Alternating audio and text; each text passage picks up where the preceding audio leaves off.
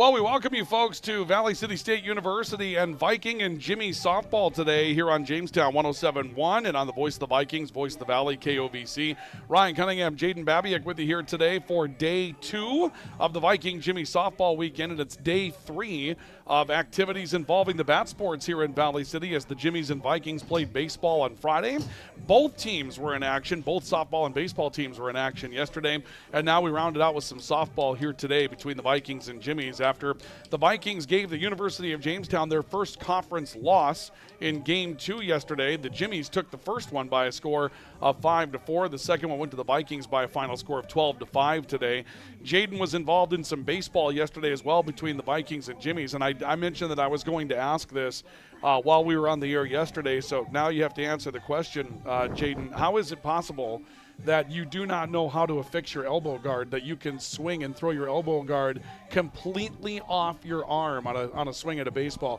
You're not that strong. I've seen you before. So what happened there? Well, you're absolutely right, Ryan. I am not that strong, but the same goes for the Velcro holding that elbow guard. It wasn't that strong, and a good changeup fooled me, bad swing, and off goes the elbow guard. Okay, so it was a changeup that you threw your elbow guard off on? Yeah, it was the changeup. Fastball. I was on time for the fastball and got fooled by the changeup. And that's why the elbow guard came off. Is that the approach? I know that the old-fashioned approach is look fastball, react to changeup, or react to breaking pitch. Is that still the cardinal rule in batting? 100%. I mean, especially for myself, you talk about you go after the fastest pitch, and then if you have to adjust to the slower stuff, you're still on time for the fastest offering you can get. And, yeah, I think it still is kind of the cardinal rule for baseball. At least I'm not sure softball, but baseball for sure. You want to look for the heat and then adjust to the slow stuff. Well, I'll tell you what, Jaden joined us earlier this fall when we started doing football and volleyball together, and I thought once the bat sports rolled around, that was going to be the end of Jaden Babiak, but just because of the way that this weekend falls, it gives us one more opportunity to get together for a broadcast. And I think it's safe to say that yesterday's baseball between the Vikings and Jimmies got a little saucy. There were some things that went on. Obviously, the Jimmies had that big inning, but they ended up taking a loss. The Jimmies did to your Vikings yesterday, and a really, really good day throwing the baseball by Takeo Cookson in game number 1. Then they got after you in the bats, and things got a little frustrating. I know there was some heat out there. There'll probably be some heat out there for the Vikings and Jimmies in softball today as well. Absolutely. Well, when the black and orange comes to Valley City, there's always a rivalry, and I'm sure they'd say the same thing in Jamestown when the Cardinal and White come down the I-94, and is that the name of the interstate, Ryan? Yeah, it's okay. I-94. You've got it. Look at that. I'm a North Dakotan already, but yeah, no, it's always a rivalry. Jamestown and Valley City State, and softball, football, basketball. We talk about it, and maybe the end of this rivalry for a little bit, with Jamestown moving up to the D2 level. So certainly could get saucy, as you said, Ryan. Well, but that being said, there's always some non-conference stuff that can come into play there as well. And so we'll see if they hook up in non-conference seasons. Everybody, you're always 30 miles away. You're always looking for a game when the weather gets nice. Absolutely. And yeah, you're right. Proximity for sure. You talk about an easy game to get in either at the Jack Brown Field or Charlie Brown Memorial Field, as far as baseball is concerned. But, we got softball today on deck, and, should be a good one, Ryan. But, yesterday the Vikings came into that matchup with the Jimmies. The Jimmies had not been beaten as far as conference play was concerned. They were 9-0. That's a big win for the Vikings softball team yesterday after the Jimmies got the first one, and that was also a little bit of a lift for the Vikings softball team just for the simple fact that I think at that point they were 5-4 in conference play after dropping the first game with the Jimmies yesterday. So they lose that one and drop to 5-5. The Jimmies are 10-0, and it starts to get to be a little tough hill to climb trying to chase that first place team. Now all of a sudden the Vikings have a little new life, and the Jimmies have a little bit of a check here. Obviously losing that game isn't all bad for the University of Jamestown either. 9-1 in the league, and now you have a chance to kind of bounce back. Absolutely. Well, especially this year, the conference makeup is 6 teams. You have 5 series really to go and prove it, and every game means that much more when you have less games to play for seeding. And certainly if you can take a game off these big teams, 1 or 2 a weekend, it drastically improves your chance at a higher seed in the playoffs. So we'll see what happens with this one coming up today. We invite you to stay with us for it throughout the course of our day here today, here on the Voice of the Vikings, Voice of the Valley, KOVC, and Jamestown 107.1. We're going to take our first break that we have for you here And we'll come back with more in just a couple of moments and continue with our coverage as we get ready for this one. We got to get our final starting lineups put into the book as of yet and get ready to start first pitch in this one. They haven't made the announcements as of yet for lineups as of yet, so we've got a few things to take care of before we get moving with this one today. But stay with us. We've got more on the way as we continue with Viking and Jimmy softball coming up in just a couple of moments. Do stay with us. Some of us were born to farm. Some diesels, like Cenex Premium Diesel, were born to fuel. Cenex Ruby Fieldmaster comes with a more complete additive package for a more complete burn to reduce particulate matter and keep filters cleaner for longer. Fuel your equipment like a pro with Cenex Ruby Fieldmaster and leave typical number 2 diesel to the amateurs. Cenex Premium Diesel. Diesel that doesn't mess around.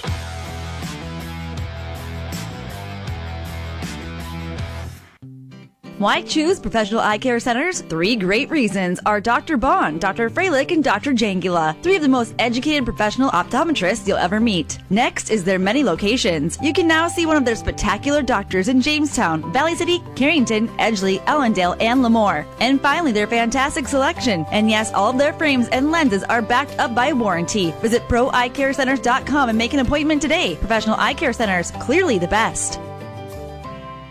Where do you find the friendliest staff, the largest selection, lowest prices, and the freshest produce? Hugo's in Jamestown. But if you can't wait to go to the store, Hugo's Family Marketplace offers online shopping. You can shop all the departments and all the sales at hugos.com. Once you're done shopping, choose pickup or Hugo's delivery service, and they'll do the in-store shopping for you. Hugo's Family Marketplace. Online shopping at hugos.com. You're gonna find more low prices, more great stuff when you go to Hugo's.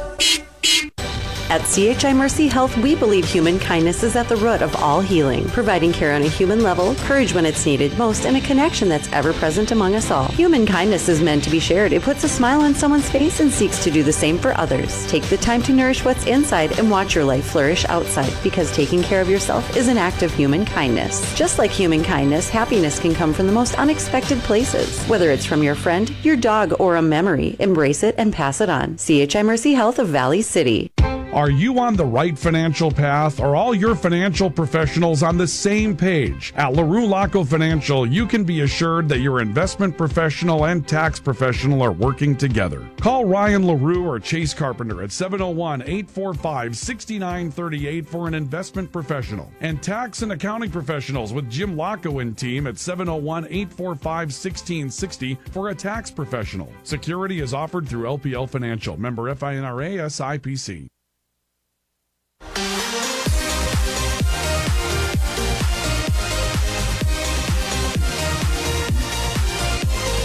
Welcome back to our coverage of Viking and Jimmy softball today here on Jamestown 107.1, the voice of the Jimmies in Jamestown, the voice of the Vikings in Valley City, KOVC. The Jimmies and the Vikings are set to get ready for battle in day 2 of their weekend series. Let's take a look at our starting lineups that we have for you today. First of all, for the visitors, the University of Jamestown. Leading off is center fielder Trin Gregg. Batting second is left fielder Lauren Weigel. Batting third, Maddie Spaeth at short. And the designated player, Kayla Quintanilla, will clean up. Batting fifth is the first baseman, Kylie Yanzik. Batting sixth is catcher, Caitlin McCarthy. Batting seventh will be second baseman, Kate Geisler. Batting eighth will be the third baseman, Natalie Draper. And Sydney Austin will bat ninth and play in right field today. And the starting pitcher and flex will be Hope Ransom for the University of Jamestown. For the Vikings today, leading off is catcher Ashlyn Deemert. Batting second is Kylie Baynard at second base. Batting third, Logan Gronberg at first. And Kennedy Stone will clean up in left field. Batting fifth is Alyssa DePorter, the third baseman. Maddie Zander will bat sixth and pitch. Batting seventh will be Caitlin McNeil at shortstop. Jenna Decker will bat ninth in right field, and Mackenzie Stone, the designated player, will bat ninth. Ashlyn Schumacher will be the flex player playing in center field. Now, Jaden, just a lesson for you. It's not designated hitter in baseball. It's designated player and flex, okay? I've heard of the designated player. You're going to have to kind of run me through the flex. I know designated player does mean the DH technically in softball. Basically, softball has had the ability to stay in the game as a flex if you want to come in and hit for yourself type of thing, well before baseball decided to allow like the pitcher to be the designated hitter. So they were ahead of the game with the DP flex combination. Now everything's evened up, with baseball making that change recently where you can hit for anybody and the pitcher can hit for themselves. They decide to come in later, all that jazz. Yeah. Well, so. I like that. It definitely shows the forward thinking there from softball, and pitchers hitting in the MLB, especially in the National League, was funny seeing some of those averages 100, 110. You got your pitcher going up to the plate, just taking 3 pitches down the middle. You see, I enjoyed it.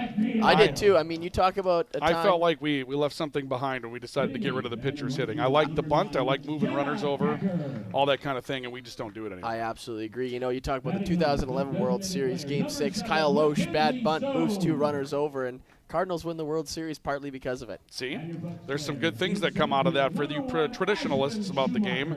We like it when you have your say on this kind of thing, and then for the rest of us, they just kill it for us all the time. I don't like it at all. Those are our starting lineups that we have for you for the Vikings and Jimmy's. We'll take a break for our national anthem, and we'll come back with the start of this matchup in just a couple of moments. What would you do with a second chance? At Essentia Health, we understand the significance of second chances. Our heart specialists see them every day. That's why regular checkups and heart screenings are vital, even if you feel fine, and especially when you have a family history. Essentia Health is the right place for early detection, advanced treatments, comprehensive cardiac rehab, for second chances. At Essentia Health, we work hard to keep your heart strong for what's next. Grotberg Electric believes in quality first, taking pride in the work and standing behind every project they do. They bring together the power, technology, and experience to keep your business online. The success of Grotberg Electric depends on 3 major ideals: the quality of their products, the commitment to their customers, and most of all, their customer service. Call Grotberg Electric today at 845-3010 or visit them online, grotbergelectric.com. The Frontier Port invites you in for a true Dakota Territory dining experience. This unique location looks like an authentic 1800s port. Head upstairs and you'll be greeted with the mouth-watering aroma of freshly grilled ribeyes and barbecued ribs. They're open from 4 to 9 Monday through Saturday, and their legendary prime rib is served on Fridays and Saturdays. Call 252-7492 for takeout. The Frontier Port, on the road to the Buffalo in Jamestown. Lever's Foods, best quality, best price. Lever's Foods, best service, they're nice. Lever's Foods, they make everything right. This week at Lever's Foods, shop the stock up for Easter sale and save on Our Family shredded or chunk cheese, 2 for $3.88. Our Family mayo or whipped dressing, $3.19. Fresh Express premium salad kits, $3.29 each. Halo's mandarin oranges, 2-pound bag, just $3.69. And boneless beef arm roast, only $5.79 a pound. Delivery is available by calling 845-1732. Lever's Foods, Valley City.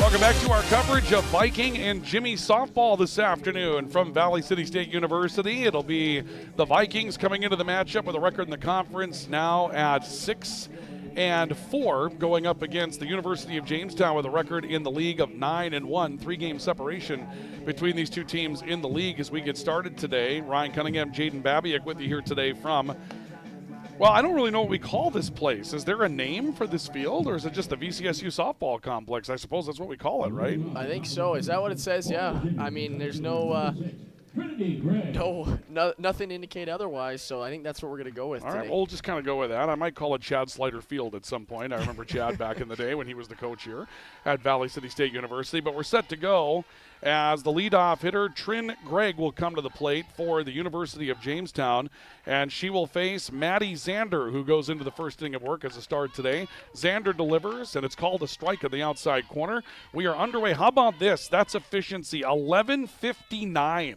We're underway early today, and they had rain to work on, but I'll tell you what, it hasn't really softened up any of the field conditions here. This seems like a really nice day for softball. Yeah, field looks really great today, Ryan.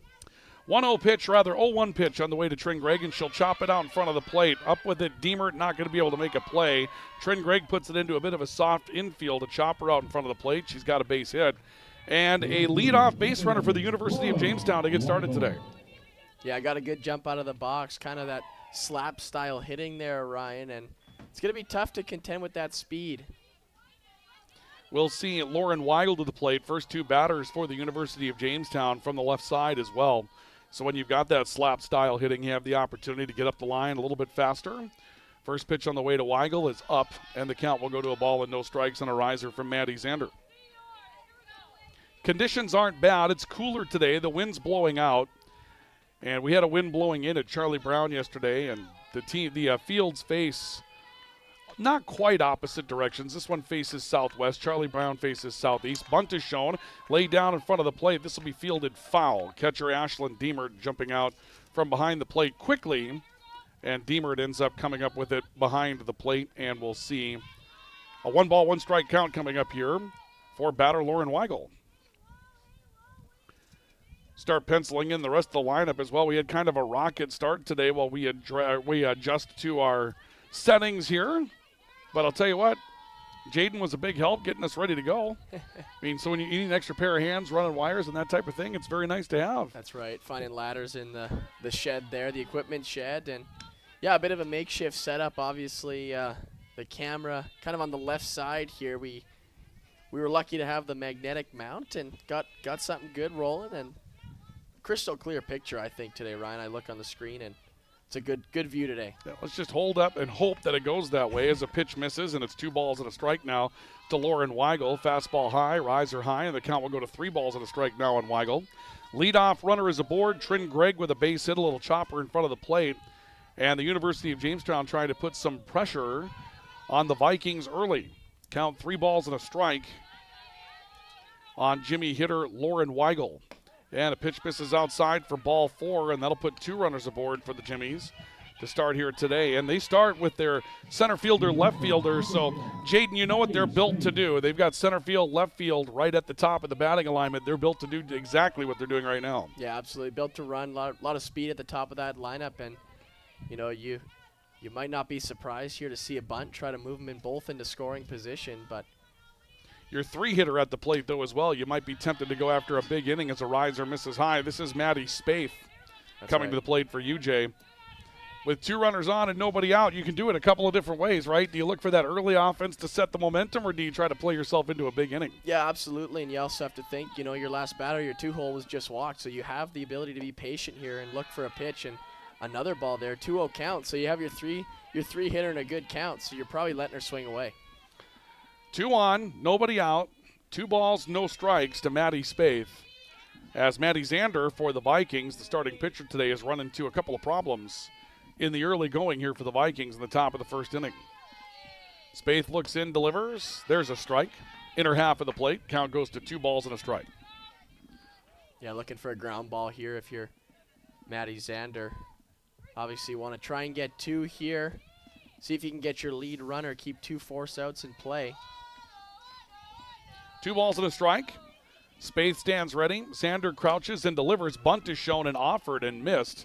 That'll bring the count to 2 balls and 2 strikes. So Spaeth did try to lay one down. Apparently the approach from Kevin Gall, the head coach of the Jimmies, was make her throw a strike before we decide to put the offense in action. Yeah, absolutely. A lot of times you can just be patient and obviously get into a good count. Obviously here 2-2, you got to work on protecting. 2-2 pitch on the way. Ground ball towards the right side. Picked up by second baseman Baynard and over to first to Logan Gromberg for the out. So Spaeth will move the runners. Out 4-3 for out number 1. Gregg goes to third. Weigel to second. And here comes cleanup hitter Kayla Quintanilla. Or rather, I apologize, Quintanilla. My apologies. Kayla Quintanilla, senior out of Moreno Valley, California, with 2 in scoring position. The cleanup hitter aboard, or actually at the plate for the Jimmies. No score at this point, but the Jimmies threatening here in the top of the first. And Quintanilla sends one down the right field line, twisting. That falls in fair territory in the corner, and that'll bring in at least 1. Gregg will trot home to score. Weigel's going to turn to score. Quintanilla comes up with an opposite way triple to plate 2 runs for the Jimmies, and they'll take a 2-0 lead here in the top of the first. Yeah, great swing there by Quintanilla. Outside pitch, goes the other way with it, and, you know, 4-hole hitter, obviously a lot of power probably to both gaps, and obviously you don't necessarily ever expect a righty to put one down that right field line, or, you know, a lefty to put it down that left field line, so Decker was obviously shifted over a bit, and good piece of hitting there by Quintanilla. So the Jimmies plate 2 in the early going and have the momentum early as Xander delivers, and a swing and a miss by Kylie Yanzik. The first baseman will make it no balls and a strike to Yanzik. But 2-0 in favor of the Jimmies to get this one started today here at Valley City State University. Xander takes a look to the dugout. They send in the pitch to the placard that's on the wrist guard, and a pitch for a strike cutting the outside corner on Yanzik. Xander's come back to get ahead. No balls, 2 strikes.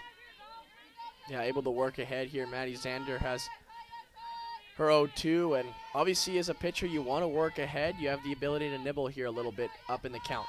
0-2 pitch on the way, changed up speeds, ends up looping a bit high, and the count will go to 2 balls and a strike.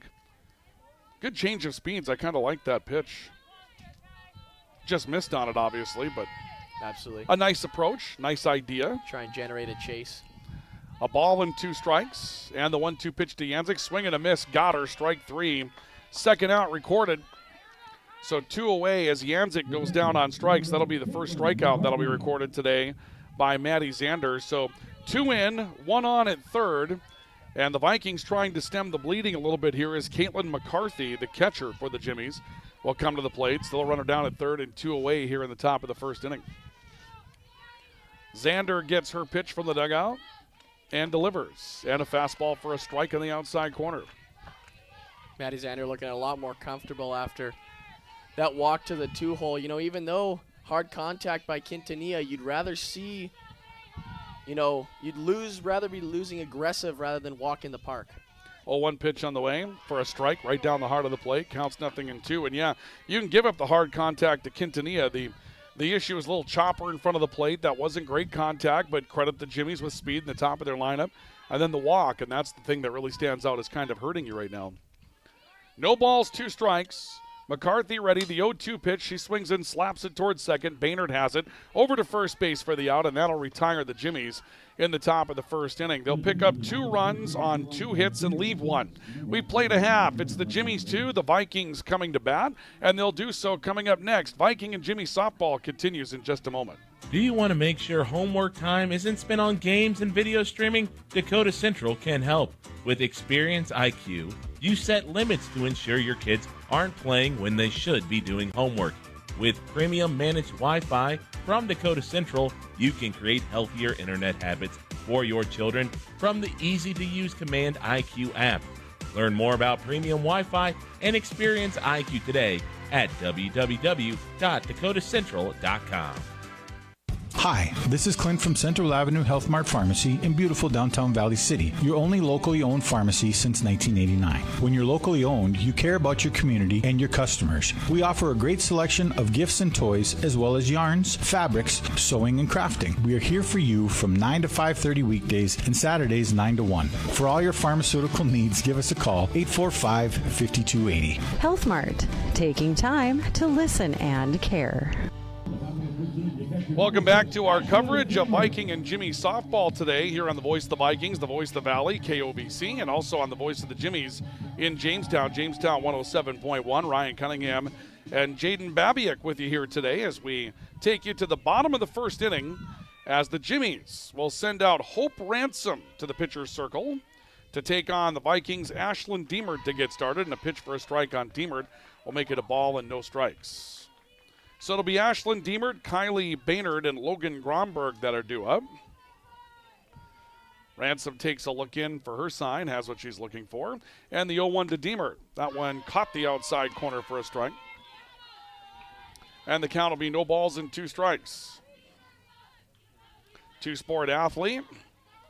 And obviously Ashlyn Diemert had another very good basketball season for Valley City State. The 0-2 slaps it right back to the pitcher. Ransom has it over to first, and Diemert is out number 1 here in the top, or actually bottom of the second inning. So Diemert's out 1-3 for the putout. This will bring Kylie Baynard to the plate. Bannard, apologies. Bannard will step in as Hope Ransom delivers an out for the Jimmies to get things started here today. And the first pitch to Bannard up. She swings and fouls it off back behind us. And the count will go to no balls and a strike on Bannard. Got my stats up now. Ryan Bannard hitting .340 on the year. 6 home runs, .642 slugging. Pretty good power numbers out of the number 2 spot. Pitch from Ransom. Good pitch. Swinging a foul that will end up twisting out a play to the right. And it's quickly no balls and 2 strikes on Kylie Bannard. Bannard from Saskatoon, Saskatchewan, home of one of the best named summer ball teams in, I would say, the North American hemisphere. 0-2 pitch, just missed outside. That was close. Count goes to a ball and 2 strikes. What is that name? The Saskatoon Berries. And I don't know if North America is a hemisphere, so I think I just embarrassed myself. It's a continent. Yeah, so that's my first faux pas of the day. But yeah, the Saskatoon Berries, named after the Saskatoon Berry. Very nice. 1-2 pitch. What is the Saskatoon berry? It's a ball, by the way. It's almost like a blueberry. They grow in places other than Saskatoon. My grandmother had a Saskatoon berry bush in her backyard. They would just pick them off and eat them, and sweet, they're good. You make pie out of them. Delicious. 2 balls, 2 strikes. Swinging a ground ball towards third. Gloved nicely by Natalie Draper. She'll throw across the diamond in time, and Bannard is out. 5-3 for out number 2. That's a tough play for Draper. She had to reach out and make a long reach to get the ball and stay on balance, and made a nice play on it. 2 away for the Vikings here in the bottom of the first. Yeah, good play ranging over to the forehand. Obviously, that long throw across, you got to get it out of the mid into the throwing hand quickly, and good play by her. Logan Gronberg steps to the plate, takes one low for ball 1. The count will go to a ball and no strikes on Logan Gronberg. 2-0 Jimmy's in the bottom of the first. Viking and Jimmy softball today here from Valley City State University and the Viking softball complex. Gronberg swings and rolls one to Maddie Spaeth at short. Spaeth will throw across the diamond. Gronberg is out 6-3 on the putout, and that will retire the Vikings in order in the home half of the first, 0 across. We played an inning. Your score is the Jimmies 2, the Vikings 0. We'll continue with more Viking and Jimmy softball coming up next on Jamestown 107.1 and on KOVC. Hey college students, are you looking for a part-time job that works around your schedule, pays well, and gives you free money for college every year? McDonald's offers all of it. We can work around your schedule, and we give $2,500 scholarships to everyone who works for 3 months and averages 15 hours per week. That's 2 full shifts a week or 3 shifts of 5 hours. It's that easy. Let us help you become our next scholarship recipient. Come join our team. Text ND29 to 38000 to apply today.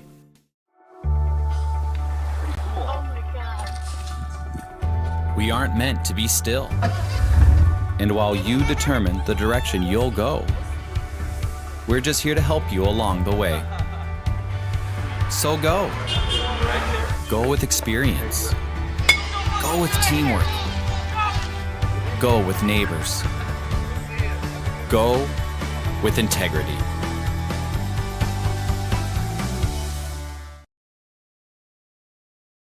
Apologies, folks. Had a bit of a false start for you there as we get ready to go with the top of the second inning. The Jimmies leading by a score of 2-0 over the Vikings. Welcome back to Viking and Jimmy softball.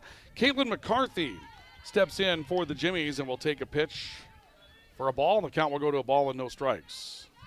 They have Geisler at the plate. Oh, that's right. McCarthy was out at the end of that inning. My apologies, folks. McCarthy was out. Geisler leads things off for the Jimmies here in the top of the second. Xander delivers to Geisler. Swing and a miss. And the count will go to a ball and a strike.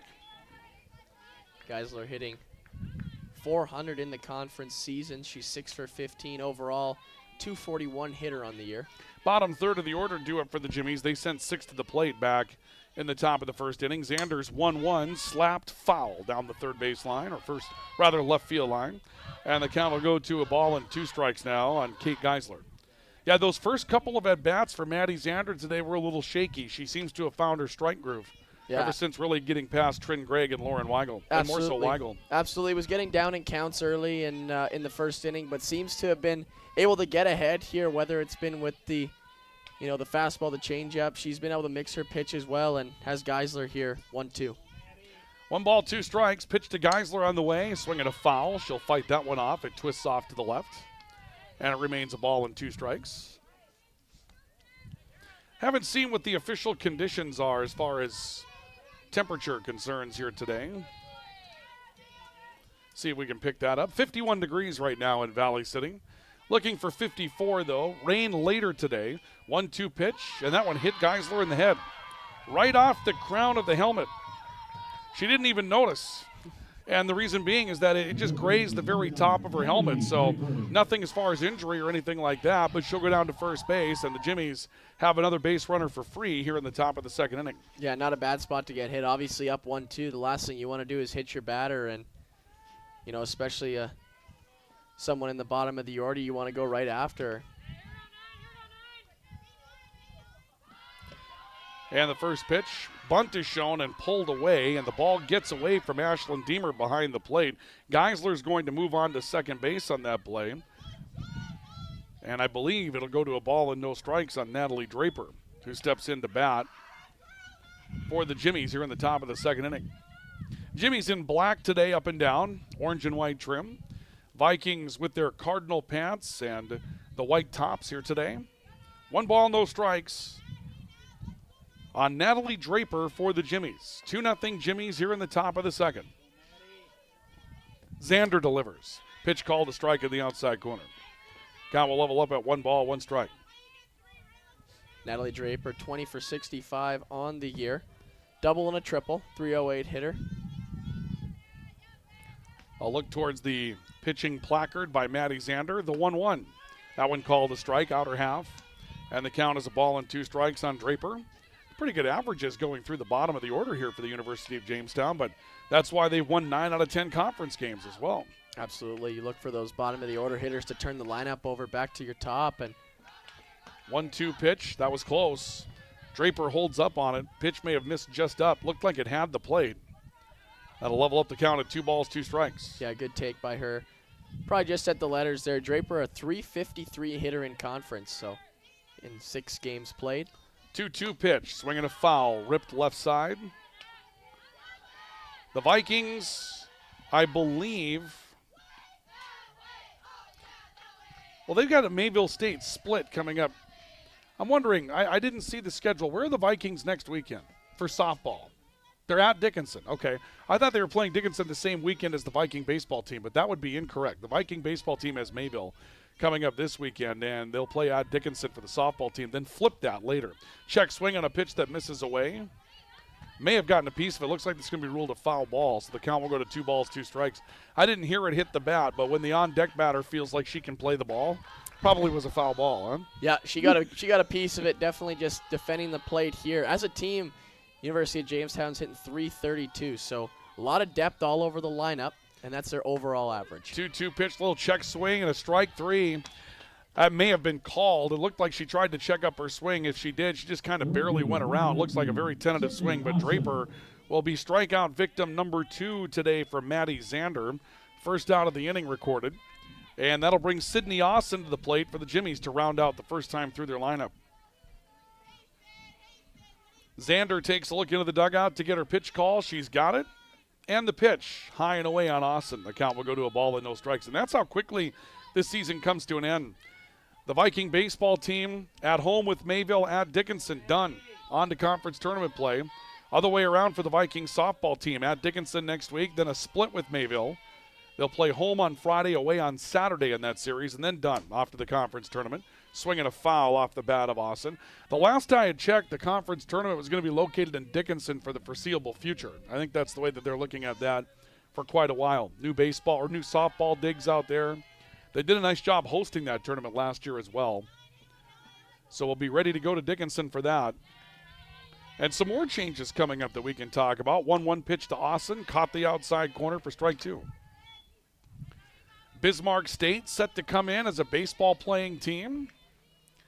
And there are rumors that they're going to put a football team on the field at some point down the road.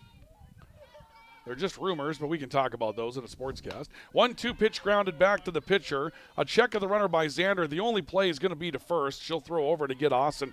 It'll move Kate Geisler on to third. Austin's out 1-3 for out number 2.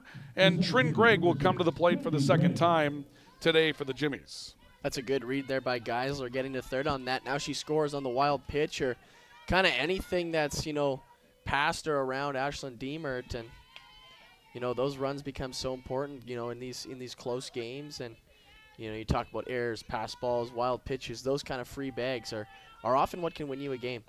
Trin Gregg singled with a chopper right out in front of the plate her first time up. And to your point, you've got to read that. You're exploding out of you call it secondary in baseball, right? And you see the speed of the ground ball, realize it's not going to get there, read that the infield dirt's a little wet, holds it up a little bit. All those things mean an extra base, and an extra base can mean an extra run. But I'll tell you what, here, obviously really good speed here at the plate, Trinity Gregg. So, anything on the ground, really, you are a threat to score even with 2 outs because Gregg has a good chance of beating something out. Runner at third for the Jimmies, 2 away here in the top of the second. Trin Gregg singled and scored her first time up. The 2-0 tour is high. The count will go to 3 balls and no strikes on Trin Gregg. .418 hitter on the year.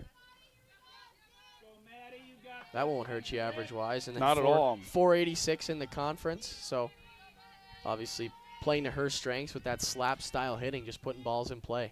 The 3-0 pitch misses inside for ball 4, and that's going to put Trin Gregg on first base, so she'll reach twice to start the day. That will be the second walk. We got a little trick play here going on, Ryan. Well, they got a runner hung up between first and second. A tag is applied, and the run will not score because Geisler broke late from third base and didn't read the play. So Gregg went to first, rounded first, and took off for second, trying to induce something a shade of a delayed double steal. It's not, just trying to get in a rundown to bring home the runner from third, and the runner from third didn't start fast enough. They apply the tag on Gregg, and Gregg is out number 3, and the run from third fails to score. Okay, so with that, we've got no runs, no hits. We have no errors. We have 1 left on, and we will play into the bottom of the second. And your score is 2-0 Jimmies as we go to the bottom of 2, and we'll do it for you in just a couple of moments as we continue with Viking softball next. Sanford Health of Valley City is dedicated to transforming your healthcare experience and providing access to world-class healthcare right here in America's heartland. We're committed to improving the human condition at every stage of life through exceptional care, spiritual enhancement, innovation, and discovery. Schedule your appointment today at Sanford Health of Valley City by calling 701-845-6000 or self-schedule online at mysanfordchart.org. Sanford Health, here for all, here for good. Well, a really rapid changeover here. The Vikings ready to come to the plate in the bottom of the second. A 2-0 lead in favor of the University of Jamestown. Kennedy Stone will lead things off, and Stone takes one away for a ball. The count will go to a ball and no strikes. It'll be Kennedy Stone, Alyssa DePorter, and Maddie Zander that are due up, middle third of the order for the University of Jamestown. Or rather, for Valley City State University. And a swing by Kennedy Stone, grounder in the hole between third and short. Maddie Spaeth up with it, throws across in time to get Kennedy Stone 6-3 for out number 1, and 4 have been put down in order by Hope Ransom today. 2-0 in favor of the Jimmies here in the bottom of the second. And Alyssa DePorter will come to the plate now for Valley City State. Ransom done a really good job of getting hitters out quickly, not getting deep into counts, getting ahead and forcing them to swing at her pitches. Obviously, when you're ahead in the count, you have to defend the plate as a hitter, so you're not going to be able to look for your pitch. Goes down 1-0 here. Yeah, that's the thing. She's really pounded the strike zone so far today. Just real basic in the approach. The 1-0 pitch on the way. That one misses outside as well. Count goes to 2-0, but she's commanded some corners. She hasn't exactly fooled you with big off-speed stuff or really overpowered you either, but she's just been very disciplined about following the strike zone, has Hope Ransom for the Jimmies. 2 balls, no strikes. The 2-0 pitch, swinging a foul off the bat of DePorter. That'll bring us to 2 balls and a strike. DePorter, .317 hitter on the year, 1 home run. 16 runs batted in. During the next inning, we'll go ahead and we'll try to bring you the upcoming or the up-to-date conference standings as well so that we can tell you a bit about what's being played for. 2-1 pitch on the way. Swinging a pop-up on the infield towards short. Maddie Spaeth calling for it, has it. And DePorter will pop out to the shortstop for out number 2. So 2 away. And 5 in a row shut down by Hope Ransom to start the day for the Jimmies. Jimmies entered this game 9-1 in conference play. They won 9 straight to start the season. The Vikings broke that up with a 12-5 win yesterday inside the league, and that was the Vikings' 6th conference win. Pitch misses away on Maddie Zander, hitting for herself as the pitcher. The count is a ball and no strikes. Tell you what, Ryan, I'm looking at these standings, and they do not look to be updated. They have Valley City stayed at 6-3 here, and we were just saying it was. I think they're 6-4. They Yeah. might be missing a game. 1-0 pitch, called a strike. Count will level up at 1-1 strike. Dickinson State leading the league. UJ second place, the Vikings third, Bellevue just behind.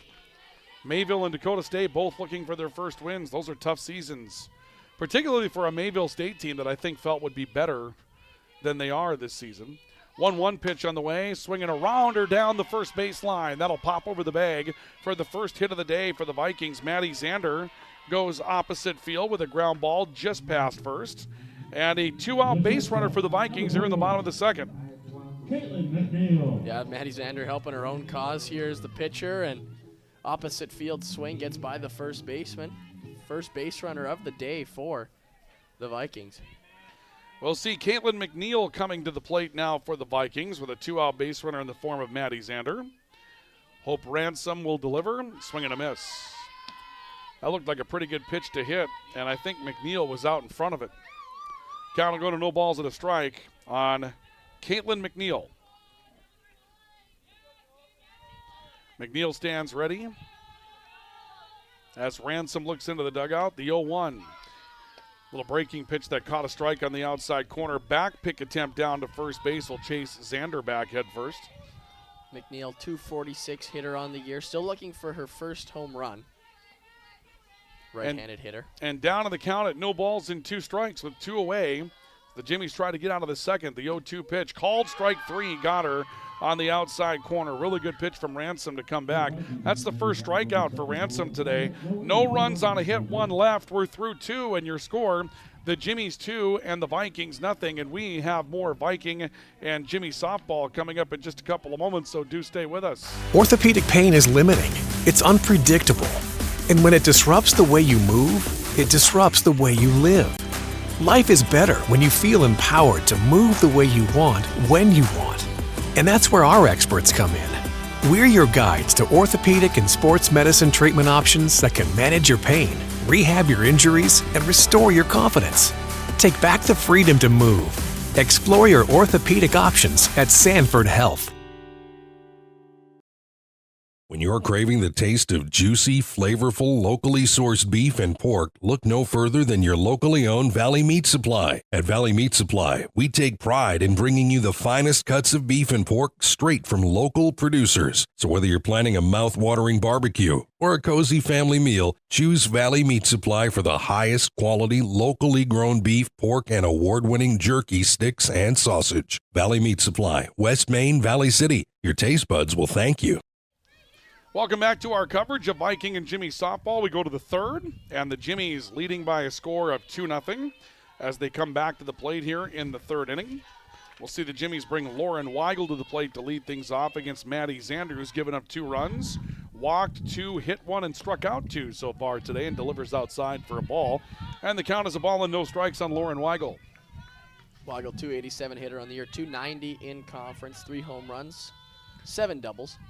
She walked and scored her first time up on the big triple by Kayla Quintanilla, which is the big blow so far in the game. Pitch misses away. Cal will go to 2 balls and no strikes on Lauren Weigel.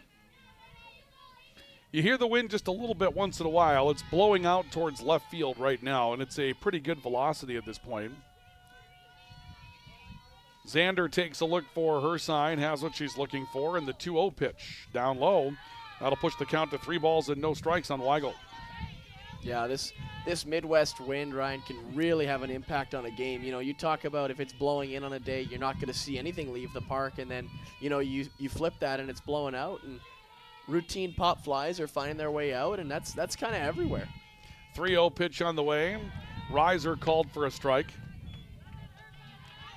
I forget who it was yesterday. Was it Cam Pirro that hit one out to the deepest part of the ballpark yesterday? It bounced off the top of the fence at Charlie Brown and went over. I haven't seen that before. Yeah, it was certainly, I don't think he expected it. And 3-1 to Weigel, grounded up the middle for a base hit. Good solid at bat for Weigel, swinging at the 3-1 pitch, and she has a single. And the Jimmies will have a runner to start off the top of the third. But yeah, that ball bounced in the air, and it was all about, is it going to come back down? Obviously, it's still a live ball. You can't catch it that way.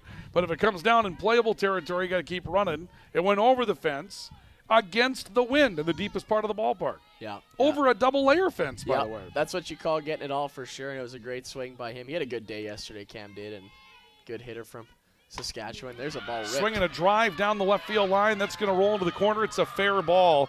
A turn by Weigel at third. She's going to try to charge home and score. She will. It's a stand-up double for Maddie Spaeth. Second ball laced into corner today for the Jimmies. And the Jimmies will go up by a score of 3-0. And they've got things moving here in the third inning. Yeah, good piece of hitting by Spaeth. 12th double of the year. It's her 45th RBI. She leads the team in average with a .438 clip. And .526 in conference, so. Second extra base hit of the day as well for the Jimmies. And now Kayla Quintanilla, who had the triple into right field earlier, will come to the plate against Xander. She swings and sends one the opposite way, but foul. And the count will go to no balls and a strike on Quintanilla. Yeah, really dangerous top of the order here for the Jimmies. You know, you have Spaeth that's hitting over 500 in conference. Obviously, Quintanilla, that big triple earlier, so. Certainly hitters that can get it done, you got to work ahead as a pitcher. Swing and a miss. That time a little off speed from Maddie Xander, had Quintanilla fooled. And the count is no balls and 2 strikes. This is a big at-bat here for Maddie Xander. If Quintanilla reaches and drives in a run, all of a sudden the gap's pretty big between the Vikings and the Jimmies early in this game. Top of the third, Jimmy's leading 3-0. Pitch to Quintanilla. Got her swinging. Ball's in the dirt. Throw will be down to first base, and Quintanilla's out as it's picked up quickly by Ashlyn Deemert. She tried the tag but didn't get there. But out recorded as Quintanilla will go down on strikes, and the play will be 2-3 for out number 1 to get Quintanilla. Third strikeout today for Xander. Yeah, good change up there in the dirt low and fell off a table. Obviously get her to chase. You're up in the count, might as well, and that's how you respond there after getting a double hit off of you. Kylie Yanzik to the plate for the Jimmies, and a pitch just misses inside. Count will go to a ball and no strikes on Yanzik. Quintanilla now 1 for 2. Yanzik 0 for 1, one of 3 strikeout victims so far today for Maddie Xander.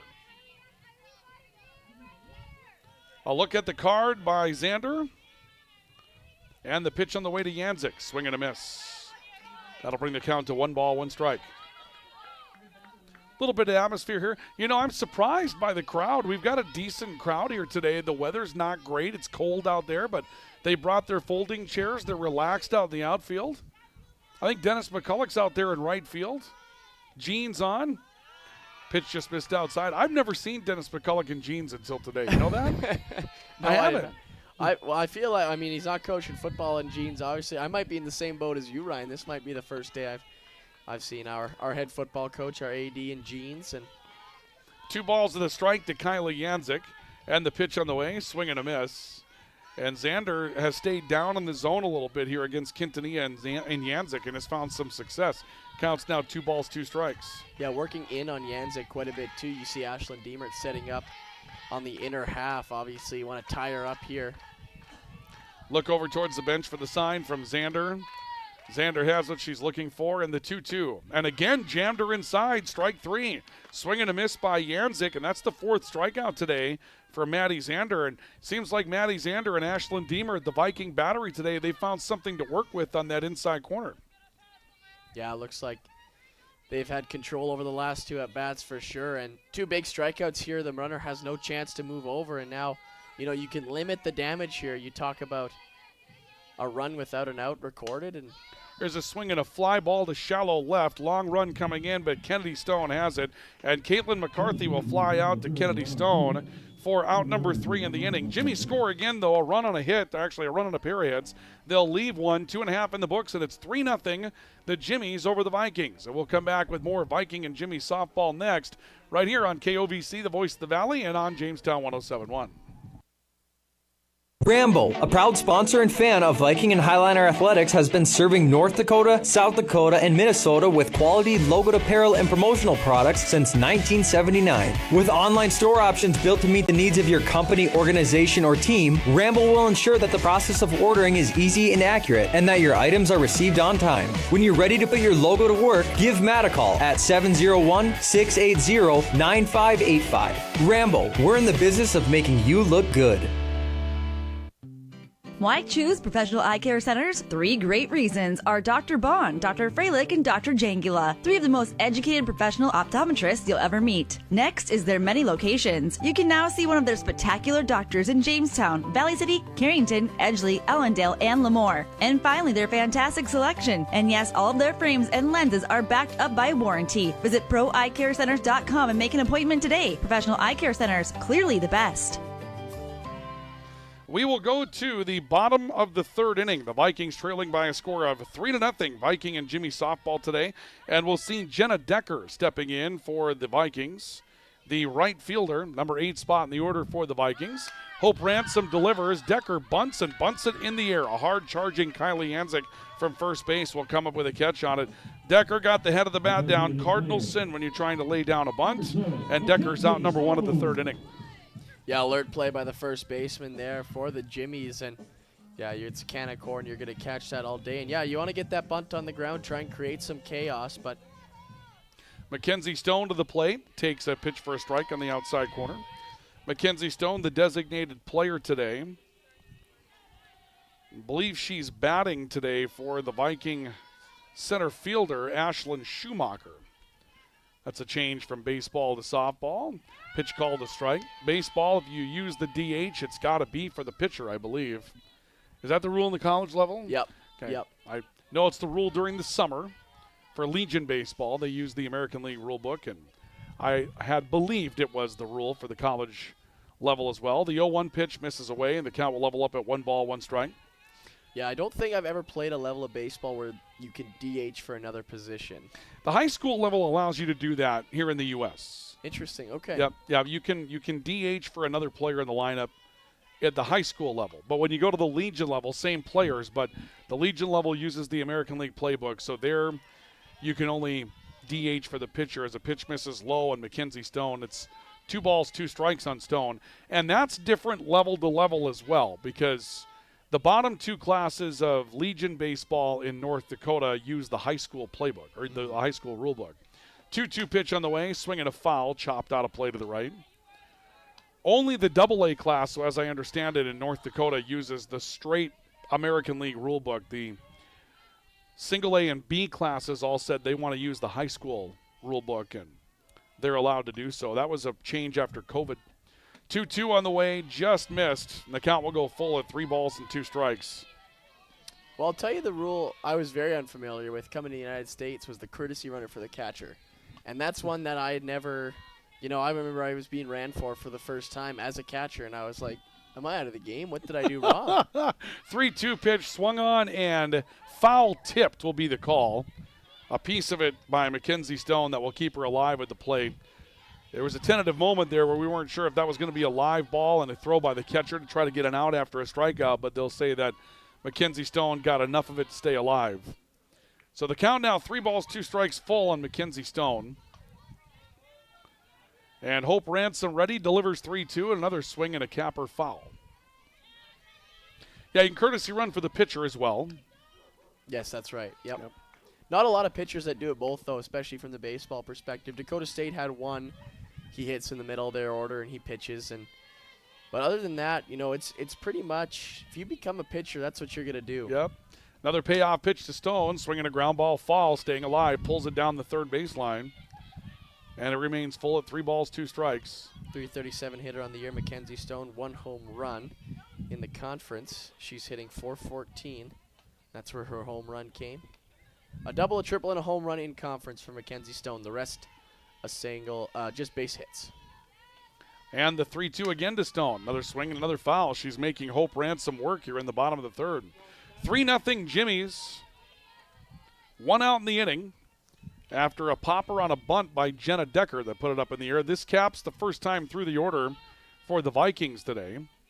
And Ransom delivers. Swinging a ground ball, actually high chopper up the middle for a base hit. Nice little shot up the middle on a line drive for a base hit for Mackenzie Stone. Emma Stones got a one-out single. I'll tell you what, that's a good at-bat. Jaden fouled off a number of pitches, got one that she likes, and sent it back up the middle. Really good at-bat. Saw a bunch, and then obviously the deeper you get into the at-bat, the more the advantage favors the hitter, and then puts that one up the middle. You know, if you're Valley City State right now, you just want to get runners on. You want to start creating some chaos because Hope Ransom's had a very easy time this first time through the order. Yeah, through the first 8, one single, only one strikeout. Let the defense really make a lot of plays for her. There were 4 ground ball outs in that sequence and a couple of pop-outs. The first 4 batters grounded out today. Ashlyn Deemert back to the plate. She swings and slaps one foul down the right field line. That will twist out of play. And the count, no balls and a strike on Ashlyn Deemert. Well, and you get that, you know, that bottom of the order on. You got your 9-hole hitter on for the top of the order here. So, good chance here for Valley City State to capitalize on that single by Mackenzie Stone. Ransom takes a look in. The pitch, swinging a foul. That one gets off the bottom of Deemert's bat, ends up back behind the plate. I think that caught the umpire as well, although he's not going to let you know. No balls and 2 strikes. It's a test of toughness back there when you take one off the leg. Absolutely. You never let a player know that they hurt you. No balls, 2 strikes. Ransom delivers 0-2 to Deemert. A slapper towards second, a flip towards short. Maddie Spaeth has it for 1. Over to first base, not in time to get Deemert. Stone will be forced at second, 4-6. Good retrieval of the ground ball by Geisler to flip to second base for the out. Deemert will reach on a fielder's choice, 2 away. And Kylie Bannard will come to the plate now for the Vikings. So 2 out and a 3-0 lead for the Jimmies here in the bottom of the 3rd. The Vikings trying to create some offense here with a 1-out base runner, but now it's 2 outs and a runner at first base. And Bannard steps to the plate. She grounded out to third her first time up, and she'll slice one foul here. Freshman here hitting 2-hole. That's a big responsibility, obviously, for Kylie Bannard. Obviously, been hitting well, though. 340 average, 6 home runs. So she's done well at that spot. And as a freshman, those are great numbers up in the number 2 spot in the order. Absolutely. Both average and power. The 0-1 pitch just missed outside, did Ransom. Count will level up at 1 ball, 1 strike. Well, and sometimes being a freshman in these situations gives you an advantage. Obviously, you know, you're a seasoned veteran in this conference, 3-4 years. Teams have the book on you, you know, your weaknesses, your strengths. They know how to pitch you. And, you know, in your first year, don't have any tendencies just yet. Fly ball to right field off the bat of Bannard, and coming on is Sydney Austin to make the catch. Bannard will fly out to right field for the 3rd out of the inning, and that'll do it for the Vikings in the home half of the 3rd. No runs, a hit, 1 left through 3. Your score, the Jimmies 3, the Vikings nothing. We'll continue with more Viking and Jimmy softball coming up next. Do stay with us here on KOVC and 107.1. Hey college students, are you looking for a part-time job that works around your schedule, pays well, and gives you free money for college every year? McDonald's offers all of it. We can work around your schedule, and we give $2,500 scholarships to everyone who works for 3 months and averages 15 hours per week. That's 2 full shifts a week or 3 shifts of 5 hours. It's that easy. Let us help you become our next scholarship recipient. Come join our team. Text ND29 to 38000 to apply today.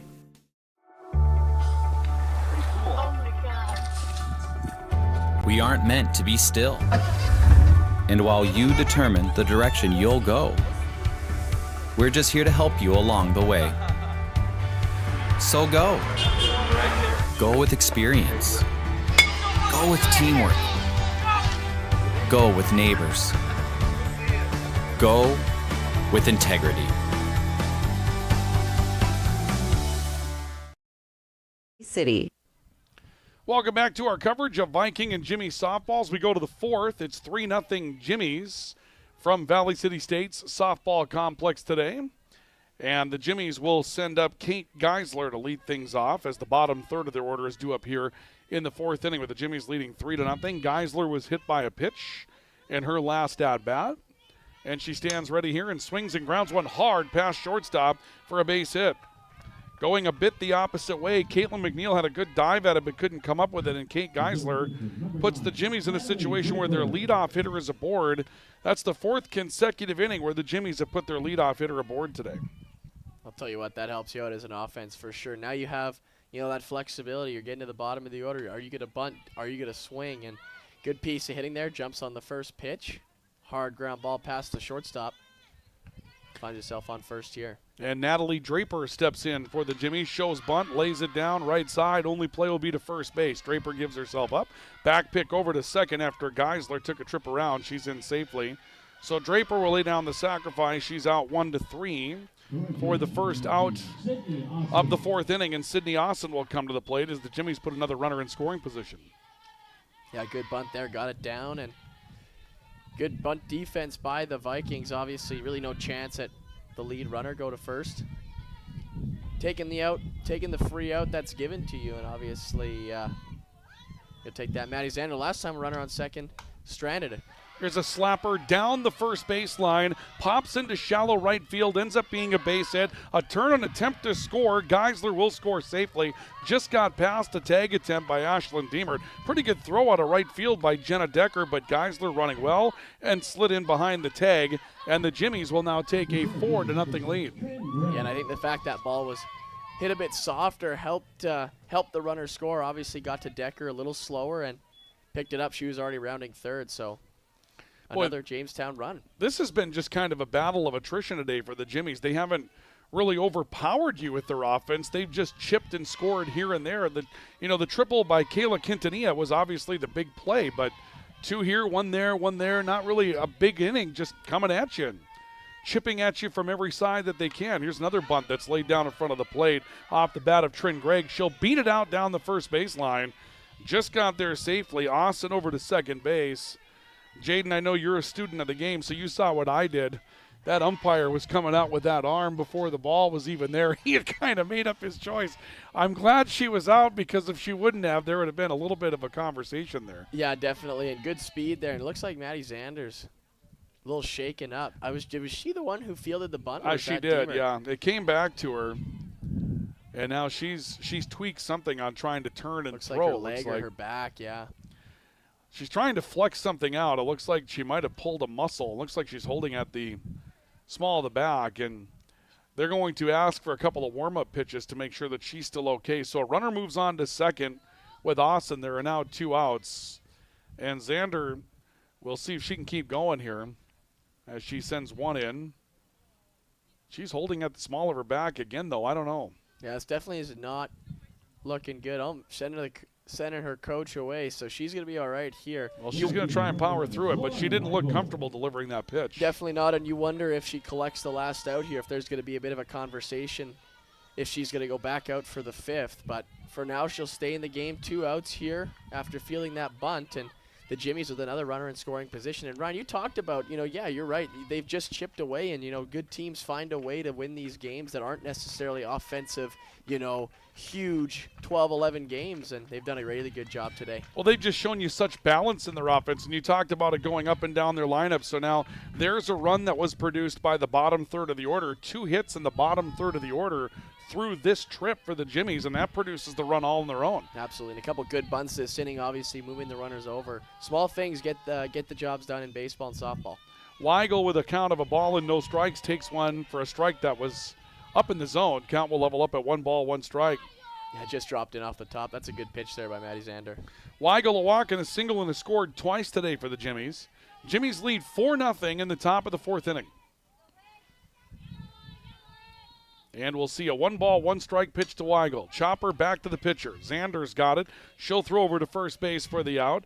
Weigel is retired for the first time today. And that will retire the Jimmies, but they pick up another run and a pair of hits, and they'll leave one. We've played 3.5 halfway through here at Valley City State. It's 4-0 the Jimmies over the Vikings. We have more Viking softball and Jimmy softball coming up next here on KOVC and 107.1. You know you don't really want that hurry-up, bought on the cheap, not sure what I got insurance coverage. Good, because Farmers Union insurance agents do things just a little different. We'll work with you personally for home, auto, business, or farm insurance and tailor the exact coverage plan you need, because we're not satisfied until you are. Different, you bet. Farmers Union Insurance. Simply different. Good luck to the Blue Jays and Jimmys from your local Farmers Union agent, Steve Benyon. Not all products underwritten by Farmers Union Insurance.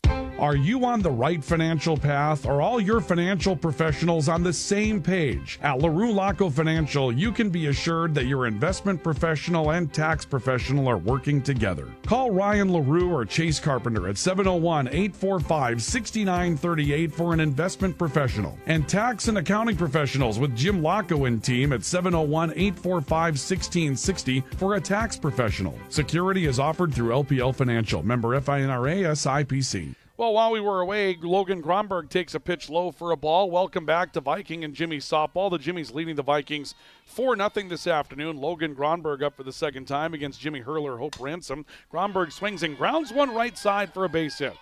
Between first and second, Gronberg will hit up down the line with a one-out single for Valley City State. The Vikings have a base runner to work with in the home half of the fourth inning. The ball's hit hard through the right side, and first time the Vikings have had their leadoff runner on, and obviously you're down 4 here, so how are you going to play this? Obviously you're going to let the middle of your lineup swing away, but, you might want to maybe put a bunt down at some point, try and play for 1 or 2 in an inning. It's not been an offensive factory today for either team. I believe the Vikings are going to run for Gronberg.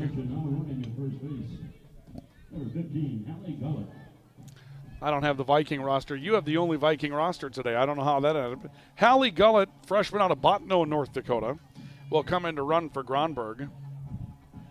So the Vikings looking to get some speed on the base paths here, as every run could be important with a 4-0 lead for the University of Jamestown here in the bottom of the fourth. Check swing, foul.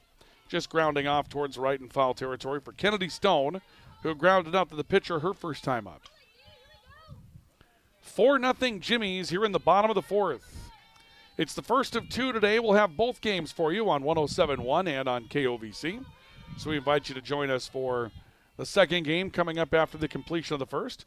0-1 pitch on the way to Stone, popped in the air in front of the plate, and it will be Hope Ransom herself calling for the play to catch Kennedy Stone's pop-up, and the first out of the fourth inning is recorded. Yeah, you don't necessarily see the pitcher taking charge a lot in the baseball game, but obviously Hope Ransom went and got it herself. And I like the fact that she did, though, because where that ball was a difficult spot as DePorter steps in and takes one low. Usually the first baseman's going to have the best angle on that because the catcher's going out to it, but the first baseman in that case, Kylie Yanzik, was going to have a much longer run than Hope Ransom was going to have, and probably was the right time for Ransom to take charge of that play, as she'll deliver a strike to DePorter on the outer half, and the count's a ball and a strike. Absolutely, and obviously for the catcher, pop-ups are the hardest, backspinning towards the field, so you got to flip around. So, yeah, it was a good of her to take charge and collect the out herself. 1 ball, 1 strike. DePorter stands ready. The pitch. Fastball misses away. 1-2, or actually 2 balls and a strike to count on DePorter. DePorter, first time up, popped out to the shortstop. Jimmy's leading the matchup 4-0 in the bottom of the fourth. And the pitch from Ransom, swinging a foul, fisted off to the right. And it's now 2 balls, 2 strikes. Got a nice setting, got all the elements of everything down here. You throw a turf field on this, and it's just about as good as any of those things. And I'm sure those are things they talk about at some point, right, when you look at the future facilities. Called strike 3 on the outside corner. DePorter fooled by a pitch on the outer edge. That'll be the second out of the inning for the Vikings. And just the second strikeout today for Hope Ransom. Yeah, she's done well pitching to contact, to soft contact, and letting her defense work, and fooled DePorter with that outside fastball. And Maddie Zander to the plate, who singled her first time up. She'll foul one off behind us. Zander looks to be okay. That's a good swing for someone that was trying to flex out the back at that point. Absolutely, a lot of rotation in that swing, and she's pitched a good game. Really, a couple hits by the Jimmys are the difference. You're not getting overpowered right now if you're Valley City. Pitch called to strike on the outside corner. No balls and 2 strikes on Maddie Zander. The Vikings, the single from Logan Gronberg. Right now, Gullett running for her at first base. That was to start the inning, but now 2 outs in the inning. The Vikings have struggled to follow it up with additional offense. And the 0-2 on the way.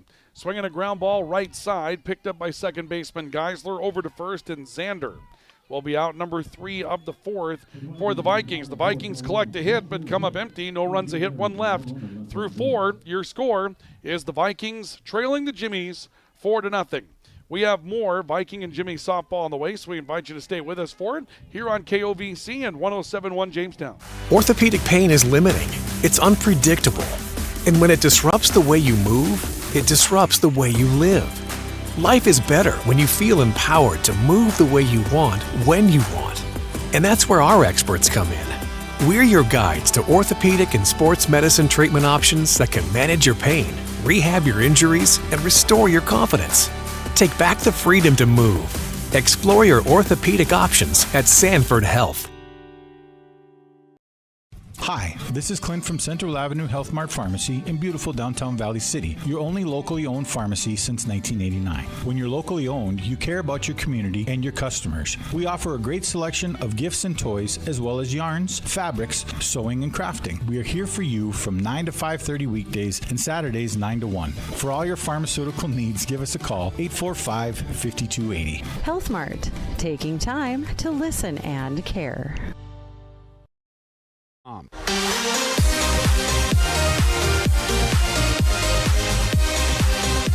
Welcome back to Viking and Jimmy softball today. We go to the top of the 5th, and the Jimmies leading the Vikings by a score of 4-0. Maddie Spaeth, with a double her last time up, will lead things off for the Jimmies as Maddie Xander goes back out to the pitcher's circle to report for the 5th inning. First pitch on the way to Spaeth is a chopper to third. Charged hard by DePorter, throws across, not in time.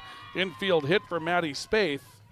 Another one of those chopper infield singles. The Jimmies have taken advantage of that a couple of times today. Yeah, absolutely. Getting out of the box quick. And if you're Maddie Xander, you don't even hate to see that, because it means you're generating soft contact just in a tough spot. And, you can see right out in front of that plate, a lot of that ground has been dug up. It's soft, so it's going to kind of let that ball sink into it. And right there, chopper to lead off the inning. Kayla Quintanilla, who had the big triple in the first inning to break the game open for the Jimmies, steps in and takes a pitch low for a ball. Ball and no strikes on Kayla Quintanilla. She tripled to right in the corner and brought in both Trin Gregg and Lauren Weigel back in the first inning and put the Jimmies on top, place that they've been since the top of the first. Quintanilla since struck out in the third, and she's 1 for 2 today. The 1-0 pitch misses inside. 2 balls and no strikes now on Quintanilla. Well, this is a dangerous spot. Now the cleanup hitter who's got a history has got a chance to get a good pitch to hit with runners on. Absolutely, and already tagged her for a triple once, so probably looking for something outer half here. Pitch on the way. Hard shot, left side, base hit. Past a dive from Melissa DePorter. And 2 will be aboard for the Jimmies as they set the table with back-to-back singles here in the top of the 5th. Spaeth and Quintanilla. And Kylie Yanzik will come to the plate for the Jimmies. Or will we see a pinch hitting performance here for the Jimmies? Looks like we will. Number 51, Laura Ransom, freshman out of Winnipeg, Manitoba. So we'll see Laura Ransom pinch hitting in the 5th for the Jimmies. She'll pitch hit for Yanzik. And it looks like we may see a pitching change as well for the Vikings. So Valley City State will go to their bench, and we'll see Cooper Clausen, a sophomore from Nora Springs, Iowa, that will be coming into the matchup. So we'll have a change of pitchers and a break in the action, and we'll come back with more Viking and Jimmy softball in just a couple of moments. Need some custom screen-printed T-shirts? Lots of T-shirts? You need originals. Originals! Or do you just need one shirt with your corporate logo for the new guy? Originals! Caps, jackets, U sizes, adult sizes, Blue Jay apparel, Jimmy apparel. You need originals. There you have it, folks. For custom-printed apparel, embroidery, and work apparel, it's Originals. They can also do online stores for your sports team or business. 216 First Avenue, downtown Jamestown. Open 9 to 5 weekdays. Visit originals.com. Divas Foods best quality, best price. Lever's Foods, best service, they're nice. Lever's Foods, they make everything right. This week at Lever's Foods, shop the stock up for Easter sale and save on Our Family shredded or chunk cheese, 2 for $3.88. Our Family mayo or whipped dressing, $3.19. Fresh Express premium salad kits, $3.29 each. Halo's mandarin oranges, 2-pound bag, just $3.69. And boneless beef arm roast, only $5.79 a pound. Delivery is available by calling 845-1732. Lever's Foods, Valley City.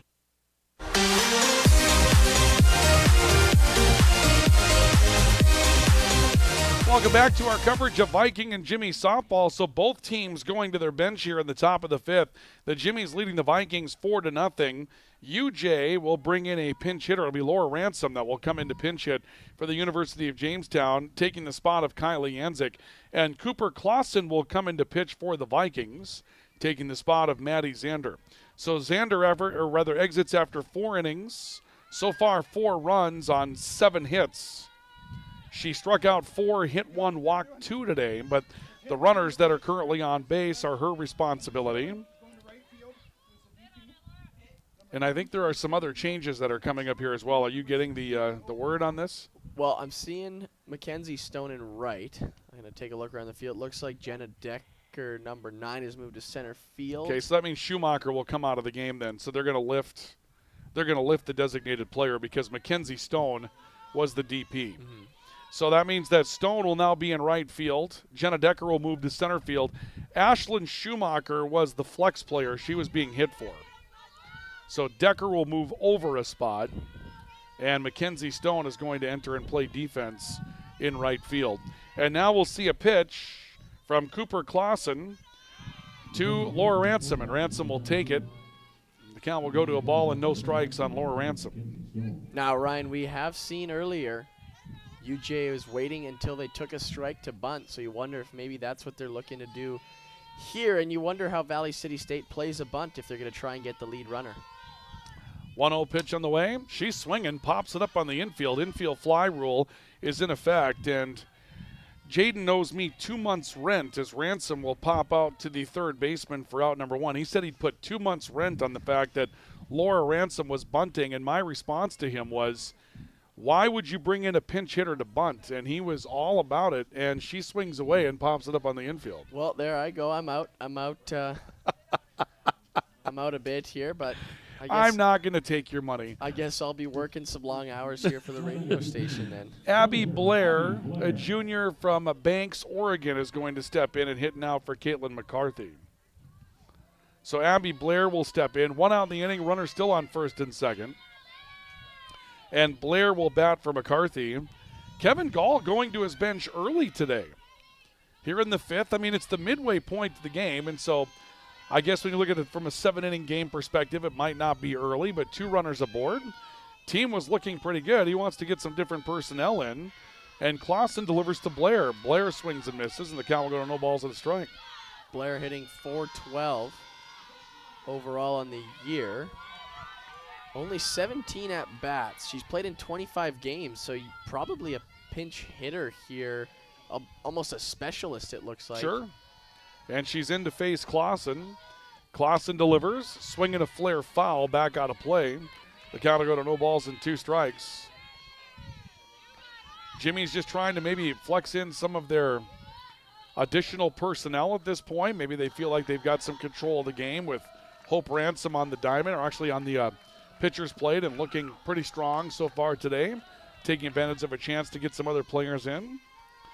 No ball, 2-strike pitch on the way to Blair. She'll swing and foul off another to the right side. Well, Abby Blair, it seems like she's getting her innings from pitching. She's pitched 72 innings, has a 4.05 ERA.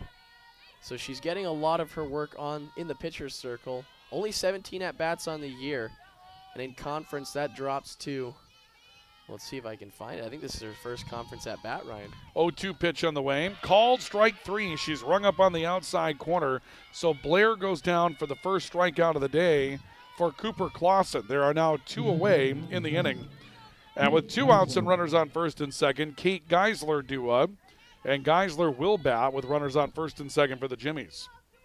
But puzzling for the Jimmies, they put 2 on with nobody out and then go through 2 pinch hitting performances, both swinging away and neither coming up with a ball in play.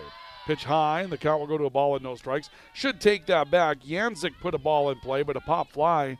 Didn't put it on the ground, didn't put it someplace where you would threaten. They burned through their bench a little bit. Yeah, absolutely. Times like this, especially in the soft infield, you want to put it on the ground, see if you can leg something out or at least advance the runners. But 2 outs here. Good work by Cooper Clausen to kind of get out of this jam.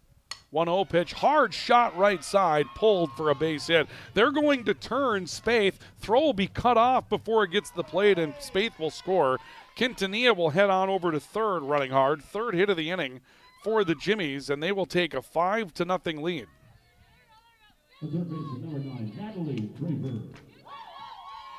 So the Jimmies go up 5-0. Natalie Draper will come to the plate with runners on the edges. And the Jimmies a chance to really put on some definitive distance in this one now, leading 5-0, and still a runner down at third base to work with. Draper 0 for 1 of the day, laid down a sacrifice the last time that she was at the plate. And Cooper Clausen ready to deliver. The run, by the way, charged to Maddie Zander. Pitch from Clausen misses low, and the count will go to a ball and no strikes. Here's this first and third. Yeah, we've got the rundown attempted again. Now here comes the throw, and there's the rundown going on between first and second. Then the throw to the plate is offline. Run scores, and the throw back to second won't be in time. The Jimmies work the rundown to perfection as Quintanilla and Spaeth will both score in the inning. And Geisler goes to second base, taking a stolen base. The Jimmies go up 6-0. Yeah, that's certainly a play that, it seems to me at least, coming from a baseball perspective, would work a lot better on a smaller field where you have a bit more of a confined space to work with as a runner. You only need to get 40 feet, and ran perfectly by the Jimmies there. Breaking pitch for a strike. I think the issue there is that the play was played well by Deemer. Came out on the diamond, took charge, but you've got to read that run coming from third a little bit more quickly if you're Caitlin McNeil, if you're the shortstop. You got to bring that back to the plate a little faster or start running at that runner at third base and just surrender the runner back to first. Here's a swing and a foul back to the screen. I know you're thinking about getting it out at that point, but the reason why the Jimmies do that is that the play is advantage offense. If you force the runner back to first safely, I think you've done your job. You prevented them from scoring. You have to be happy with that. I don't think the Vikings were happy. I think they were greedy looking for an out. Absolutely. Well, you got to play for, especially being down 5 at the time, now down 6. You really don't want to see another run cross. And, yeah, you said it perfectly, Ryan. You want to run at that runner, make her commit to the plate or third base. Pop foul that will get back out of play. And the count will stay a ball and 2 strikes on Natalie Draper. Runner in scoring position is Geisler. Both those runs are charged to Zander. And so Zander's game today is complete. She'll give up 5 runs on 7 hits. The runs were earned. Strikes out 4, hits 1, walks 2. And the pitcher of record for the Vikings, Geisler, is the first runner. That is the responsibility of Cooper Clausen. And Draper at the plate, 1-2. The pitch to her bounces in front of the plate. Count will go to 2 balls and 2 strikes. 2-2 the count. Bottom third of the order producing again. Geisler's been aboard 3 times today for the Jimmies, hit by a pitch once and a pair of singles. Scored a run, drove in 1. Look in by Clausen, and the 2-2. Swing and a miss, got her on a riser. Good riser pitch from Clausen. Draper goes around on it. Second strikeout for Cooper Clausen today, but the damage done for the Jimmies in their half of the 5th inning. They'll score 2 runs, 3 hits, and leave 1. We played 4.5. It's the Jimmies 6 and the Vikings nothing. We have more Viking and Jimmy softball coming up in just a couple of moments here on KOVC and on Jamestown 107.1. Two Rivers Activity Center in Jamestown is hiring. Do you like interacting with people? Do you enjoy a fun, upbeat atmosphere and a clean workspace? If so, the perfect opportunity awaits you at TRAC. They're currently hiring for a variety of part-time positions for lifeguard and guest service and wellness attendants. They'll work with your existing schedule, whether you already have another job or are a college student. Check out TRACJamestown.com to learn more about these positions and how to apply today. Hi, this is Clint from Central Avenue Health Mart Pharmacy in beautiful downtown Valley City, your only locally owned pharmacy since 1989. When you're locally owned, you care about your community and your customers. We offer a great selection of gifts and toys, as well as yarns, fabrics, sewing, and crafting. We are here for you from 9 to 5:30 weekdays and Saturdays 9 to 1. For all your pharmaceutical needs, give us a call, 845-5280. Health Mart, taking time to listen and care. Well, we found out during the break that Laura Ransom will stay in the game for the Jimmies. She'll play at first base. She hit for Kylie Yanzik earlier in the game, or in that last inning, and will stay in. But the other substitution that was made will see a re-entry as Caitlin McNeil comes to the plate for the Vikings. Swings and misses. And the other re-entry, the other play was Caitlin McCarthy, who was the catcher for the Jimmies. She'll come back to continue the catching position after being hit for. No balls and a strike. McCarthy a check swing that sends one towards the right side in play. Ransom will glove it and get the out. And the first out recorded as McNeil will ground out to the first baseman for out number 1 of the 5th. The center fielder, number 9, Jenna Decker. Jenna Decker now playing in center field will bat 6-0 Jimmies in the bottom of the 5th inning. Game an hour and 10 minutes old. And in the bottom of the 5th inning, not anything like that 9-inning game that we had yesterday in baseball. First pitch for a strike. And it was long before the big 8th inning. I mean, it was long before that. It was getting a little out of control. 3 hours and 30 minutes of baseball yesterday in game number 2. Yeah, I think it would, what was it for you? Probably 7-8 hour total day. Those games don't go by fast, I'll tell you that. The 0-1 pitch, swinging a ground ball right side and foul. I'm just not sure why they play a 9-inning follow-up. It seems like in conference play, 2 7s would be fine. If you got to play 9 in the advance or in the tournament, that might be okay, but those second games get lengthy, and they always have. Well, I'll tell you what, it used to be 9, then the 7. 0-2 pitch misses away. Count will go to a ball and 2 strikes. But what they did is they corrected it because, you know, that first 9 the first 9 goes to, you know, say extras. Sure. Then you cut it down, or that first 7 goes to extras, excuse me. You cut that 9 down to a 7. Right. And it kind of balances out. 1-2 pitch misses high. Count will level up at 2 balls and 2 strikes. The one year where those 9-inning games were fine is when the conference went all wood bats. That took no time at all when they were playing in the Wood Bat League. That was a good time back then in the DAC. 2-2 pitch, swing and a miss. Got her on strike 3. Be the 3rd strikeout recorded today for Hope Ransom as Jenna Decker goes down. Decker now 0 for 2 on the day. And Mackenzie Stone will come to the plate with 2 outs in the inning. Stone a single, 1 of 3 hits for the Vikings today. That was back in the 3rd inning. She's in the game now playing in right field for the Vikings. And Hope Ransom delivers. Breaking pitch misses. Count goes to a ball and no strikes on Mackenzie Stone. But the bottom of the 5th here in Valley City. Game 3 of the 4-game series. A split yesterday. The Jimmies winning the front end. Vikings the back end. 1-0 pitch, swing and a miss.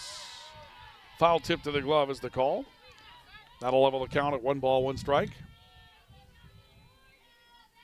What year was this conference Wood Bats, Ryan? Obviously, it would have been way before my time here, but I want to say it would have been the mid-2000s, call it, right? Somewhere in the 05, 06 era. It was a strange year because everything was wood bat. The games were all 4-3, 5-4. And then they had to switch to going back to the metal bats for the conference tournament because that was an advancer. That's right, the national rule. Yep. 2-1 pitch to Stone. She swings and misses the count to 2-2. And the conference tournament was at Jack Brown Stadium in Jamestown that year where right field is listed at, 304, 305. It's really about 294, whatever it is. Yeah. But all of a sudden the games are 13-11, 14-13. The 2-2 to Stone, drifter to the right side. That'll drop in for a base hit. And Mackenzie Stone has 2 hits today down the number 9 spot of the order. That'll bring us back to Ashlyn Deemer for the Vikings as the Vikings trail 6-0 to the Jimmies. But it was just something to go to that conference tournament and watch all of these games that were just great baseball games turn into slow pitch softball games because everyone had a great swing. Yep. because you had to have a great swing with a wood bat. Then you put the metal behind it, and the ball just flew out of the yard.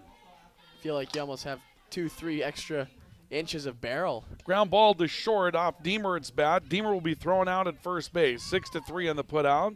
Ashlyn Deemer grounds out. The Vikings again, one more hit, but they come up empty. No runs on a hit, one left through 5.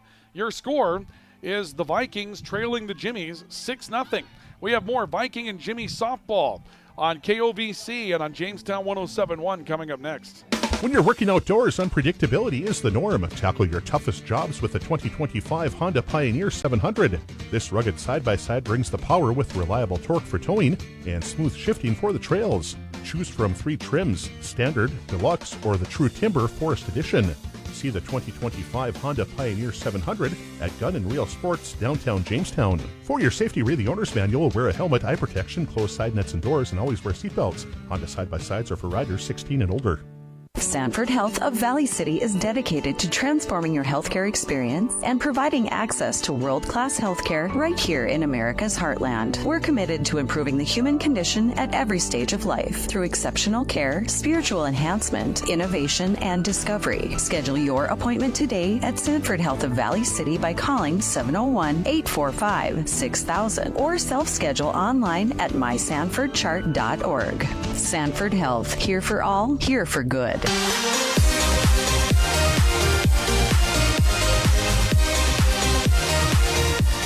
We'll go to the top of the 6th. The Jimmies lead by a score of 6-0 over the Vikings, and the Jimmies will bring the bottom of their order to the plate.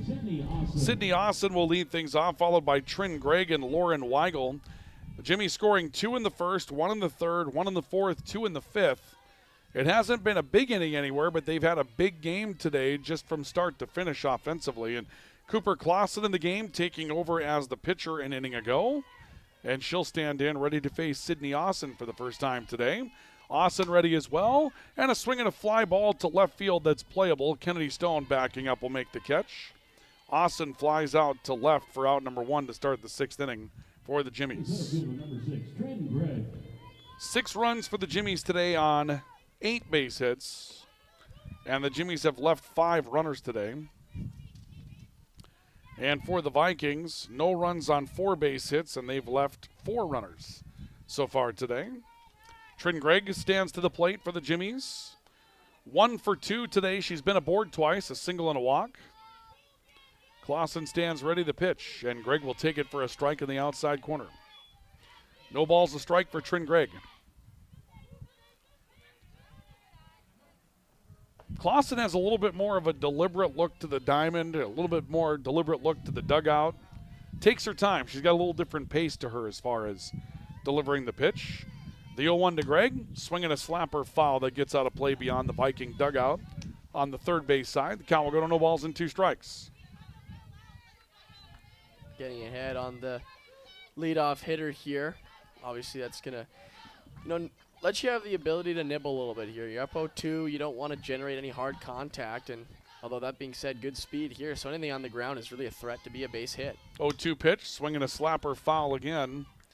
And yeah, that's what Trin Gregg is at the plate to do with that speed that she has. She showed it to us earlier with that chopper single to start the game for UJ. She wants to get on top of a pitch. She doesn't want to be down on it. And you're seeing the counter from the Vikings. Everything from Cooper Clausen's been up in the zone against her. Absolutely. No balls, 2 strikes. And the 0-2 pitch. That one slapped foul. Jaden, did you see what I see on that swing? Bit of a check swing there. You thinking bunt, strike 3, foul out. I agree. It has to be very deliberate. I've seen a few times where it's been close to being called, but you can't call it because it's not a deliberate bunt. Boy, the arms didn't come through, though, after that was over. The bat was just left there. I don't know. I might have. The 0-2 pitch up high for a ball and 2 strikes. I would have been tempted to say that was a bunt and that's strike 3. You bunted foul in the 3rd strike. That would definitely be. I'll tell you what. If I was hitting, I'd be certainly upset. Depends. Sometimes you just get fooled and you check your swing. But I could see exactly what you meant, though, for sure. Ryan stopped her hands and, good piece of hitting. 1 ball, 2 strikes. Pitch misses up. Count goes to 2-2. The thing about the rule book for baseball and softball, that us umpires live by is that your intent doesn't bother us. It's the letter of the law that we're here to enforce. You can tell me everything you want to about your intent, and trust me, I've heard just about all of it. 2 balls and 2 strikes, the 2-2 pitch, another check swing, and again foul. Tell me that one wasn't. You see what I'm saying here, Jaden? I don't know. You're You've seen it a second time now. You're absolutely right. We saw it once. Okay, fool me once, shame on you. That was the second time that she did that, where it wasn't really a bunt, but she stopped her hands right on top of the plate and let the bat do the talking at that point. Yes, and I think that was more intentional of a not so much follow through. And you actually, you could have a case here, Ryan, for sure. But I think that would be a hero call to make, especially at this point in the game. 2-2 pitch, swinging a ground ball down the third baseline, gloved foul. That was a dive by DePorter, and she actually had her glove over and beyond the foul line or the fair line when that ball was touched up. So we'll have another 2-2 pitch coming up for Trin Gregg. But now Trin Gregg has shown us all of it because that was the full swing that time. So she's shown us everything. It's true, yes. Good at bat here put together by her. Obviously, she would have been out 4 pitches ago if you were behind the plate, Ryan. 2 balls, 2 strikes.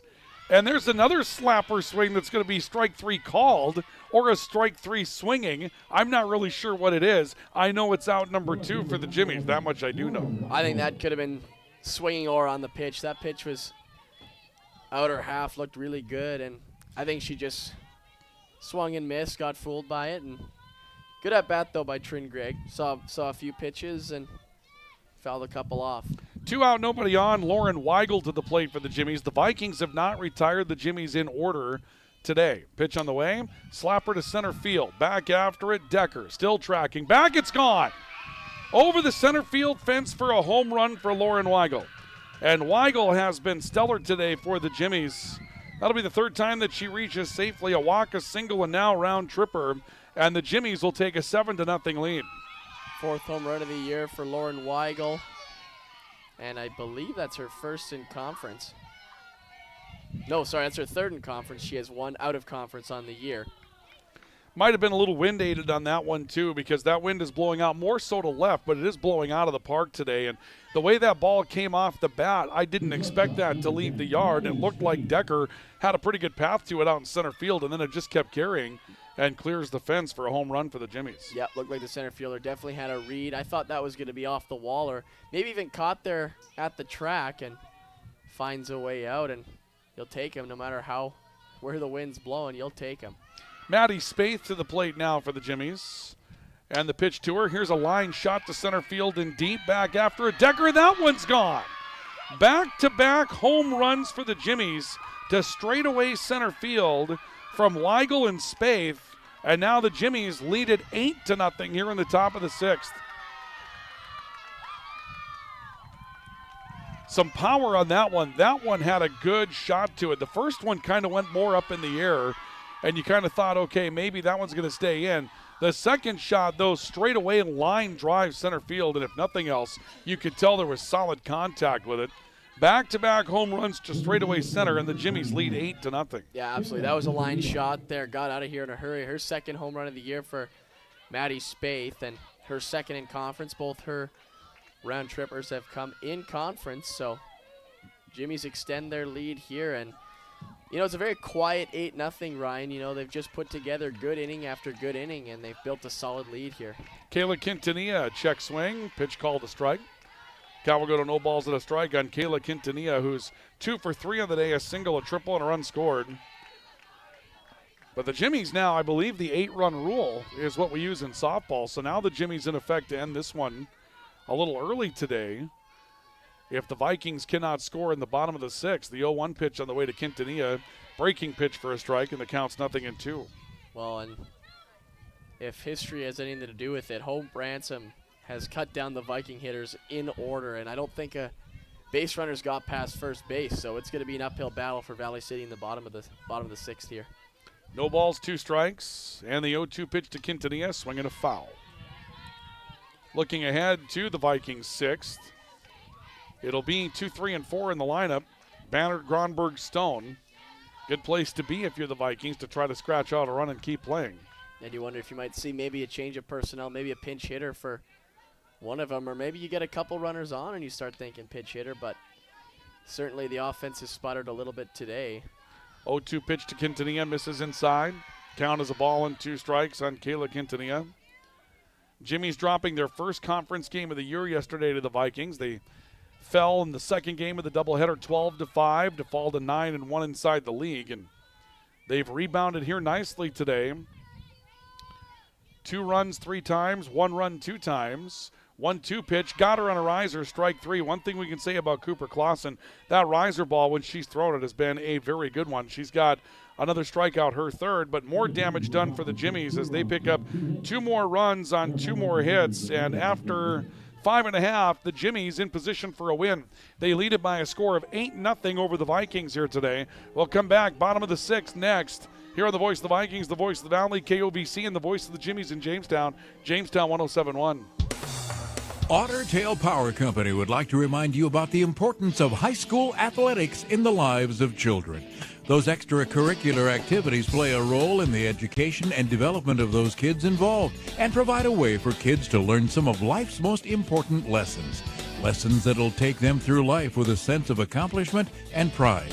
Otter Tail Power Company would like to salute those athletes, coaches, and fans who make every season one to remember. When you're craving the taste of juicy, flavorful, locally sourced beef and pork, look no further than your locally owned Valley Meat Supply. At Valley Meat Supply, we take pride in bringing you the finest cuts of beef and pork straight from local producers. So whether you're planning a mouth-watering barbecue or a cozy family meal, choose Valley Meat Supply for the highest quality, locally grown beef, pork, and award-winning jerky, sticks, and sausage. Valley Meat Supply, West Main, Valley City. Your taste buds will thank you. Well, while we were away, they got started rather quickly, and Kylie Bannard flies out to center field for out number 1, so the first out recorded here in the bottom of the 6th inning. The Vikings down 8-0, and needing a run to stay afloat here in game 1 of the doubleheader. Logan Gronberg will step into bat for the Vikings after back-to-back home runs in the Jimmy 6th.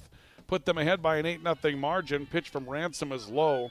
Lauren Weigel, Maddie Spaeth going over the wall back-to-back for the Jimmies in the 6th inning top to make it an 8-0 lead. Gronberg 1 for 2 today, takes a riser high, and it's 2 balls and no strikes. And if you're going to fight back, this is the part of the order you want to be in for Valley City State. Your 2, 3, 4 hitters. Obviously, Bannard with a solid piece to center field while we were gone, but caught there by Trin Gregg, and quick out there for Jamestown. Hope Ransom has had quite a game on the circle, Ryan. She really has. Thrown a 4-hit shutout so far, struck out 3. 3-0 pitch to Gronberg, called for a strike. To this point, she has not walked a batter yet either, so she hasn't made the free pass mistake. She's only needed 3 strikeouts through 5 innings, 5 1/3, to keep the Vikings scoreless. 3-1 to Gronberg, swinging a ground ball to short, and that one's booted at shortstop. Picked up and thrown across the diamond just in time for the out. Maddie Spaeth able to recover, makes a strong throw across the diamond to get Gronberg for the second out. Yeah, knocked it down there. Kind of picked it up right beside her. Good throw to first. And again, Hope trusting her defense there. We'll have the post-game totals. Should this one come to an end, we'll bring you the post-game totals immediately as a strike is called on Kennedy Stone stepping in. And then it sends you into a bit of an intermission. Those of you that are on the video stream, you can stay with us right there on that video stream because we will not break it up. We'll just kind of have you take in some of the intermission, pitch for a strike. Count goes to no balls and 2 strikes on Kennedy Stone.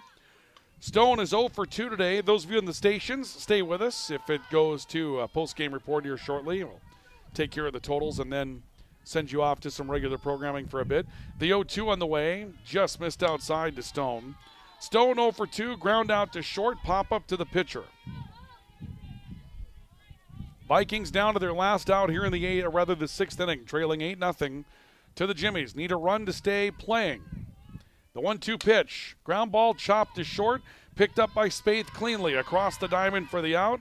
Kennedy Stone is retired 6-3. The Vikings go away in order in their half of the 6th inning. And the Vikings will be beaten today by a final score of 8-0 here in game number 1 of our doubleheader. For the Jimmies today, it'll be 8 runs on 10 hits, no errors. They'll leave 5. And Hope Ransom goes the distance for the win. Gives up no runs on just 4 hits, struck out 3, didn't walk anybody. For the Vikings today, no runs, 4 hits, no errors, they'll leave 4. The loss taken by Maddie Zander. Zander will give up 6 runs today on 7 hits. She'll strike out 4, hit 1, and walk 2. Again, the loss to Zander, the win to Ransom. 8 runs, 10 hits, no errors, 5 left for the Jimmies. No runs, 4 hits, no errors, 4 left for the Vikings. And your final score today will be the Jimmies 8 and the Vikings nothing. Game played in an hour and 28 minutes today.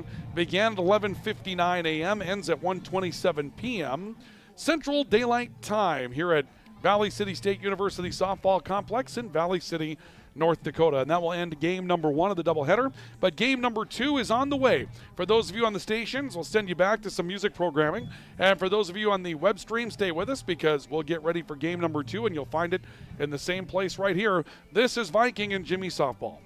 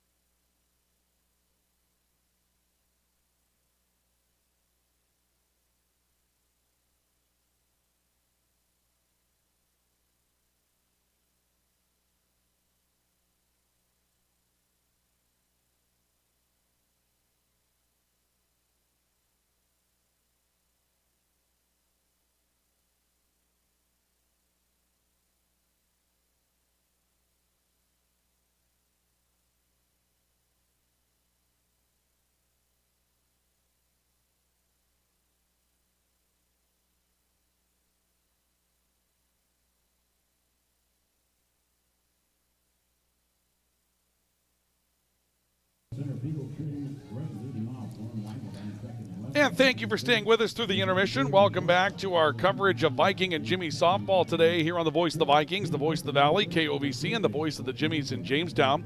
Jamestown 107.1, Ryan Cunningham along with Jaden Babiak with you here today as we get ready for Game 2 of this doubleheader and Game 4 of the series between the Vikings and the Jimmies. Series led by the Jimmies 2-1 after an 8-0 win in 6 innings over the Vikings in game number 1. And for the second game, really things weren't all that bad defensively for the Vikings. There were some solid pieces of contact for the Jimmies, which obviously is a thing, but right now Vikings have got to figure out a way to play some offense. That really was what was missing for Valley City State in the first game. And for the Jimmies, picture perfect, keep doing what you're doing right now. Yeah, absolutely. And, you talk about, a great performance from Jamestown pitcher Hope Ransom. Didn't let a runner pass first base all day. 4 hits, no walks. And, if you're Valley City State, you just want to become more aggressive. You look for your pitch. When you have those bad games, sometimes it's good to swing for yourself. Be aggressive. You don't necessarily need to wait and try and take a bunch of pitches, but Madison Hazelton here will give the Vikings a good chance at bouncing back. 2.74 ERA on the year. She's also hitting for herself. 337 hitter on the year. A bit of a lineup change for both teams, Ryan. Yeah, the Vikings will make some changes, as will the Jimmies. Let's take a look at our starting lineups for Game 2 of the doubleheader. For the Jimmies, the visitors, leading off is center fielder Trin Gregg. Batting second will be Lauren Weigel in left field. Batting third, Maddie Spaeth at short. Kayla Quintanilla will be behind the plate and clean up today. Amanda Birch will bat fifth at third base. Hope Ransom, who pitched in the last game, will be the designated player coming up in this one. Kate Geisler at second base will bat seventh. Batting eighth is Cindley Grendler at first base, and Laura Ransom will start in right field and bat ninth for the Jimmies. And pitching for the Jimmies today will be Maddie Hairgrove. For the Vikings today, leading off is shortstop Ashlyn Deemer. She played catcher in the last game. Batting second will be Kaylee Bannert at second base. Batting third, Lauren Gronberg at first. Kennedy Stone will clean up in right field. Maddie Hazelton, the pitcher, bats fifth. Maddie Zander, who pitched last game for the Vikings, will be the designated player. Alyssa DePorter bats seventh at third. Avery Kuklinski will bat eighth in left field, and Mackenzie Stone rounds it out in center field.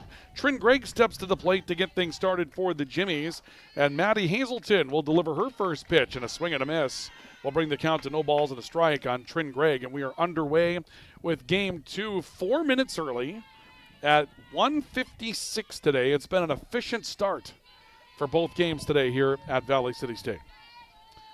So an 0-1 pitch on the way to Trin Gregg, and that one swung on and hit foul. Really good velocity from Maddie Hazelton. You can see that this little different type of pitch that the Jimmies will have to catch up with. Hazelton seems to have a little bit more velocity, and the Jimmies trying to catch up to it early. Absolutely. Trin Gregg looked late on both those pitches, whiffing on the first one and then fouling the second one off. Obviously got to work a little quicker here. Obviously in the back of the box here, you can see Trin Gregg's back foot on that chalk. 0-2 pitch on the way, swinging a foul and a riser. This is a freshman for the Vikings, Madison Hazelton, a freshman out of Winona, Minnesota. And looks impressive right now. And pitching to a new catcher as well, Lauren Nixon, also a freshman from Redwoods, Saskatchewan. So a couple of freshmen in the battery here for Valley City State. But it looks like a very capable freshman pitcher in Maddie Hazelton. Another 0-2 pitch and a riser grounded to third. Charged by DePorter. She'll throw across the diamond in time for out number one. And Trin Gregg is out 5-3 for the putout to start the game for the Viking defense. Yeah, good play by DePorter. Good speed there at the top of the order for Trin Gregg. And you got to get rid of that ball quick. We saw her open the game off with a chopper right in front of the plate. This time, get the leadoff hitter out for the Jimmies. Good start for Hazelton. Lauren Weigel stands ready. Hazelton delivers. Fastball for a strike on the outside corner. Have an umpire that has a little bit more of a deliberate type of wait and see strike call, so we'll have to try to see if we can pick it up verbally here. No balls and a strike on Lauren Weigel. Pitch to her. Swing and a miss. That we know is a strike. Count goes to 0-2. Yeah, that high heat, really tough to catch up to. That's above the hands, so it's almost impossible to really get a good piece of that. You're either popping it up or driving it straight into the ground. Good spot there. No balls, 2 strikes on Lauren Weigel for the Jimmies. A look in by Hazelton, the 0-2 pitch. Slapper towards third, going to drop for a base hit just over third base and into the short grass in left center field. And so Lauren Weigel is aboard with a single going the opposite way. Everything's been the opposite way so far against Hazelton. That time some good contact from the Jimmies. Yeah, you're certainly going to see a lot of that. Obviously, more velocity is going to mean you're going to be later on these pitches. Seems like these Jimmy hitters are starting at the back of the box more so. But again, looking to go the other way, you know, especially with 2 strikes. You let that ball get deep, see it in. Bunt is shown, and the pitch is thrown all the way to the backstop, and that's going to allow Lauren Weigel to advance, as looked like Lauren Nixon was a little late to react to that pitch coming up. And so the count will go to a ball and no strikes on Lauren Weigel, or actually on Maddie Spaeth. And you had a chance to hear that hit the backstop. I don't think I'd want to be in front of that as it comes in. That sounds like it might hurt a little bit. The 1-0 pitch on the way, swinging a foul off the screen. Count will level up at 1-1 on Maddie Spaeth. Well, and I'll tell you what, that pass ball there on the catcher, Lauren Nixon, little bit of help there, I think, for Maddie Spaeth by screening her with the bunt.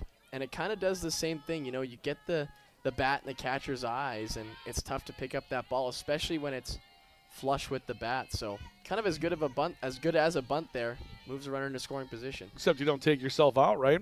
1-1 pitch up high. Count will go to 2 balls and a strike. Lauren Weigel has had a very nice day for the Jimmies. Going back to game 1, was 2 for 3, a single, a home run, part of back-to-back home runs for the Jimmies. In the University of Jamestown 6, she scored 3 times in the last game. She walked and scored in the first, and she's currently on second base for the Jimmies. Fastball misses away. That'll bring the count to 2 balls and a strike. Well, and then right now at the plate, Maddie Spaeth was also involved in that back-to-back. Or sorry, no, that was. Oh no, yeah, no, it was Maddie Spaeth. Spaeth. That's right. You're right. Yeah, Spaeth Hers was last the line at bat shot. Yep, pretty much dead center. She homered in her last at bat. Spaeth had a single, a double, and a home run, so she had 3 hits in the last game. Another pitch that squeaks away, and now a late break by Weigel trying to get the third. She's in safely. She hung out between second and third as the ball got away from Lauren Nixon. Spaeth will walk on the pitch, I believe. Or no, catch. Apologies. It's 3 balls and a strike. My apologies. I got ahead of myself. So Weigel goes to third. I saw Spaeth move this way and thought that she had walked as she was moving towards first base. But in the end, it's 3 balls and a strike for Maddie Spaeth. Very late break by Lauren Weigel there and made it a really close play at third. 3-1 pitch is grounded right back to the pitcher. A play towards the plate, not going to be in time as Weigel scores on the ground ball from Spaeth. Spaeth will be out 1-3 on the putout for out number 2, but Weigel will come home to score, and the Jimmies take a 1-0 lead here in the top of the first inning.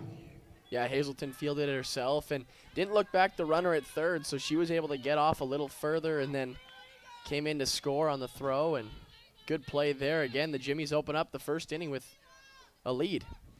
So 2 outs, a runner in for the Jimmies, and a 1-0 lead, and a fastball misses away on Kayla Quintanilla, who had the big blow for the Jimmies early in the first game today, a 2 RBI triple into the right field corner that put the Jimmies up early in that game, a lead that they would not surrender, and in fact would just continue to build throughout the course of the game.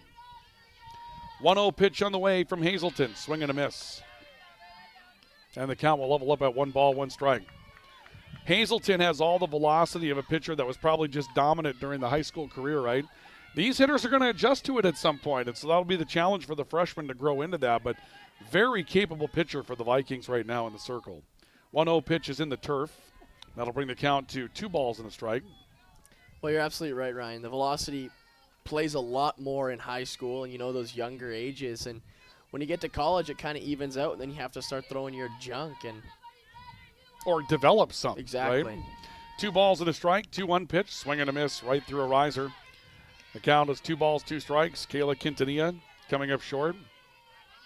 But then again, you build your pitches off of that velocity, and then, you know, you can tunnel the riser with the changeup, and you have hitters' eyes moving and they're fooled, and, you know, that seems to be what Hazelton's been doing all year with a 2.74 ERA. Pitch up and over the catcher's glove, back to the screen. That's going to bring the count full at 3 balls and 2 strikes. Game 1 going to the Jimmies today, 8-0. They lead here in the second, 1-0, rather in the second game. First inning of the second game, 1-0. Hazelton looking here into the dugout. to get her call. And she stands ready. 3-2 pitch. Swinging a flare, foul down the right side. Quintanilla stays alive in the at-bat. Count remains full at 3-2. New right fielder in the game is Kennedy Stone. Avery Kuklinski now in left field for the Vikings. Ashlyn Deemert out from behind the plate to play shortstop. That's an interesting transition, huh? Yeah, absolutely. Still in the middle infield, just a little different look at everything. A look at the card by Hazelton. And another 3-2 offering to Quintanilla. Another swing and another foul. You watch Quintanilla swing, you can see why she stays alive in at-bats. Active wrists, gets the ball in, good eyes, right? Yep, quick hands, obviously. You know, when you're down in the count, especially quick hands, you rely on that a lot because, you know, there's a lot more a pitcher can throw by you, and you have to be willing to fight things off. Another 3-2 on the way. Swinging a high fly ball to left field. Fairly well hit, but Kuklinski settles underneath it, and Quintanilla will fly out to left field to retire the Jimmies in the first. But they strike with a run and a hit. And at the end of a half inning, your score is the Jimmies 1 and the Vikings coming to bat. This is our coverage of Viking and Jimmy softball on Jamestown 107.1 and the voice of the Vikings, the voice of the Valley, KOVC. Hey college students, are you looking for a part-time job that works around your schedule, pays well, and gives you free money for college every year? McDonald's offers all of it. We can work around your schedule, and we give $2,500 scholarships to everyone who works for 3 months and averages 15 hours per week. That's 2 full shifts a week or 3 shifts of 5 hours. It's that easy. Let us help you become our next scholarship recipient. Come join our team. Text ND29 to 38000 to apply today.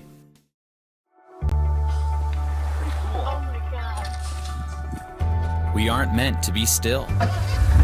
And while you determine the direction you'll go, we're just here to help you along the way. So go. Go with experience. Go with teamwork. Go with neighbors. Go with integrity. Welcome back to our coverage as we continue along with Viking and Jimmy softball this afternoon. We go to the bottom of the first, and the Jimmies leading 1-0 over the Vikings. Vikings come to the plate with Ashlyn Deemert leading things off. She'll take a pitch low for ball 1 from Maddie Haregrove, who is the starting pitcher today for the University of Jamestown in game number 2. Maddie Haregrove, 2.50 ERA on the year.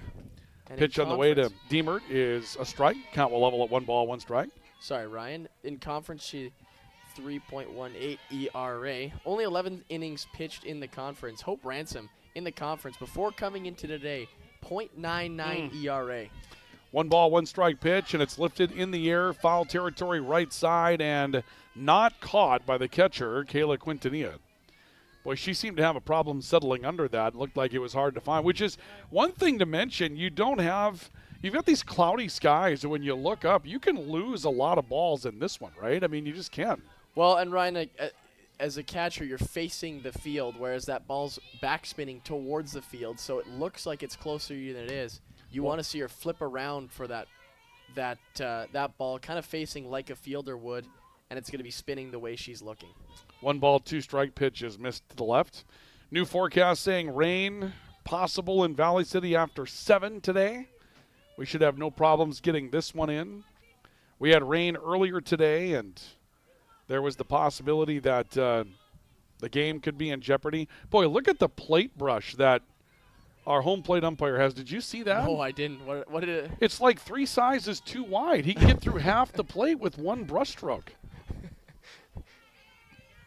I've sheetrocked walls with instruments that were thinner than that. That was unbelievable. Tools of the trade. Absolutely. Another 1-2 on the way to Deemert. Swing and a miss. Chased a bad ball out of the zone. And Deemert is out number 1 here in the bottom of the first inning. So 1 out here in the bottom of the first, and that'll bring Kylie Banner to the plate for the Vikings. I've never seen a plate brush like that. I don't know where you even order something like that. Well, I'm going to have to take a look at it because I don't know. If you haven't seen it before, then it's something truly special. Banner to the plate. It's only special because I did a lot of umpiring work, and I know what those things look like and cost. Pitch on the way, swung on and missed. If they would let us take a plate brush out there that was just like a paintbrush, Yeah. we could pay $2 for that at the home improvement store, right? But instead you got to order a plate brush for $12 from whatever umpiring outfit that you got to try to get supplies from. It's not fair. No balls and a strike to Bannard. Misses away. Count levels up. 1 ball, 1 strike. But you could theoretically bring a paintbrush. Who's stopping you from bringing a paintbrush to the plate? Is that Anybody who wants to give you a postseason assignment. Oh, God. Because they okay. look at those types of things, right? Gotcha. And that's really all that it's about, is getting to the postseason. 1-1 pitch. Fastball misses away. Count goes to 2 balls and a strike. So for all the young umpires out there trying to make their way, the better your plate brush, the more postseason assignments you may get. That and polishing your shoes. I mean, your zone can suck. You'll make the postseason. 2-1 pitch. Called for a strike on the inside corner. The count will go to 2 balls and 2 strikes. Good pitch there by Hargrove. Bannard coming into today, 340 hitter. 6 home runs. Stands in, ready to go for a 2-ball, 2-strike pitch from Matty Haregrove. The 2-2 curves away. And the count will go through full, at 3 balls and 2 strikes. Average drops to 303 in conference, 10 for 33. That's obviously not including the stats from the first game.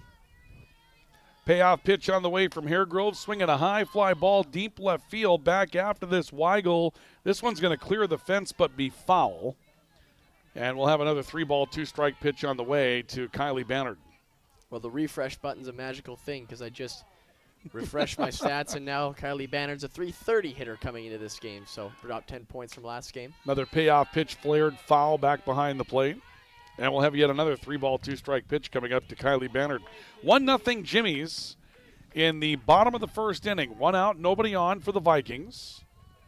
After game 1 of the doubleheader goes the Jimmies. They've taken 2 of 3 in the series. Another 3-2 pitch. This one hard shot, left field, good at bat, base hit. Bannard rolls this one all the way to the wall. She'll turn around first, headed towards second base, slides in safely with a double. Bannard with a 2-bagger, going down and getting a pretty good pitch from Matty Haregrove and driving it into the left center field gap off the fence.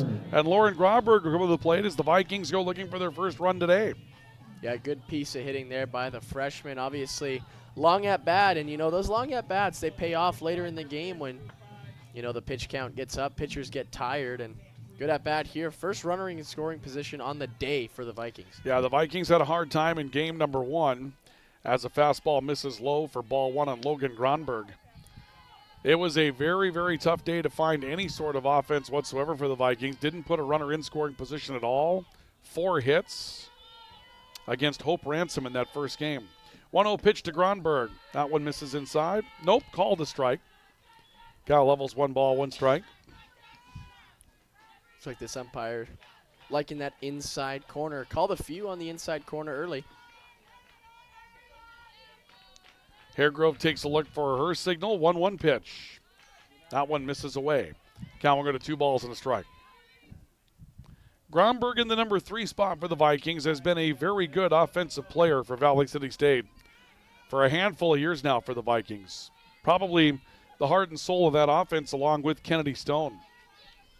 The 2-1 pitch. High fly ball, shallow right field, long run, no one gets there. Trin Gregg can't catch up to it in center field. It falls for a base hit, and the Vikings will have runners at the edges as Gronberg finds her way to a bloop single in right field. And Kennedy Stone will come to the plate. Now is a real opportunity for the Vikings to find their way to some offense. Yeah, tough play there. Ended up being Trin Gregg that dove for that ball, the center fielder. And I'm surprised the second baseman, Kate Geisler, didn't make a better attempt for it. It was just on the cut, and she might have had a better chance than her center fielder there. So Kennedy Stone will step in. Runner at third is Kylie Bannard at first. It's the Vikings' Logan Gronberg. And a pitch misses low for ball 1 on Kennedy Stone. Big opportunity for the Vikings here offensively early. Multiple runners on, 1 out. The Jimmies taking the lead in the top of the first. The Vikings trying to respond. Stone will take a pitch outside. You want to send something probably in the outfield here if you're Kennedy Stone. Obviously a sac fly, or if you're going to put something on the ground, you have to at least beat it out and not get doubled up.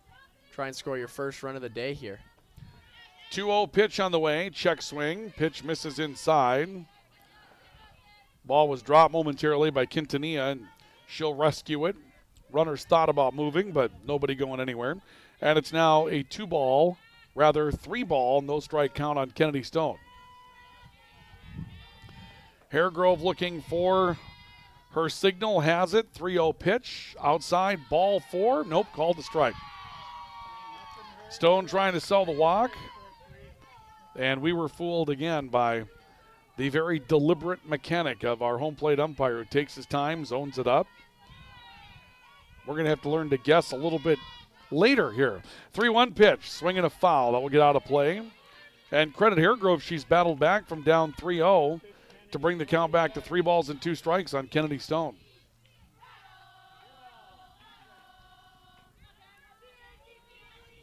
Three and 2 the count. Runners from first and third. The pitch. Riser high. Ball 4. And the Vikings will load the bases here in their half of the first inning. Kennedy Stone will receive the first walk issued by Haregrove today.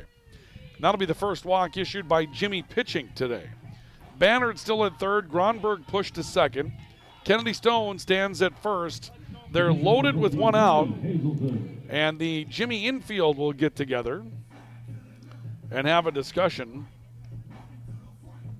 about what, I'm not sure. Doesn't seem like there'd be a lot to talk about right now, but I think they're trying to settle their pitcher down just a little bit here. Yeah, bases loaded here, big situation. Obviously, you got 1 out. Probably looking to force the lead runner, out at the plate. Hazelton a chance here for the Vikings to help our own cause. Obviously has the start in the circle. But yeah, if you're Jamestown, actually, yeah, you're bringing your infield in here. Infield will come in looking for a play at the plate on Maddie Hazelton, who will bat as the pitcher for the Vikings. First pitch to her, swing and a miss. The count's 0-1. We have 2 freshmen that are pitching against each other today. Maddie Hazelton, Maddie Haregrove. Is Maddie the new name now? Is that the one? We were talking about names here in the press box. We have 3 Maddies in the starting lineup today. 2 for the Vikings, 1 for the Jimmies. Haregrove will deliver. Swinging a foul back to the screen. And it's no balls and 2 strikes on Maddie Hazelton. She's a .337 hitter on the year. Only .211 in conference, but she only has 19 at-bats, 4 for 19. 2 walks. No balls, 2 strikes. And the 0-2 on the way to Hazelton. Lays off. It misses away. Probably a situation where when she's pitching, she's playing. Mm-hmm. And you might as well use the bat if that's what you've got as far as a lineup piece is concerned. Hazelton stands ready. A ball and 2 strikes, the count to her. The 1-2. Chase to riser, strike 3. Hazelton down on strikes. Second strikeout of the game for Maddie Haregrove. And now 2 away for the Vikings. They load the bases with 1 out, now 2 away. And Maddie Zander going to be the last hope for the Vikings to try to bring a run across here in the first inning. Haregrove takes a look, and the pitch misses away, and the count is a ball and no strikes on Zander. Well, now that strikeout simplifies everything for the Jamestown defense. All you need to do is knock it down and touch a pillow here. You don't have to worry about a double play or trying to force an out at home. You're in a good spot here. Good big strikeout from Hargrove. 1-0 pitch ripped down the left field line. Ends up foul. Actually chased Kylie Bannard away from where the ball was coming from. And she's going to get some time to kind of settle herself. I don't think the ball hit her, but she dove back into fair territory to get out of the way of a monstrous rip from Zander pulling the softball. Yeah, that ball was scorched down the line, and I think they both had a laugh. They were looking at each other, and, yeah, didn't hit her. And we've seen that before, hitters get balls pulled into them. 1-1 pitch, swung on, hit foul back behind us. Count will go to a ball and 2 strikes. Yeah, the old line there is with friends like that, and who needs enemies, yeah. right? Yeah. No, especially there at third base, you know. At some point, they're going to make the runner at third put the mask on. The third baseman's wearing one today. 1-2 pitch grounded weakly to third. Throw will go across the diamond. It will be in time. Zander thrown out by Amanda Birch, charging the ball. And a tough break for the Vikings as they load the bases and come up scoreless in the first. No runs, 2 hit. They'll leave 3. And it's 1-0 Jimmies as we make our way to the second. We'll have the second inning for you coming up next. This is our coverage of Viking and Jimmy softball on Jamestown 107.1 and the voice of the Vikings, the voice of the Valley, KOVC. Why choose Professional Eye Care Centers? 3 great reasons are Dr. Bond, Dr. Freilich, and Dr. Jangula. 3 of the most educated professional optometrists you'll ever meet. Next is their many locations. You can now see one of their spectacular doctors in Jamestown, Valley City, Carrington, Edgeley, Ellendale, and Lemoore. And finally, their fantastic selection. And yes, all of their frames and lenses are backed up by warranty. Visit proeyecarecenters.com and make an appointment today. Professional Eye Care Centers, clearly the best. At CHI Mercy Health, we believe human kindness is at the root of all healing, providing care on a human level, courage when it's needed most, and a connection that's ever present among us all. Human kindness is meant to be shared. It puts a smile on someone's face and seeks to do the same for others. Take the time to nourish what's inside and watch your life flourish outside, because taking care of yourself is an act of human kindness. Just like human kindness, happiness can come from the most unexpected places. Whether it's from your friend, your dog, or a memory, embrace it and pass it on. CHI Mercy Health of Valley City. We go to the top of the second inning. The Jimmies lead the Vikings 1-0. It's Viking and Jimmy softball today on Jamestown 107.1. And the voice of the Vikings, the voice of the Valley, KOVC. Amanda Birch will step in to lead things off for the Jimmies in the second. Tough break for the Vikings. They load the bases in the first inning with 1 out and fail to score. And Maddie Hazelton goes out for her second inning of work and delivers. And a fastball riser chased by Birch. Counts no balls and a strike. Birch not in the lineup for the first game. 15 for 56 on the year, good for 268. And then in conference, she's hitting 267, 4 for 15. Look in by Hazelton, the pitch, swing and a miss. And it's quickly no balls and 2 strikes. Boy, Maddie Hazelton has been impressive. Good start. She comes in as a freshman. And you know that about this time of the year, right, you're no longer a freshman. You've seen enough and done enough to where you're expected to kind of grow up on the job. Here's a slapper right side. That will get through for a base hit. Amanda Birch just going with the pitch. And, boy, that's something that's been remarkable about these Jimmy hitters throughout the course of the day. Patient approach at the plate, and they're willing to go with the pitch. They don't try to overdo it. They don't try to pull pitches that are on the outer half.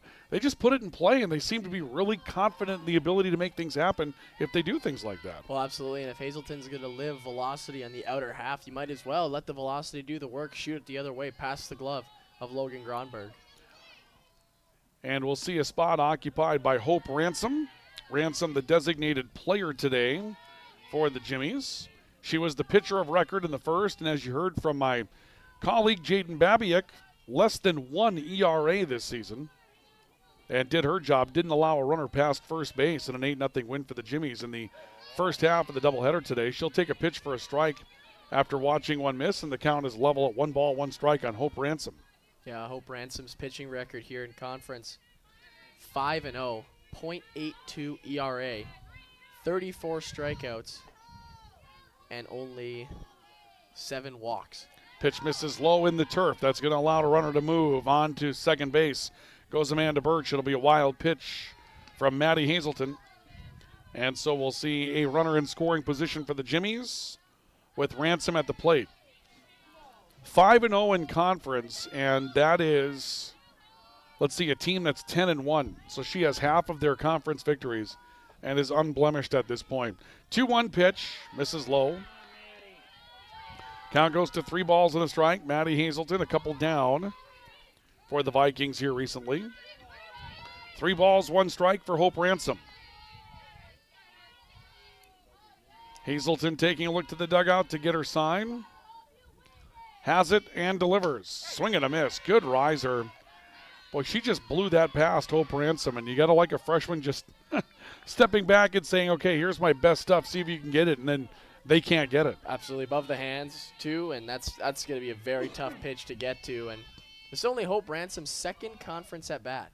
3-2 pitch. Riser misses high for ball 4. Late break. Tag applied at third base. Not in time as Amanda Birch goes down to third. Ransom will walk, and Birch will end up stealing third base. So runners will be at the corners for the Jimmies with nobody out in the top of the second, and Kate Geisler to come to the plate. And let's see if the Jimmies are going to go to their bench.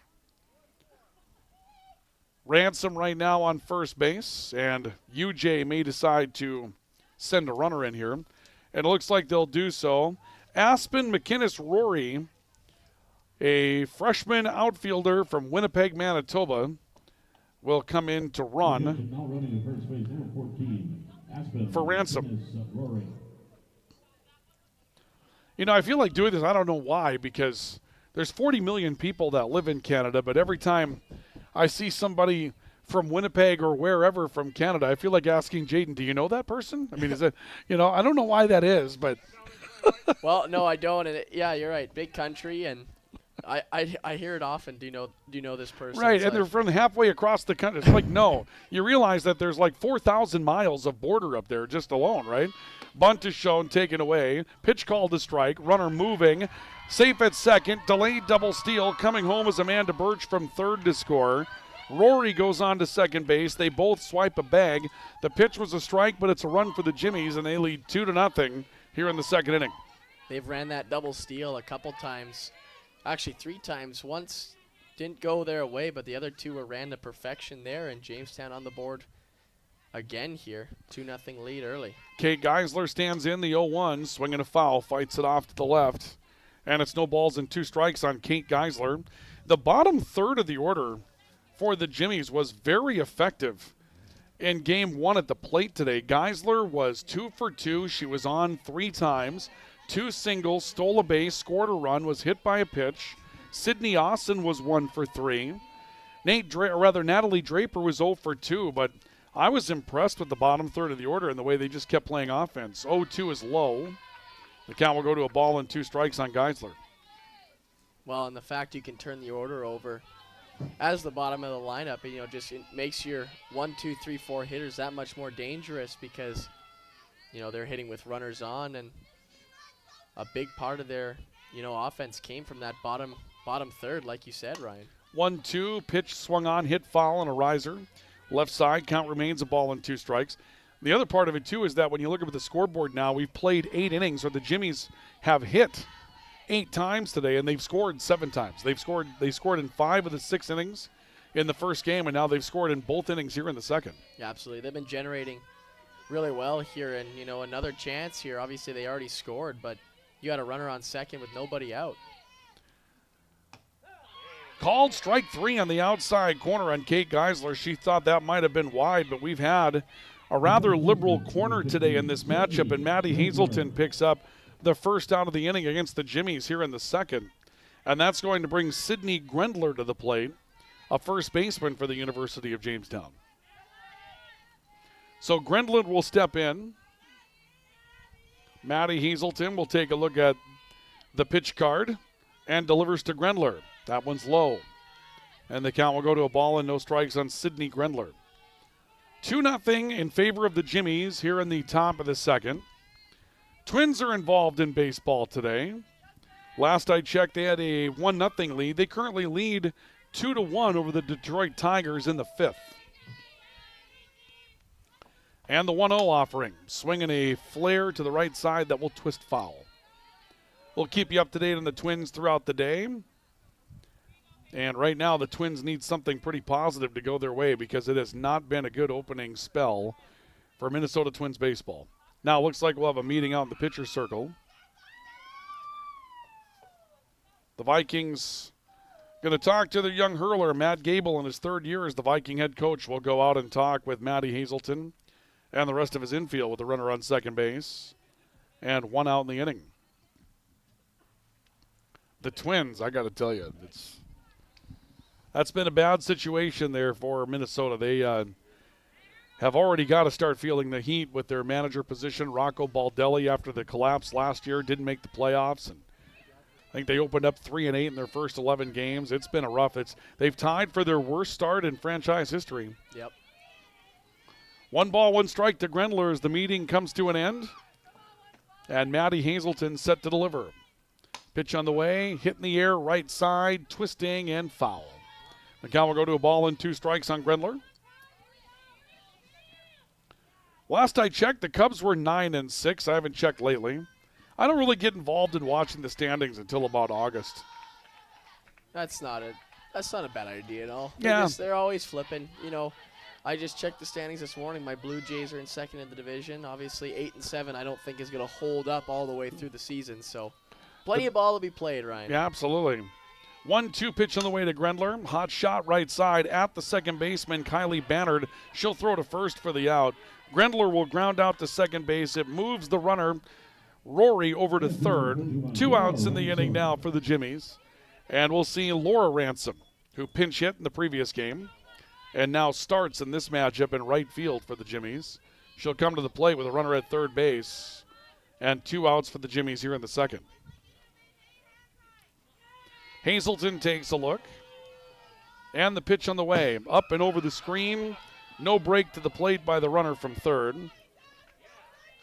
As Rory stands down there and waits, the ball will be retrieved and sent back to Maddie Hazelton. From Lauren Nixon, a couple of freshmen in the battery today for the Vikings. And it's a ball and no strikes on Laura Ransom. Short backstop here, so you have to be sure on a wild pitch if you're the runner at third. Well, it's got to take a hop that goes one way or the other, not straight back. Absolutely. 1-0 pitch up, and the count will go to 2 balls and no strikes. This is one of those backstops where if it comes off and comes straight back to the catcher, you're dead meat. You've got to see that go laterally after it makes a bounce. 100%. Something soft kind of rolling away. Obviously, like you said, it's going to hit that backstop hard. Obviously, thick netting, too. It's going to kind of cannon it back into play. 2-0 pitch slapped right back to the pitcher, Maddie Hazelton. She's got it. 1-3 put out on Laura Ransom to retire the Jimmies in the second, but they pick up another run and a hit. They'll leave one. We've played an inning and a half, and your score here at Valley City State University Softball Complex. The Jimmies 2, the Vikings nothing. This is Viking and Jimmy Softball. We'll continue with more coming up here on the Voice of the Vikings, the Voice of the Valley, KOVC, and also on Jamestown 107.1. Orthopedic pain is limiting. It's unpredictable. And when it disrupts the way you move, it disrupts the way you live. Life is better when you feel empowered to move the way you want, when you want. And that's where our experts come in. We're your guides to orthopedic and sports medicine treatment options that can manage your pain, rehab your injuries, and restore your confidence. Take back the freedom to move. Explore your orthopedic options at Sanford Health.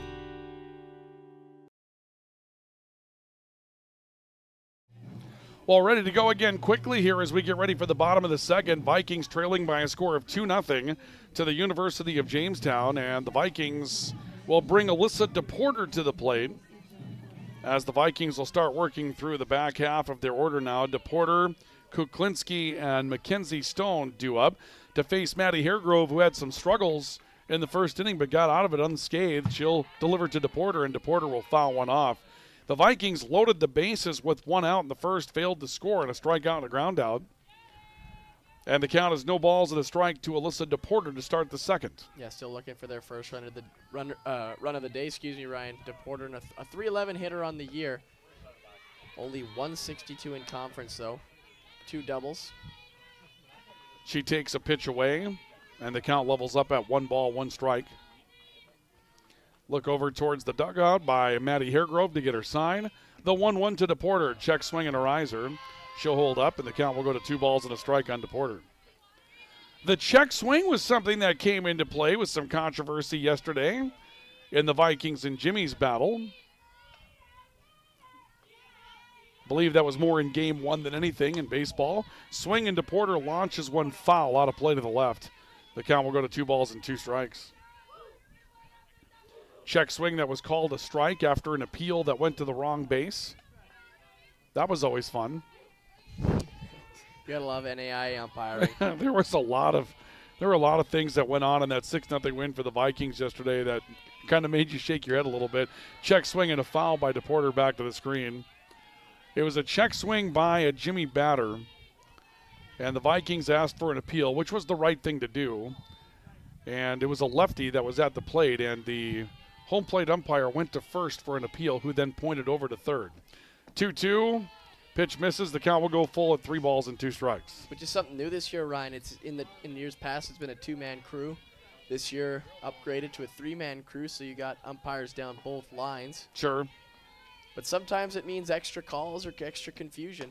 3-2 riser is up high for ball 4, and DePorter is aboard with a walk. Second walk issued by Maddie Haregrove today, and the Vikings will put a runner on at first base as Avery Kuklinski will come to the plate now for the Vikings. 2-0 Jimmy's in the bottom of the second. And the Vikings trying to find a run today after scoring 12 in the follow-up against the Jimmies yesterday.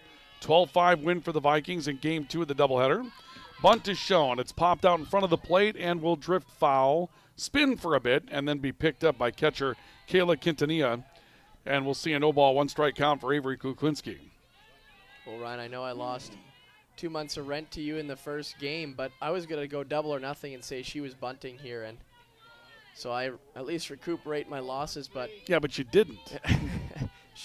Probably you don't recuperate anything. You didn't say it, okay? Play back to first base on a back pick and a ball that dribbles out into right field. No one's going to move anywhere. Good cover there by Ransom. Waiting to see what the call was here if they said that she offered on her bunt. It was ball 1-1. It'll be, no, they're going to. 0-2, wow. Yeah, no balls, 2 strikes. They're going to say that Kuklinski offered on that pitch. That's a very interesting. She pulled back and it was I thought it was pretty obvious, but I guess not. 0-2 pitch on the way. Swinging a slapper in the air on the infield. Maddie Spaeth drifting back at shortstop. She'll make the catch. And Kuklinski will pop out to the shortstop for out number 1. It's possible that they just simply called the pitch a strike. It was on that outer half, and we have seen a couple pitches on that outer half get called. Maybe even a ball off the plate. I was just kind of wondering, I mean, the bunt that was offered out there, we hadn't seen the call come up yet, so wondering which way they were going to go with it. Now 1 out in the inning. And Mackenzie Stone will come to the plate. DePorter at first base, and the opening offering is a strike on the outer half. And the count will go to no balls and a strike on Mackenzie Stone. Final at-bat of the first time through the order for the Vikings today. And Stone stands ready. 4-0-1 pitch. Misses away. And the count will level up at 1 ball, 1 strike on Mackenzie Stone. Couple hits in the first game for Mackenzie Stone. Done well turning the lineup over. Unfortunately, nothing really materialized out of her on base in that first game. 1-1 pitch to her, riser high. Count goes to 2 balls and a strike. The time for the Jimmies and the North Star Athletic Association coming to an end. Well, really the time for all of us in the North Star Athletic Association coming to an end, but there are 5 of us going one way and 1 going the other, I guess you could say. 2-1 pitch on the way. Fastball just missed. Boy, that was framed there an extra moment by Kayla Quintanilla. That means 2 things. Number 1, she thought it was a strike. And number 2, now the umpire's mad at Kayla Quintanilla because we don't like that frame standing out there for a while. 3-1 pitch on the way. Swing and a miss. And the count is full at 3 balls and 2 strikes to Mackenzie Stone.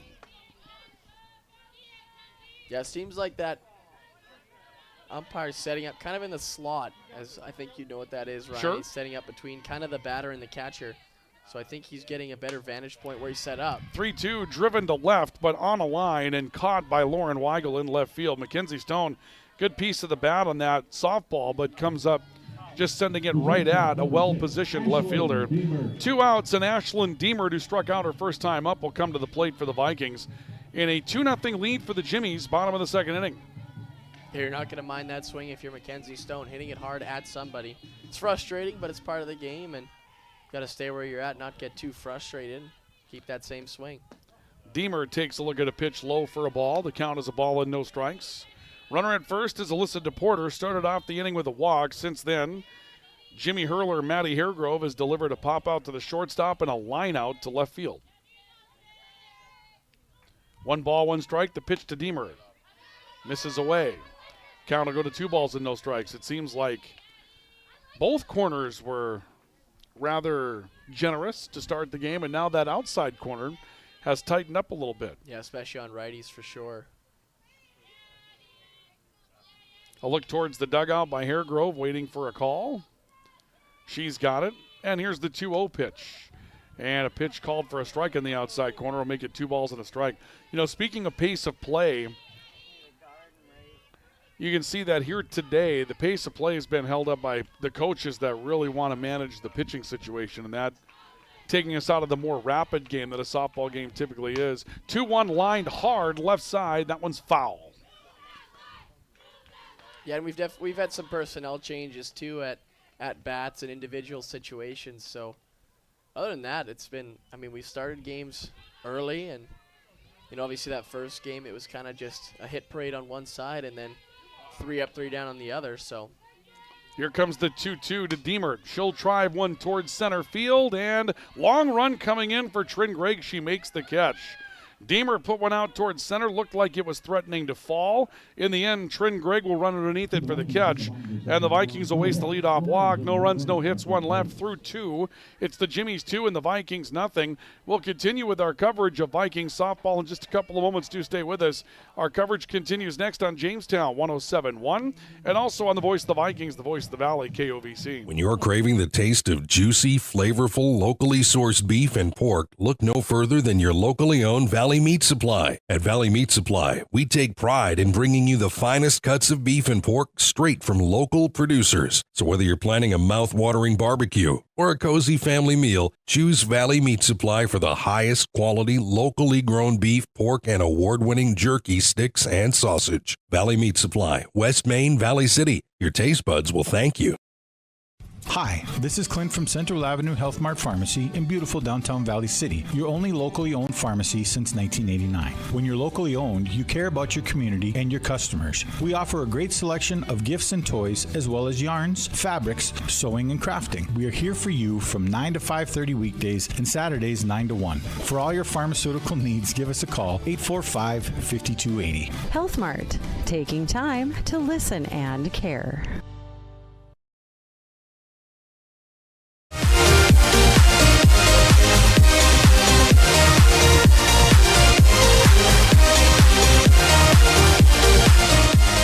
Ready for the top of the third. The University of Jamestown will bring Trin Gregg to the plate to lead things off in the third against Maddie Hazelton for the Vikings. And the opening offering of the third is up on a riser.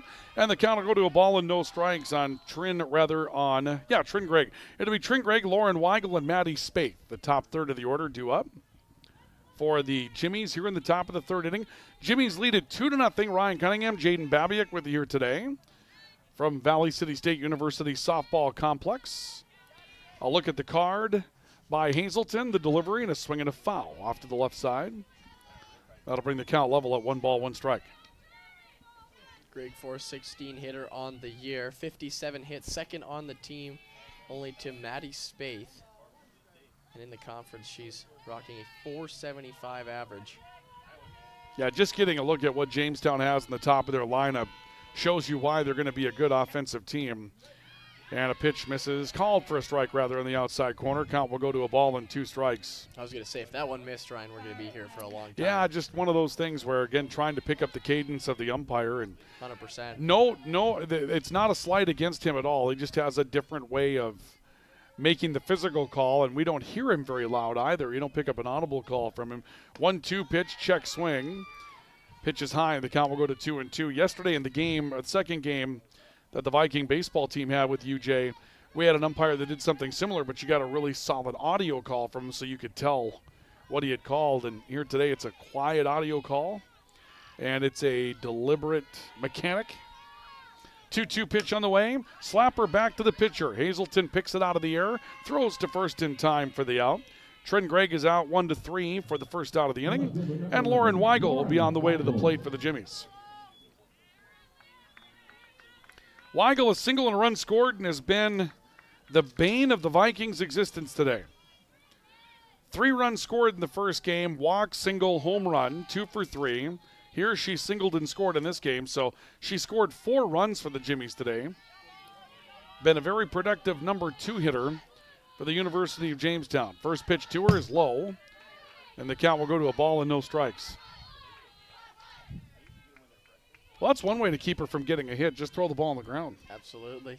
She was part of that back-to-back home run charge there late in the game last game that ended up propelling Jamestown to the run rule. They were up by 8 in that 6th inning. 1-0 pitch is on the way. That one misses outside, and the count will level up at 1-1 strike. The Jimmies have scored in every inning but one here today that they have been at the plate going back to the first game. They did not score in their second inning. They have had a runner in every inning today, so they have yet to be put down in order. Pitch misses high. And the count now 2 balls and a strike on Lauren Weigel. Which, we talked about the pitching numbers, which is fine, but it seems like Jamestown's built to be offensive. Is the count 3-0? Yes, it is. Yeah, you just gave the 3-0 count. I got it. Okay, 3 balls, no strikes, and a pitch going to be called for a strike. That'll make it 3 balls and a strike. And yeah, Ryan, I was fooled on that one too. It looked like she was walking up to first, and you said it the best. Very deliberate call, and obviously with the headphones on, being a bit away from the plate, you don't necessarily pick it up until he makes the physical call. So I was about to say a little ball 4 there. 3-1. That one should be called a strike. There it is. Count goes to 3 balls and 2 strikes. That time we got a little bit of an audio call. I wonder if he's hearing us, huh? Yeah. Making adjustments mid-game. There you go. I don't know. At the baseball field, sometimes when it's quiet, I'll hear talking up in the press box, sometimes you, but we're a lot closer, so I wonder how much is being heard. 3-2, swung on and hit foul. The count will remain 3 balls and 2 strikes. When you're going through the run to learn how to be an umpire, they tell you that as far as your verbal is concerned, your ball call is supposed to be as loud as your strike call. Most umpires do not adhere to that. It's just a little different sometimes. I feel like you have to sell strikes more than balls. Another 3-2 pitch, swung on, hit foul back behind the plate. And it remains 3 balls and 2 strikes on Lauren Weigel. We've seen some good at-bats here from a number of different hitters, obviously seeing 8, 9, 10 pitches getting deep into counts.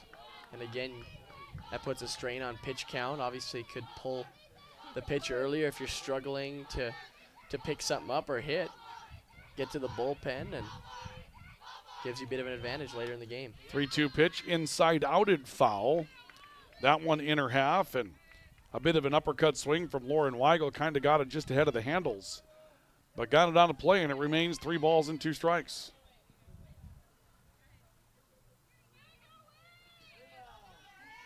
Well, next month, the landscape here at Valley City State could start to get a very different look to it. They're talking about breaking ground on the new athletic complex at Valley City State. Payoff pitch on the way again. Hard shot up the middle, base hit for Lauren Weigel. We just cannot get Lauren Weigel out today, no matter what we do. And I'll tell you, for those of you that are University of Jamestown fans listening on Jamestown 107.1, we say that as a compliment to you because this girl just does not get out. She fought off a handful of strikes, just kept herself alive, and she's on base again. She hasn't been out all day, and it's been impressive to watch her play because she has had a really good day at the plate for the Jimmies. Absolutely has, and that was a great at-bat she put together there. And again, I said this in the first game, the further you go into the at-bat, the more the advantage becomes hitter. Bunt is shown. Weigel's running, pegged to second base, not going to be on time. And Lauren Weigel will straight steal second base. So now Weigel showing us some speed. She's homered. She's singled. She's been hit by a pitch. She's walked. She's singled twice in this game and now has a stolen base to go with it. And if NSAA voters of the Player of the Week are listening, there's a candidate, I guess, at least for today anyway. And the pitch on the way to Maddie Spaeth, swing and a miss. Count will go to no balls and 2 strikes on Maddie Spaeth, who was 0 for 1 today. She grounded out to the pitcher back in the first inning. That's Weigel's 7th stolen base of the year. She's 7 for 8 now. Looking at some of the stolen base numbers for Jamestown, man, they just do it all, don't they? Almost a .330 hitting team. And 3 players in double-digit stolen bases, at least in the entire season. 70 stolen bases total for the .334 hitting team, .388 on base. So just the numbers speak for themselves. 1 ball, 2 strikes on Maddie Spaeth. And the 1-2 pitch on the way, low. Count will go to 2-2. Well, when it comes to the bat sports, the one thing that the University of Jamestown has not had is turnover.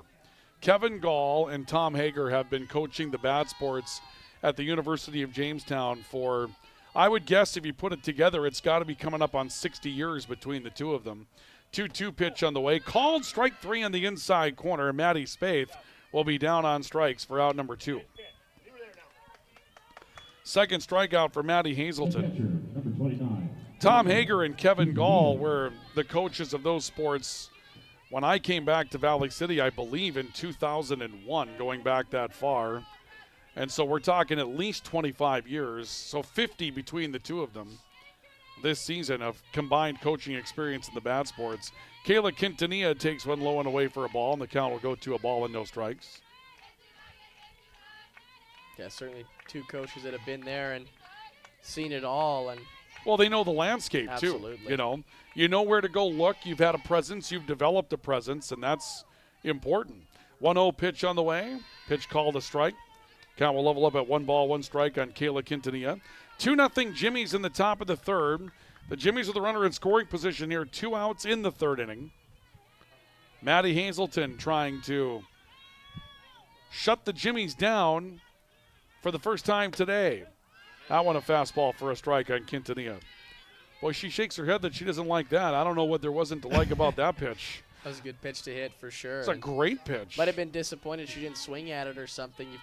I've been there before, watched one down the middle, and wish she would have taken a hack, but she's in a bit of a hole here. 1-2. Quintanilla lifts it high and foul back behind us, and it'll remain a ball and 2 strikes.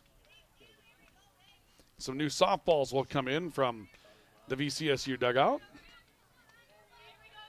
Optic yellow. That's the name of that color. Is it really? Optic I've never heard yellow. of that before. Yeah. I almost think they look like a greenish. Yeah. Like a neon green, but that's because everybody from Canada is colorblind. Kidding. 1 ball, 2 strikes. Swinging a high fly ball, foul off to the right, not a play. That's a joke, by the way, Jay. Oh, hey. Okay. You've made much worse about Canada and myself. Oh, wow. Way to just throw a guy under the bus. I've been very respectful. I know your national anthem, for Pete's sake. You do. I'll look into the dugout by Hazelton. 1 ball, 2 strikes to Kayla Quintanilla. And the 1-2 pitch. Ground ball left side. It's a base hit into left field. They're going to wave around Weigel. Throw will go to the plate, but will be cut off. Coming home to score, Lauren Weigel. It's a hit for Kayla Quintanilla. Another run for the Jimmies. And they lead by a score of 3-0 here in the third inning. And again, that's another inning they score, and they've scored one in the first, the second, the third. Haven't scored in only 1 inning today, showing why they're 10-1 in the conference. Or sorry, 11-1 now, Ryan. Let me double check my facts here. Yeah, or sorry, 10-1. 10-1 in the league, yeah. That's right, because they've played an even number of games now, or rather odd number of games. It will be even after this one. And Amanda Birch comes to the plate for the Jimmies and will take a strike. The count will go to no balls and a strike on Amanda Birch. Kayla Quintanilla down at first base. Jimmies leading 3-0. A look towards the dugout by Hazelton. Couple of checks towards the pitch card here. And the 0-1 on the way. Riser high. Kind of level up at 1 ball, 1 strike. Again, next week, the Vikings softball team is at Dickinson State, the front runners in the conference. And the Viking baseball team will be at home with Mayville State for a 4-game series. The next week, the Viking baseball team to Dickinson, and Mayville and the Vikings will split a series. Swinging a ground ball left side in the well, picked up by Deemert. Long throw across the diamond, got her at first base. Good throw by Deemert to get over and get Amanda Birch. 6-3 the put out, and the Vikings will retire the Jimmies in the third, but not before the Jimmies pick up another run on 2 hits. Leave 1, we played 2.5. Your score, the Jimmies 3 and the Vikings nothing. This is Viking and Jimmy softball, and we have more coming up in just a couple of moments, so do stay with us as we continue our coverage here on the Vikings voice in Valley City, KOVC, and the Jimmy's voice in Jamestown, Jamestown 107.1. Lever's Foods, best quality, best price. Lever's Foods, best service, they're nice. Lever's Foods, they make everything right. This week at Lever's Foods, shop the stock up for Easter sale and save on Our Family shredded or chunk cheese, 2 for $3.88. Our Family mayo or whipped dressing, $3.19. Fresh Express premium salad kits, $3.29 each. Halo's mandarin oranges, 2-pound bag, just $3.69. And boneless beef arm roast, only $5.79 a pound. Delivery is available by calling 845-1732. Lever's Foods, Valley City. Hi, this is Clint from Central Avenue Health Mart Pharmacy in beautiful downtown Valley City, your only locally owned pharmacy since 1989. When you're locally owned, you care about your community and your customers. We offer a great selection of gifts and toys, as well as yarns, fabrics, sewing, and crafting. We are here for you from 9 to 5:30 weekdays and Saturdays 9 to 1. For all your pharmaceutical needs, give us a call, 845-5280. Health Mart, taking time to listen and care. Welcome back to Viking and Jimmy softball. We go to the bottom of the third. The Vikings trailing the Jimmies 3-0. Kylie Bannard is at the plate for Valley City State to face Maddie Haregrove. who goes into her third inning of work. And the pitch on the way to Bannard, swinging a high fly ball that'll be pulled foul to the left and out of play. And it's no balls and a strike. Bannard, Gronberg, Stone due up for the Vikings here in the bottom of the third inning. Bannard hit that double in her first at-bat into the left center gap. .330 hitter coming into this game. Pitch misses high. Count will level up at 1 ball, 1 strike. Very different pace of play in this game, though. We started at 1:56, so we're nearly an hour into this game already, and we're only into the bottom of the third inning. This one's taken a much longer time to work through. Pitch to Bannard, swing and a miss. And the count is a ball and 2 strikes. Well, we've seen Valley City State threaten a lot more here. It was quick innings for Hope Ransom in that first game, but now Valley City, really all they need to do is score some of these runs. 1-2 pitch lifted in the air in the infield towards second baseman, and now the pitcher, Maddie Haregrove, will step in and make the catch herself. So a pop fly to the pitcher for out number 1, and Logan Gronberg will come to the plate for the Vikings. I think also affecting pace of play again is 2 freshman pitchers and both coaches really taking a lot of time to coach their pitchers through the game at this point. There's been a lot of looks in that regard towards the pitch card and trying to figure out what we're throwing, that type of thing. Pitch on the way to Gronberg, misses away, and the count is a ball and no strikes on Logan Gronberg, who singled back in the first. That was part of an effort where the Vikings loaded the bases and did not score. Loaded them with 1 out, strikeout, ground out, got the Jimmies onto the jam back in the first. Pitch to Gronberg, high fly ball, pulled foul, left side. Count will level up, 1 ball, 1 strike. And if you're Hargrove here, you probably want to stay away from the inside on Logan Gronberg. Got her hands out there extended on that high and inside pitch, so you want to live soft away so she can't get her hands extended and put one over that left field wall. 1-1 pitch on the way. That one at the near the bottom of the zone and just below it. Count will go to 2 balls and a strike. Yeah, when you watch Logan Gronberg play, I mean, obviously you expect some power, but she has very quick hands, very good bat speed. Gets around on a ball quickly. 2-1 pitch, swing and a miss.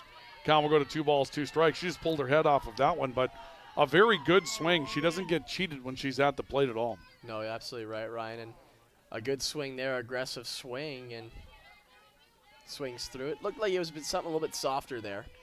2-2 pitch on the way. That one just missed inside. And that's been a tough place to miss today.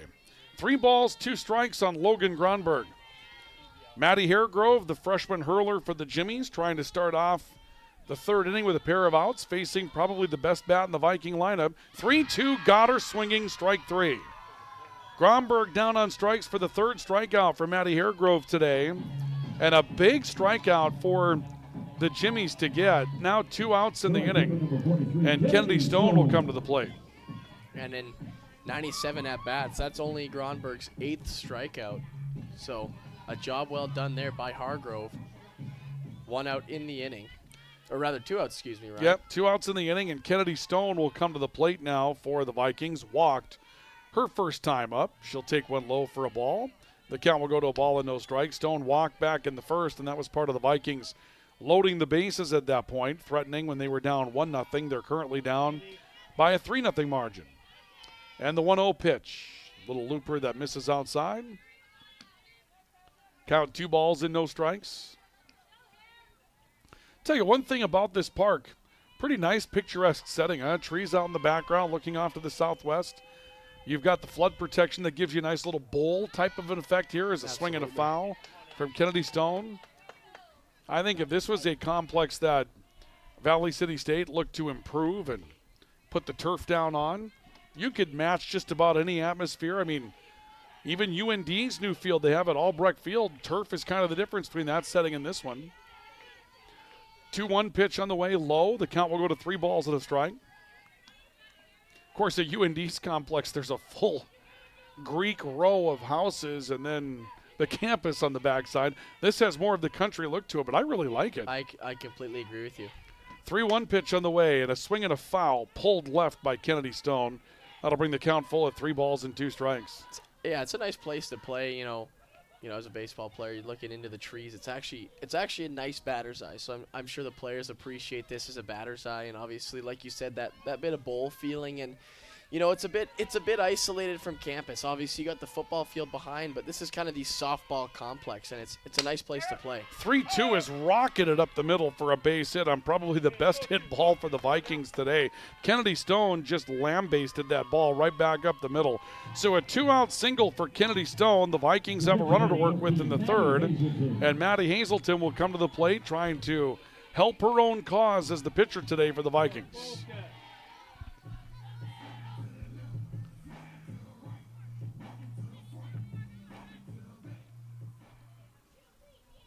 Interesting walk-up music today, huh?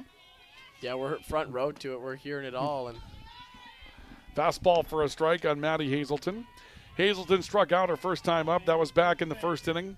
Vikings batting here in the bottom of the third, trailing 3-0 to the Jimmies in Game 2 of the doubleheader today, Game 4 of the series. 0-1 to her, swing and a miss. And it's no balls and 2 strikes.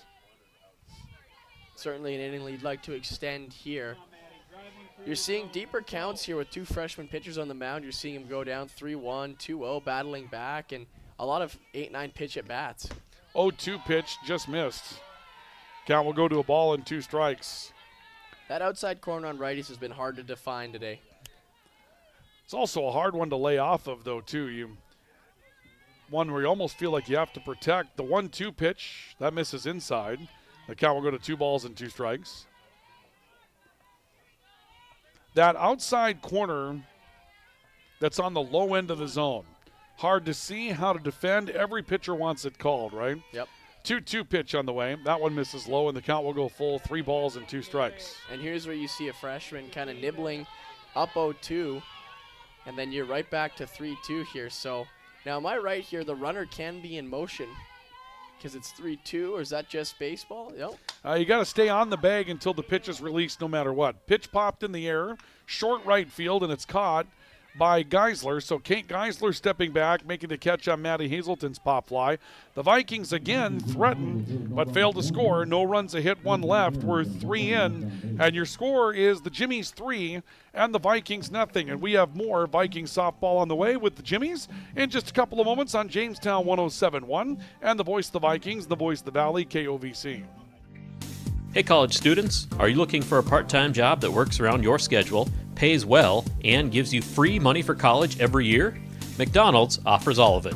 We can work around your schedule, and we give $2,500 scholarships to everyone who works for 3 months and averages 15 hours per week.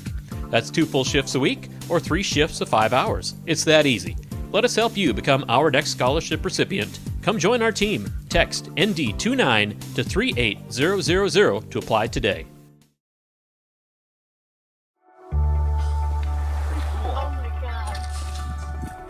We aren't meant to be still. And while you determine the direction you'll go, we're just here to help you along the way. So go. Go with experience. Go with teamwork. Go with neighbors. Go with integrity. Welcome back to our coverage of Viking and Jimmy softball today here on the Voice of the Vikings, the Voice of the Valley, KOVC. Ryan Cunningham, Jaden Babiak with you, also on Jamestown 107.1 today. Hope Ransom will come to the plate for the University of Jamestown with the Jimmies leading 3-0 over the Vikings here in the top of the 4th as we make our way there. The sun trying to battle its way out from beyond some clouds now. Hazelton delivers and a swing by Ransom that will foul one off behind us. And the count is no balls and a strike on Hope Ransom. Ransom walked back in the second inning. And to this date, that's the only walk that's been issued by Maddie Hazelton so far today for the Vikings. Hazelton taking a look in towards the dugout. Has her pitch. And the 0-1. And Ransom swings and drives one to right field. It's right at Kennedy Stone. And Ransom will line out to the right fielder for the first out of the 4th. Good swing by Ransom, obviously. Right at somebody. Tough break for her, but again, good swing. And football's hard to play. Good things will happen eventually. One out in the inning. Kate Geisler will come to the plate for the Jimmies. Geisler, a strikeout victim back in the first inning.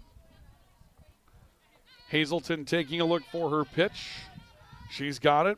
And the pitch chopped towards third and foul. It'll be no balls and a strike for Kate Geisler. Ransom, Geisler, and Grendler due up for the Jimmies here in the fourth. 3-0 lead for the for the Jimmies. Vikings trying to find their way towards some offense in just any way they can find it. Right now, obviously, having to wait. The 0-1 pitch, Reiser swung through and missed, and the count is 0-2.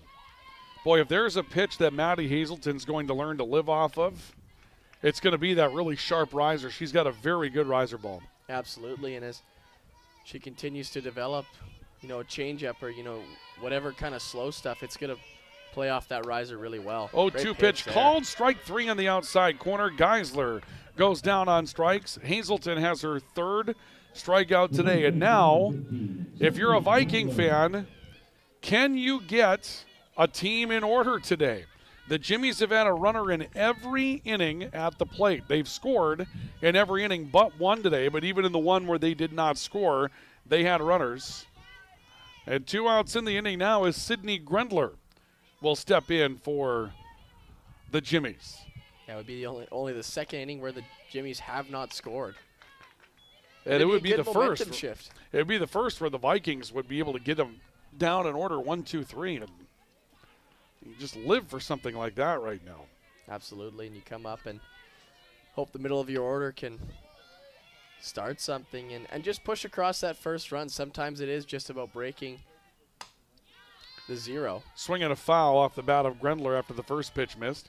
And the count is a ball and a strike on Sydney Grendler, who grounded out to the second baseman her first time up. A ball and a strike to Sydney Grendler. A look towards the dugout. Maddie Hazelton waiting for her pitch call from the coaching staff. She's got it. And the 1-1. Swing and hit foul to the right side, not a play. That'll bring us to a count of a ball and 2 strikes. Get up in the count here for Maddie Hazelton working ahead. And now has the chance to start nibbling around the zone a little bit, try and generate a swing, force her to chase. And strike away from a quick inning here for the Viking defense. The 1-2 to Grendler, swinging a ground ball, left side, base hit. Cannot get that 1-2-3 inning. Sydney Grendler comes up with a single. A 2-out single past a dive at shortstop by Ashlyn Deemert. And the Jimmies have a base runner with 2 outs as Laura Ransom will come to the plate. Yeah, good effort by Deemert there. And like you said, Ryan, the streak continues of the Vikings not being able to put the Jimmies down in order. Even induced the ground ball and Absolutely. still couldn't get it. Sonia Rogers will come on to run for Sydney Grendler at first base. So Rogers will come in to run here in the fourth. And we will see Laura Ransom coming to the plate now for the University of Jamestown. Still a good opportunity, obviously, a runner at first. You just don't want to see this snowball into another run for the Jimmies if you're the Vikings. And, if you're the Jimmies, obviously, bottom of your order, trying to turn it over, maybe see if you can threaten with 2 outs. But if the Vikings can stop Jamestown here, get back in the dugout, maybe a bit of a momentum shift. Ransom stands at the plate. Pitch from Hazelton, high and away. The count will go to a ball and no strikes on Laura Ransom, who grounded out to the pitcher back in the second inning. Sonia Rogers at first base, 5 for 5 on stolen bases on the year, so look to see her go here. Probably good speed at first, especially with the bottom of the order. 1-0 pitch on the way, swing and a miss. A look towards first base by Lauren Nixon. Runner goes back. And the count is 1 ball, 1 strike on Laura Ransom. Vikings trying to hold the Jimmies scoreless for just the second time here in the doubleheader. 3-0 Jimmies in the top of the fourth inning. The 1-1 pitch gets back behind catcher Lauren Nixon. Bounced in front of the plate. On to second base goes Rogers. So the stolen base no longer necessary. The Jimmies move a runner up into scoring position. And Ransom will stand to the plate with a 2 ball, 1 strike count. And If Ransom reaches, you also turn the lineup over third time through against Maddie Hazelton, which is the next issue that comes up. This is a big at-bat. Hazelton's 2-1 high. Count goes to 3 balls and a strike. Good grab by Nixon. That could have also been to the backstop and could have seen a runner at third. But again, Jamestown runner in scoring position. Obviously picked a good pitch to go on. Not really much of a contest there at second with the ball in the backstop. And Jamestown looking to threaten after being quiet for the first 2 outs of this inning. 3-1 pitch on the way. That will be called a strike. And the count will go to 3 balls and 2 strikes on Laura Ransom. So here comes the action pitch of the inning. 3 balls, 2 strikes. Twins lead the Tigers 4-1 after 7.5 today. So the Twins on top 4-1 in their matchup with the Tigers. 3-2 pitch, down low, ball 4, got away. Runner moving on the pitch, and we'll take a round around third for Rogers. She'll hold up there. Laura Ransom walks. Goes to second on it. And now we'll be at second base on the wild pitch. So she'll move up on the wild pitch, walking for ball 4. And now we'll see runners at second and third. And the Vikings will have a conversation to be had as Matt Gable will come out of the dugout and have a talk with his infield. And right now, Coach Gable trying to sort of focus his infield in, try to get his freshman pitcher back in the loop as all the infielders start talking with her, trying to give her a little pump up. I think Coach Gable came out and maybe decided to talk with her a little bit about, hey, you got to keep that ball in the catcher's glove at that point. You can't let runners move up. And so now, 2 away, the top of the order, Trinity Gregg will come to the plate. Jimmy's with a 3-0 lead and threatening again with runners at second and third here in the top of the 4th inning. Gregg is 0 for 2 with a couple of groundouts. The pitch to her. Called the strike on the outside corner. The count will go to no balls and a strike on Gregg. Yeah, it's been that pitch on that outside corner, maybe, half a ball off. That's been called liberally today. It's been consistent, though. A look towards the dugout. And the 0-1 pitch. Slapped left side, foul, I believe. That'll be the call. And the count will go to no balls and 2 strikes. So 0-2 on Trinity Gregg.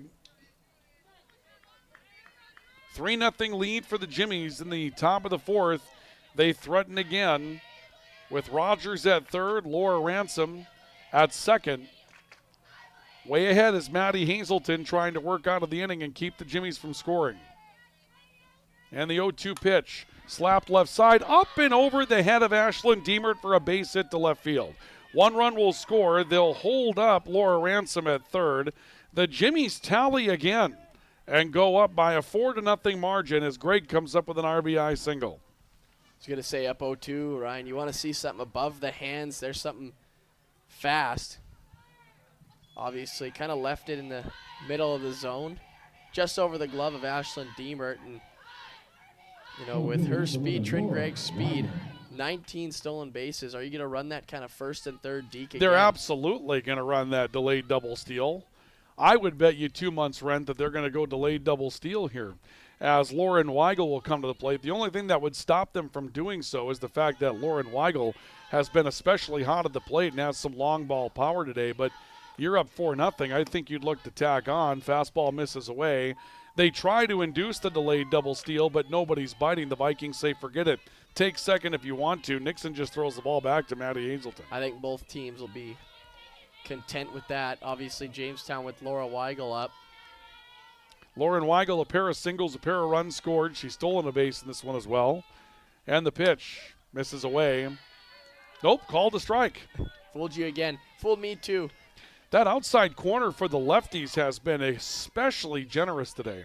Yep. That outside corner for the right-handers not nearly as generous today. And I was going to say that even looked maybe even a hair up. I thought, and that's where I thought it missed was up. 1 ball, 1 strike, and the 1-1. Weigel swings and bloops one to shallow left. Coming on, Avery Kuklinski. Hey, they can get Lauren Weigel out. How about that? Kuklinski flies out to left field. The side is retired. Jimmy score again. A run on 2 hits. They'll leave 2. 3.5 in the books. It's 4-0 University of Jamestown. This is our coverage of Vikings softball and Jimmy softball on Jamestown 107.1 and the voice of the Vikings, the voice of the Valley, KOVC.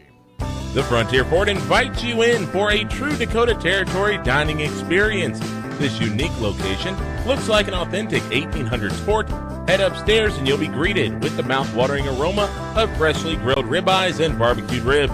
They're open from 4 to 9 Monday through Saturday, and their legendary prime rib is served on Fridays and Saturdays. Call 252-7492 for takeout. The Frontier Fort, on the road to the Buffalo in Jamestown. Rambo, a proud sponsor and fan of Viking and Highliner Athletics, has been serving North Dakota, South Dakota, and Minnesota with quality logoed apparel and promotional products since 1979. With online store options built to meet the needs of your company, organization, or team, Rambo will ensure that the process of ordering is easy and accurate, and that your items are received on time. When you're ready to put your logo to work, give Matt a call at 701-680-9585. Rambo, we're in the business of making you look good. Welcome back to Viking and Jimmy softball. We'll go to the bottom of the fourth. The Jimmies score again. They've scored in every inning but one today, and they lead by a score of 4-0 as Maddie Zander leads things off for the Vikings in the home half of the fourth against Maddie Hairgrove. And Hairgrove will deliver a strike in the inside corner. And the count will go to 0-1 on Maddie Zander.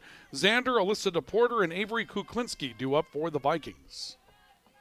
Gonna need an answer here soon. Jamestown just slowly building a lead. Swinging a foul, just rockets off the bat of Zander. And the count will level up, or not, rather go to no balls and 2 strikes. The Vikings have walked twice in this game. They did not walk in the first game at all. But 3 strikeouts for Maddie Hairgrove in this game as well, and that wasn't a big part of the equation for the Jimmies in the first game also. And now a swing and a rocket shot to deep left field off the bat of Zander. This one is gone. Home run for Maddie Zander, and the Vikings are on the board for the first time today. Zander gets a pitch up and rockets it out of the ballpark to left field, and the Vikings cut the lead to 3. It's a good start there for the Vikings. First run of the day, a home run by Maddie Zander. And, you know, if you're going to score, or rather if you're going to give up your first run of the game, a solo shot's not bad. You just reset. Bags are empty for Maddie Hargrove for the Jimmies. You know, if you're Valley City State, you want to work off that solo shot and start getting some runners on base. You used to have a coach that said a solo shot in a rally is one of the worst things. It can kill a rally quickly before it even starts. Alyssa DePorter will come to the plate. The Vikings will take it just for a momentum shift. They've scored a run. Absolutely. Did not score in the first game, and they've had only 3 batters or 3 runners now beyond first base today. All of them in this game. 2 of them were stranded when the Vikings left the bases loaded back in the first. But Maddie Zander rounds the bases for a home run. And the Vikings are back within 3. Pitch to DePorter, swing and a miss. Count levels up 1 ball, 1 strike on Alyssa DePorter, who walked back in the second inning. But you're absolutely right, Ryan. You need to see that first run cross the plate, and did it herself there. Maddie Zander with the solo shot to open up the bottom of the fourth. 1-1, and DePorter pops it up on the infield. Hairgrove coming to the line and calling off of her catcher, Kayla Quintanilla, to make the catch. We've seen some pretty active pitchers today defending for the Jimmies. Nonetheless, it's an out, and out number 1 recorded as Avery Kuklinski will come to the plate for the Vikings. Yeah, pitchers and going and doing it themselves, calling off some of their infielders, and might as well be aggressive. Don't leave any doubt. And you don't want one of those to fall to start a rally. Pitch on the way, lifted in the air, shallow left field. Trinity Gregg ranging over into the left center field gap, and the center fielder will make the catch as Kuklinski will fly out to center for out number 2. So 2 outs away after the solo home run by Zander. And Mackenzie Stone will come to the plate now for the Vikings. 4-1 lead for the Jimmies. The Vikings score the solo home run to lead off the 4th inning. And the Jimmies trying to limit the damage to 1 in the inning. Pitch on the way will be called a strike on Mackenzie Stone. The count, no balls and a strike. I got the audible there on that call, Ryan. I did too. Clear as day. Going to go Mike the fence here in a little bit. No balls, a strike. Pitch misses away. Count levels up at 1 ball, 1 strike on Mackenzie Stone. Stone a flyout, her only time up so far today. Has pulled the ball well against Maddie Haregrove throughout the course of the afternoon. The 1-1 pitch swings and caps it foul to the right. And the count will go to a ball and 2 strikes. Yeah, a little bit of an off-speed there by Hargrove. Kind of fooled Stone. Generated a bit of a chase swing. Gonna have to fight here. Gonna have to battle up. Down 1-2 in the count. Chance to turn over the lineup here with 2 outs for the Vikings. 1 ball, 2 strikes. And the pitch from Haregrove, swinging a foul back behind the plate. It'll remain a ball and 2 strikes.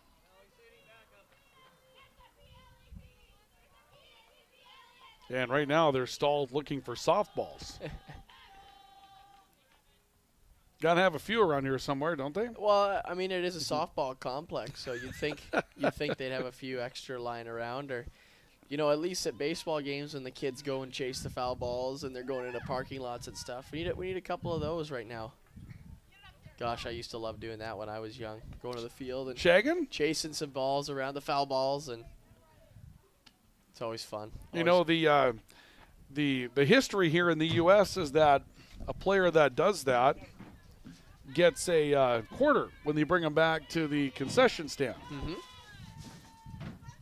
They just came into the broadcast booth here to pick up a few more softballs. Here's a swing and a drive to center by Mackenzie Stone. Right at Trinity Gregg. She'll step up and make the play. Stone will fly out to center field. And the solo home run will be all she wrote for the Vikings in the 4th. But they get on the board, a run and a hit, the solo home run by Xander. We're through 4, and your score is the Jimmies 4 and the Vikings 1. We have more Viking and Jimmy softball coming up in just a couple of moments, so do stay with us. This is our coverage of Viking and Jimmy softball today on the Voice of the Vikings, KOVC, and on Jamestown 107.1. Hey college students, are you looking for a part-time job that works around your schedule, pays well, and gives you free money for college every year? McDonald's offers all of it. We can work around your schedule, and we give $2,500 scholarships to everyone who works for 3 months and averages 15 hours per week. That's 2 full shifts a week or 3 shifts of 5 hours. It's that easy. Let us help you become our next scholarship recipient. Come join our team. Text ND29 to 38000 to apply today.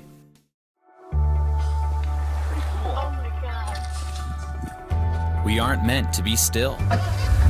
And while you determine the direction you'll go, we're just here to help you along the way. So go. Go with experience. Go with teamwork.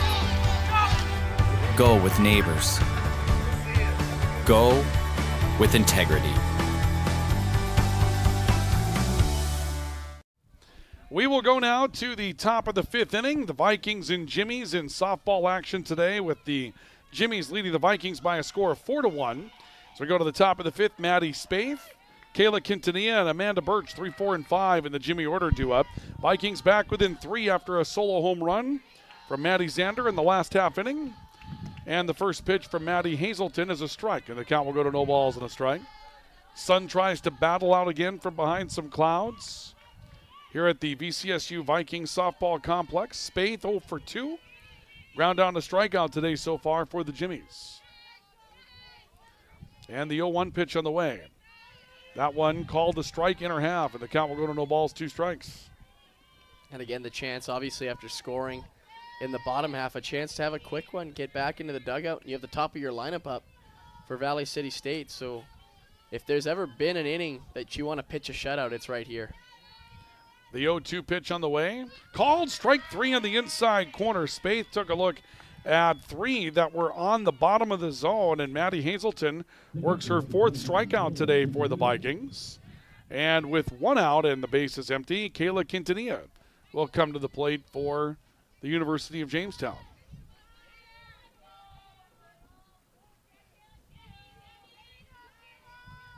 She had that triple in the first game that gave the Jimmies their original lead. Looks like Hazelton's trying to work inside. Work inside and low. She brushes Quintanilla out of the box.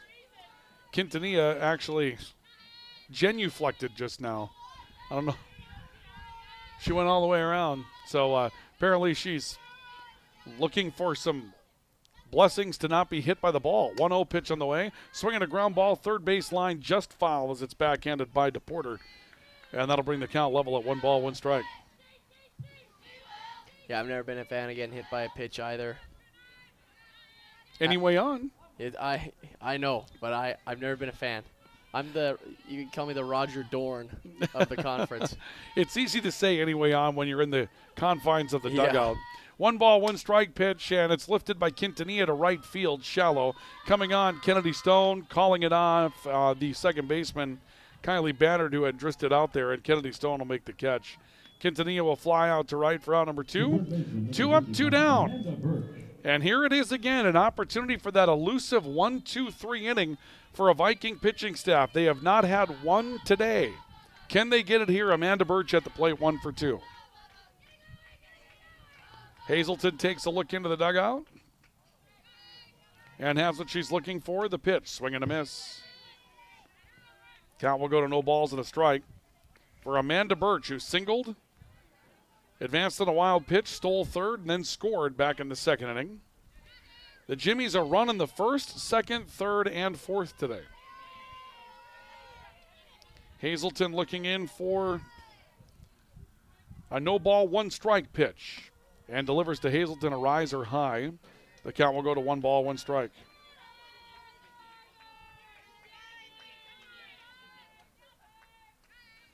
Jimmies have left 4 on base in the game. 4 runs on 6 hits for the Jimmies. They've left 4. The Vikings have a run on 4 hits. They've left 5. And this one driven back up the middle for a base hit. Amanda Birch with a ground ball single right up the middle. Another base runner for the Jimmies. Another extension of the inning by the University of Jamestown Bats. The elusive 1-2-3 inning. And, you know, if you're Valley City State here, limit the damage. You know, this happened the last inning, too. 2 outs, he had no one on, and a run found its way across. So, you know, you still have to shut them down here. Hope Ransom up at the plate. Pitcher last game, pitched a gem last game for the Jimmies. And hit the ball well in her last at bat. A line drive shot to right field. She'll take a pitch for a strike down around the knees. And the count is no balls and a strike on Hope Ransom. Ransom walked in the second, had that line shot in the fourth. She's 0 for 1 this afternoon. Look towards the dugout. Maddie Hazelton has what she's looking for. Riser high. Count will level up at 1 ball, 1 strike on Hope Ransom. And that's that intentionally high riser. Try and generate a swing. If that's above the hands, there's no way you're catching up to that. No matter how fast your hands are, that's such a tough pitch to get to and hit well. 1 ball, 1 strike. Pitch to Ransom. Another riser high and away. Counts 2 balls and a strike. Vikings trail 4-1 here in the 5th. Looking ahead to the bottom of the 5th, as Jaden mentioned. Top of the order due up, led by Ashlyn Diemert. I'll tell you what, some of those risers that have gotten away from Hazelton, Lauren Nixon has done a good job of grabbing them. And that's a freshman catcher as well. 2-1 pitch is low. Count goes to 3 balls and a strike. You know, when you've caught so long, you know, as I have myself, you start appreciating some of the small things catchers do in games. It's a tough position out there, and putting your body on the line a little bit. And 3 balls and a strike. 3-1 pitch. Ransom swings and hits it foul. If you're a full-time, everyday catcher, really about the only day you're healthy is opening day. I mean, really, that's it, right? Fingers, knees, the shoulder just above the chest protector. I mean, there's a lot of places where you can get hit. Absolutely. And you're never really, I mean, you're 100%, but it's not like you're not bothered by something throughout the course. Absolutely. Seasons can get long behind the plate. 3-2 to Ransom. Got her on the inside corner, strike 3. Hope Ransom is rung up on strikes. That'll be the 5th strikeout for Maddie Hazelton today. And the Jimmies go away without scoring for just the 2nd inning today. No runs, a hit, 1 left. We've played 4.5. New score here at Valley City State University. The Vikings trailing the Jimmies 4-1. This is our coverage of Viking and Jimmy softball on Jamestown 107.1 and the voice of the Vikings, the voice of the Valley, KOVC. What would you do with a second chance? At Essentia Health, we understand the significance of second chances. Our heart specialists see them every day. That's why regular checkups and heart screenings are vital, even if you feel fine, and especially when you have a family history. Essentia Health is the right place for early detection, advanced treatments, comprehensive cardiac rehab, for second chances. At Essentia Health, we work hard to keep your heart strong for what's next.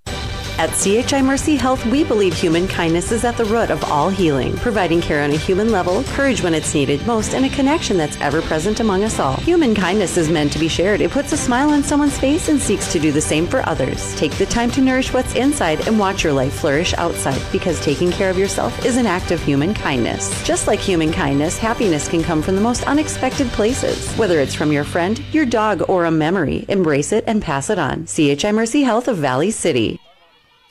We will go to the bottom of the fifth inning. Ashlyn Deemert steps in, takes a pitch low, and the count will go to a ball and no strikes. The Vikings trailing the Jimmies 4-1 as we go to the bottom of the fifth. Ashlyn Deemert, Kylie Bannard, and Logan Gronberg due up for the Vikings to take on Maddie Haregrove, who works into her fifth inning of work today for the University of Jamestown. And the pitch on the way. That one up. Count will go to 2 balls and no strikes on Ashlyn Deemert. Deemer hitting .391 on the year. Obviously hasn't played in every game because of that basketball-softball crossover. Still a .391 hitter here, 3 home runs. I believe all those actually came yesterday, Ryan. A step and a look. Pitch to Deemert, misses away. Count will go to 3 balls and no strikes. The Twins finished up the Rangers today, won by a score of 5-1. So the Twins get back in the win column this afternoon. A look towards the dugout by Maddie Haregrove. And here comes the 3-1 pitch. That one up for ball 4. And we'll see Ashlyn Deemert advance with a base on balls. And third walk issued by Maddie Haregrove today. And here's where the Vikings can build a rally to try to change the complexion of this game. 4-1 lead for the Jimmies. The Jimmies led 4-0. They won the first game 8-0 today in 6 innings. And the Vikings had very little offensive opportunity until the home run by Maddie Zander last half inning. Now a pitch for a strike inside corner on Kylie Bannard. Bannard was part of loading the bases for the Vikings back in the first. The Vikings went away without a run. And in a game that's currently a 3-run game, boy, that really stands out as not getting a run across with the bases loaded there. The 1-0 on the way. Bannard swings and drives one to deep center field. Back after a Trin Gregg. This one's gone for a home run. And the Vikings will be back within 2. Kylie Bannard sends the ball out to straightaway center field. It's a 2-run home run, and the Vikings are back within 1 at 4-3.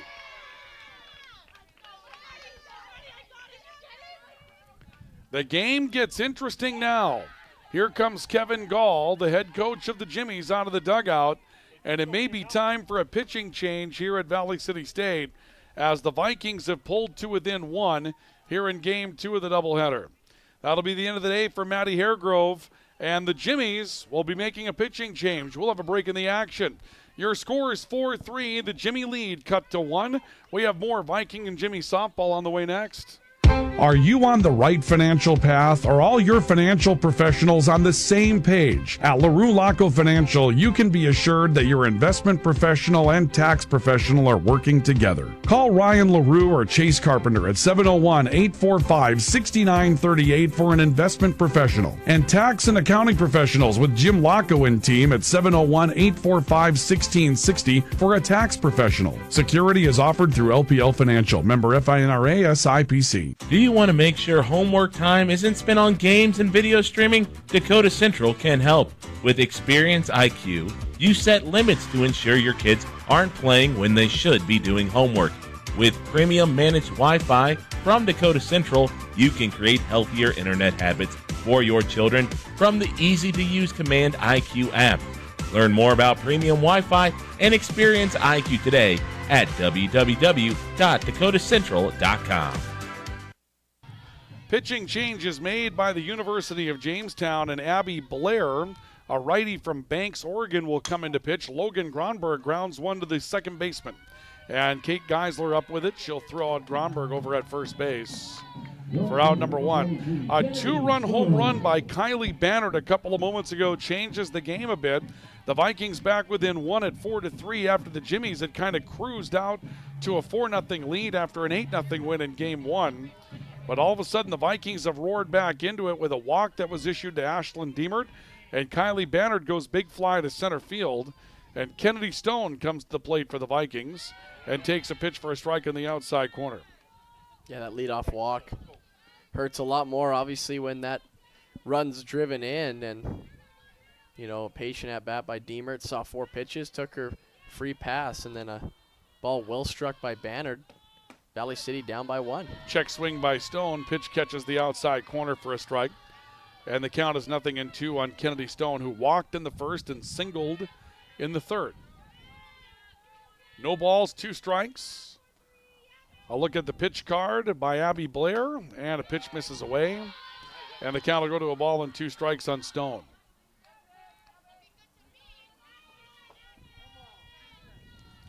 A ball and 2 strikes on Kennedy Stone. She stands ready. A look in towards the dugout again by Blair to pick up her pitch call. She's got it. And the 1-2. Stone swings and drives one towards the right side of the field, but this will fall in foul territory. And the count will be a ball and 2 strikes. I love some of the chants that you get out of the dugout. I think they were just chanting, "Move that line." I'll tell you what, they're pinching. You know, they have the right fielder. I believe that's Lauren Ransom, pinching that right field line quite a bit, and that's interesting considering Stone is a right-handed hitter. And the 3-1 offering. Correction, 1-2 offering. My apologies. That one misses away. Count goes to 2-2. And really, they're playing all 3 outfield positions basically straight away. They're not playing her to pull or anything. Center fielder Trinity Gregg is in a line with the plate and second base. If anything, shaded towards right. 2-2 pitch lined right at center fielder Trinity Gregg. She'll reach up and make the catch. And, well, it proves that she knows what she's doing because that ball came right at her, exactly where she had set up, and there's 2 outs in the inning now for the Vikings. And that was another well-struck baseball there by Kennedy Stone, and can't do much when it's right at somebody. Yeah, you angle that to a gap, she's still running. Absolutely. Because that had a good amount of pop to it and on a line, but right at the center fielder, Trinity Gregg.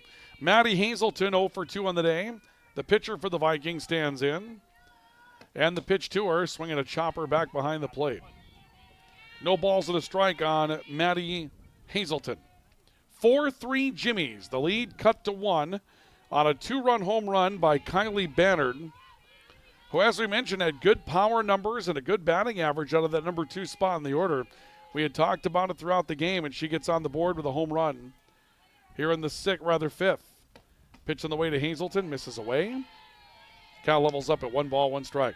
Yeah, that was the 7th home run for the freshman from Saskatoon.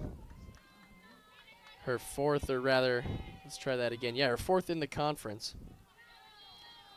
1-1 pitch on the way to Hazelton. Riser high. Count will go to 2 balls and a strike. And now you're just looking for the run that ties the game and gives you a chance in the back half of this doubleheader. There's a lot of softball left to play, still just in the 5th inning of this matchup. 2-1 pitch on the way. That one misses low and away. No, it does not. Called for a strike. And the count will go to 2-2. Well, based on every other pitch we've seen out there today, there was no reason to believe that was a strike, but we'll go with it. So 2 balls and 2 strikes. And then the 2-2 to Hazelton. Check swing. She's crung out on strikes. I think they're going to say she swung, in fact.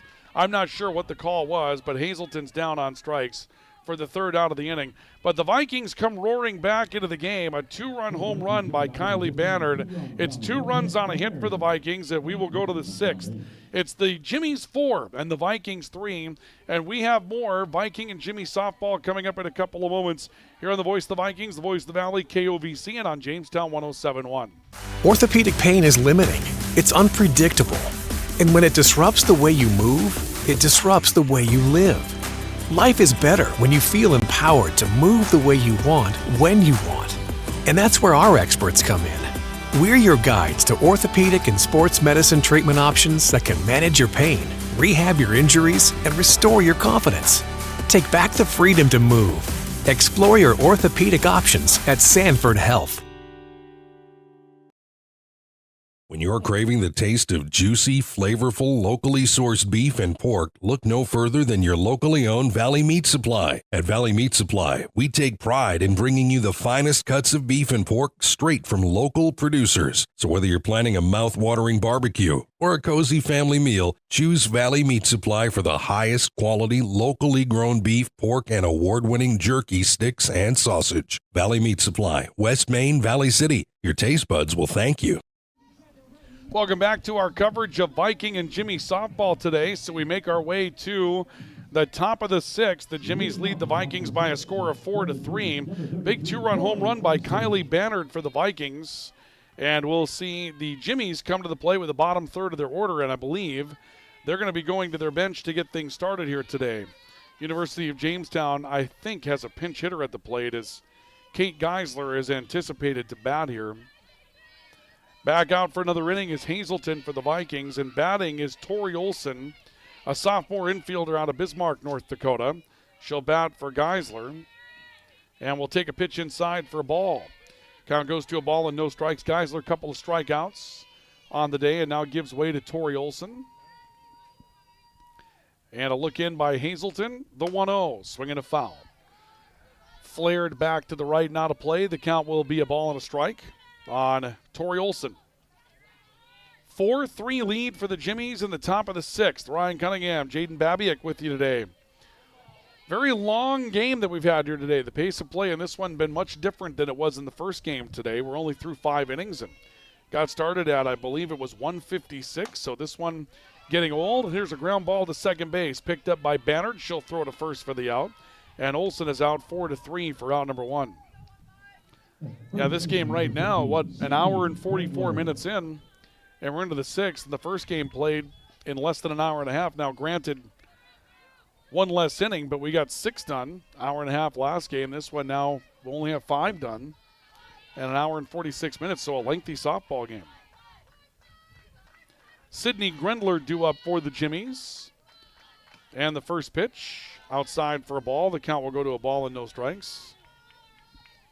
You could probably attribute that today, the second game, to getting deeper in counts, more runners on. You know, there's been a little bit more action. And even though, you know, Jamestown was up that 4-0 at that one point, seemed like a very comfortable 4-0. They were cruising, and Valley City State with one swing of the bat got right back in it. Ground ball up the middle, deflected from a knee. How about second baseman Kaylee Bannard throwing to first, and they'll say not in time for Sydney Grendler. She'll beat it out with an infield hit.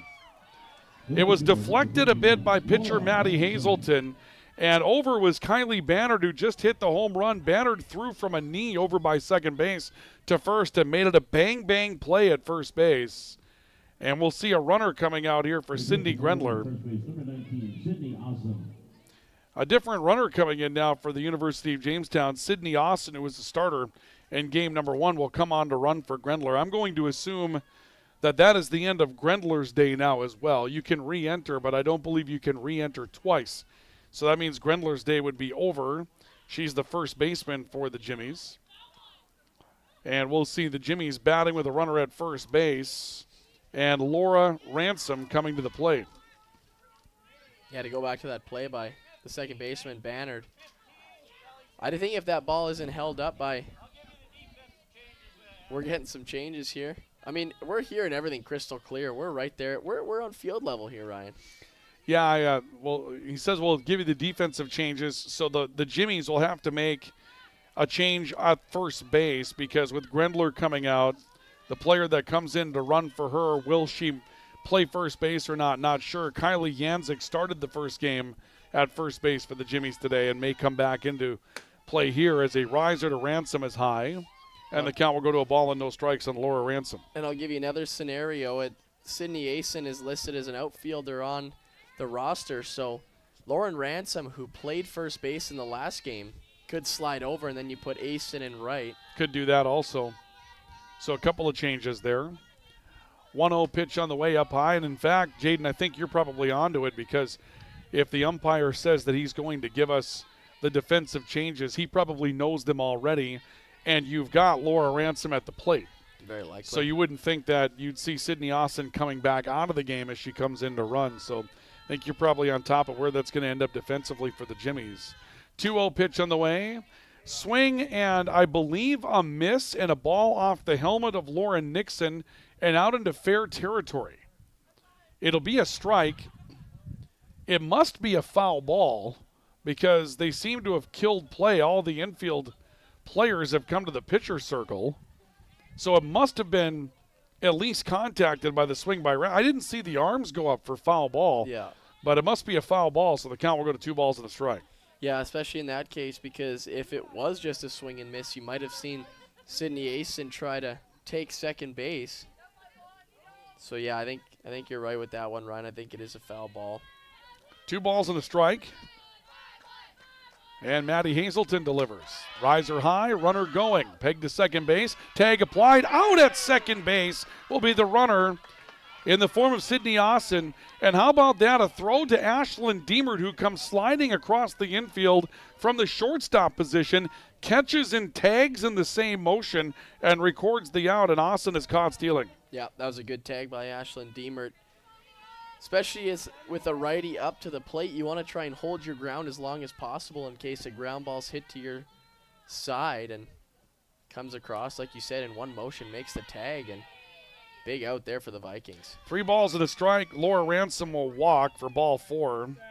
And you know what? Up until that point with the caught stealing, the Vikings had a chance to at least face the minimum in an inning. And then Ransom walks, and so here comes the 4th batter again. And it's the top of the order here. It's Trin Gregg, and not who you really want to see with 2 outs, a chance to keep extending.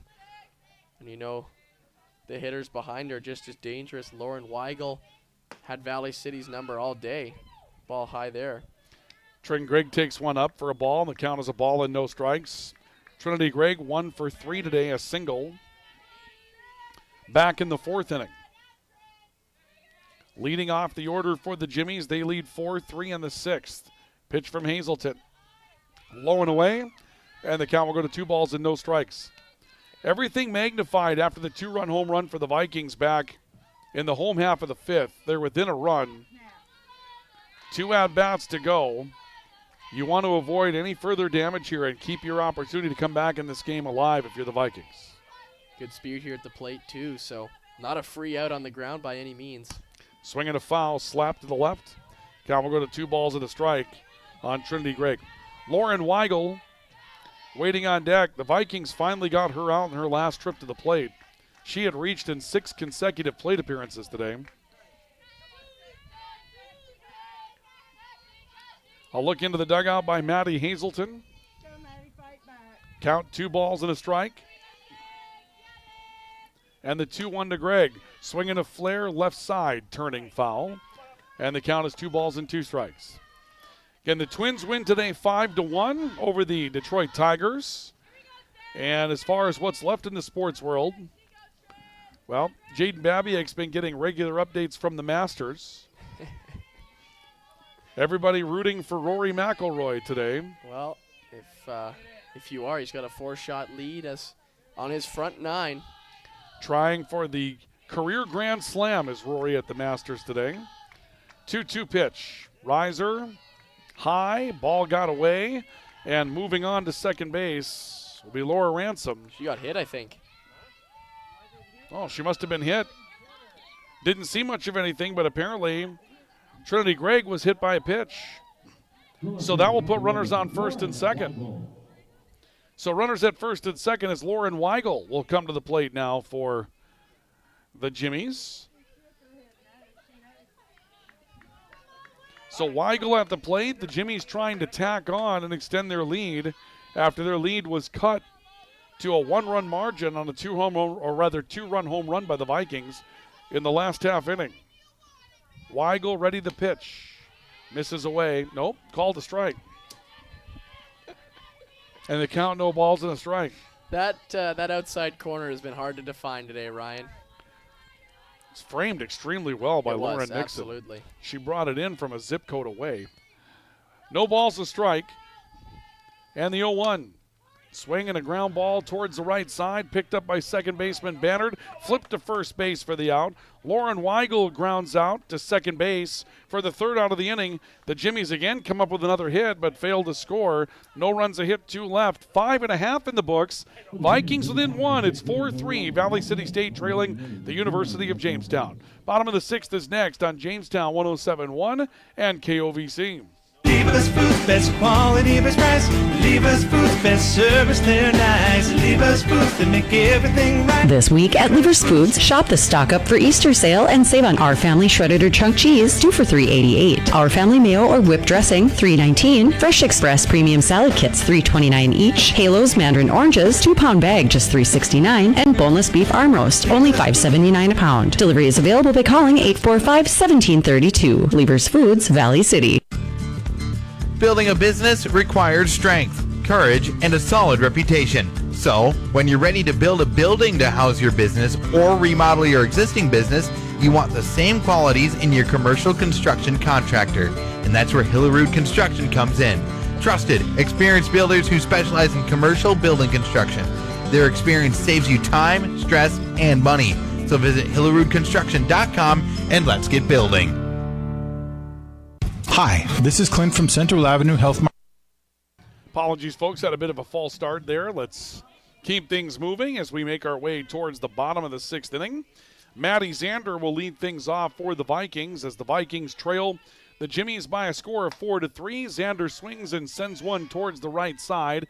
Near the line in foul territory, Laura Ransom runs it down, and Zander will fly out to right for out number 1.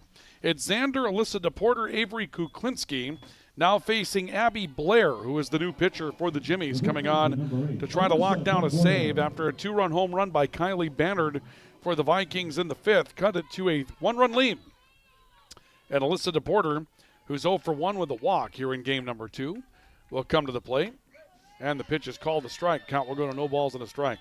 Those defensive changes actually are exactly what I thought they'd be. That was Sydney Austin in right field, and Laura Ransom moves to first base. So it was actually Austin that caught that fly ball. DePorter swings and fouls one off.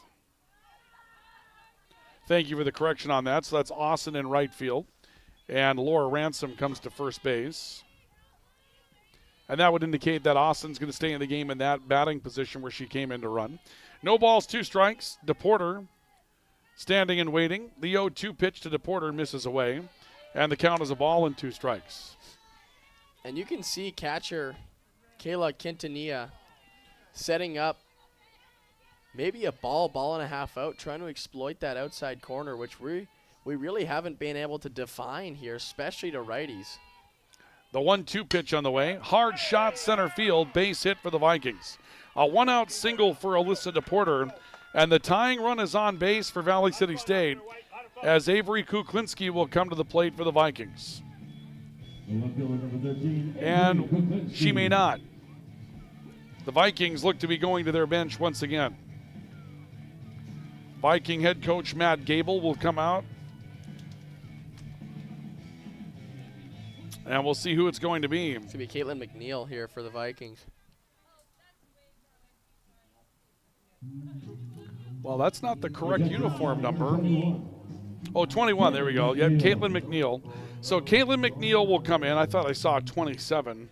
They don't even have one on the roster, so I'm like, okay, what went on here? We don't need a technical foul. All right, so Caitlin McNeil will come to the plate for the Vikings. The tying run on base for Valley City State. Alyssa DePorter at first for the Vikings.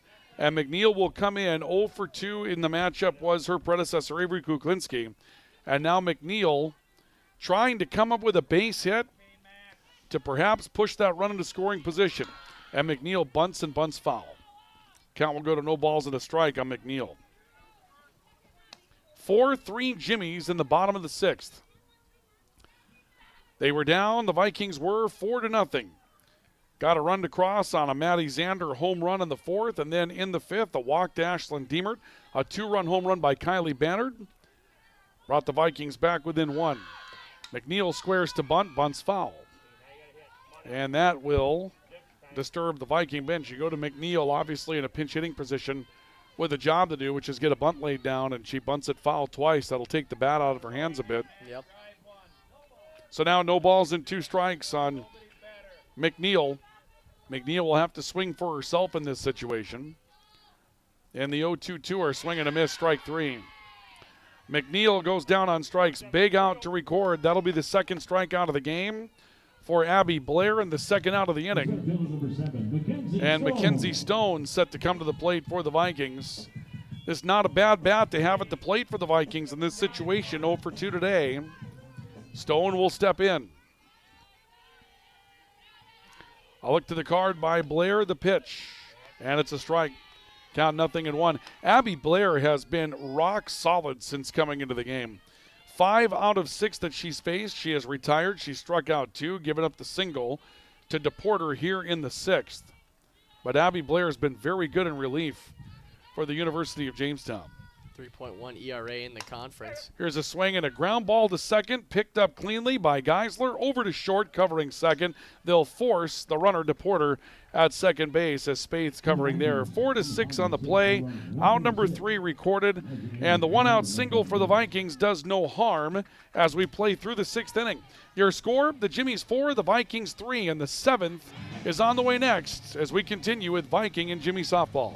Hi, this is Clint from Central Avenue Health Mart Pharmacy in beautiful downtown Valley City, your only locally owned pharmacy since 1989. When you're locally owned, you care about your community and your customers. We offer a great selection of gifts and toys, as well as yarns, fabrics, sewing, and crafting. We are here for you from 9 to 5:30 weekdays and Saturdays 9 to 1. For all your pharmaceutical needs, give us a call, 845-5280. Health Mart, taking time to listen and care.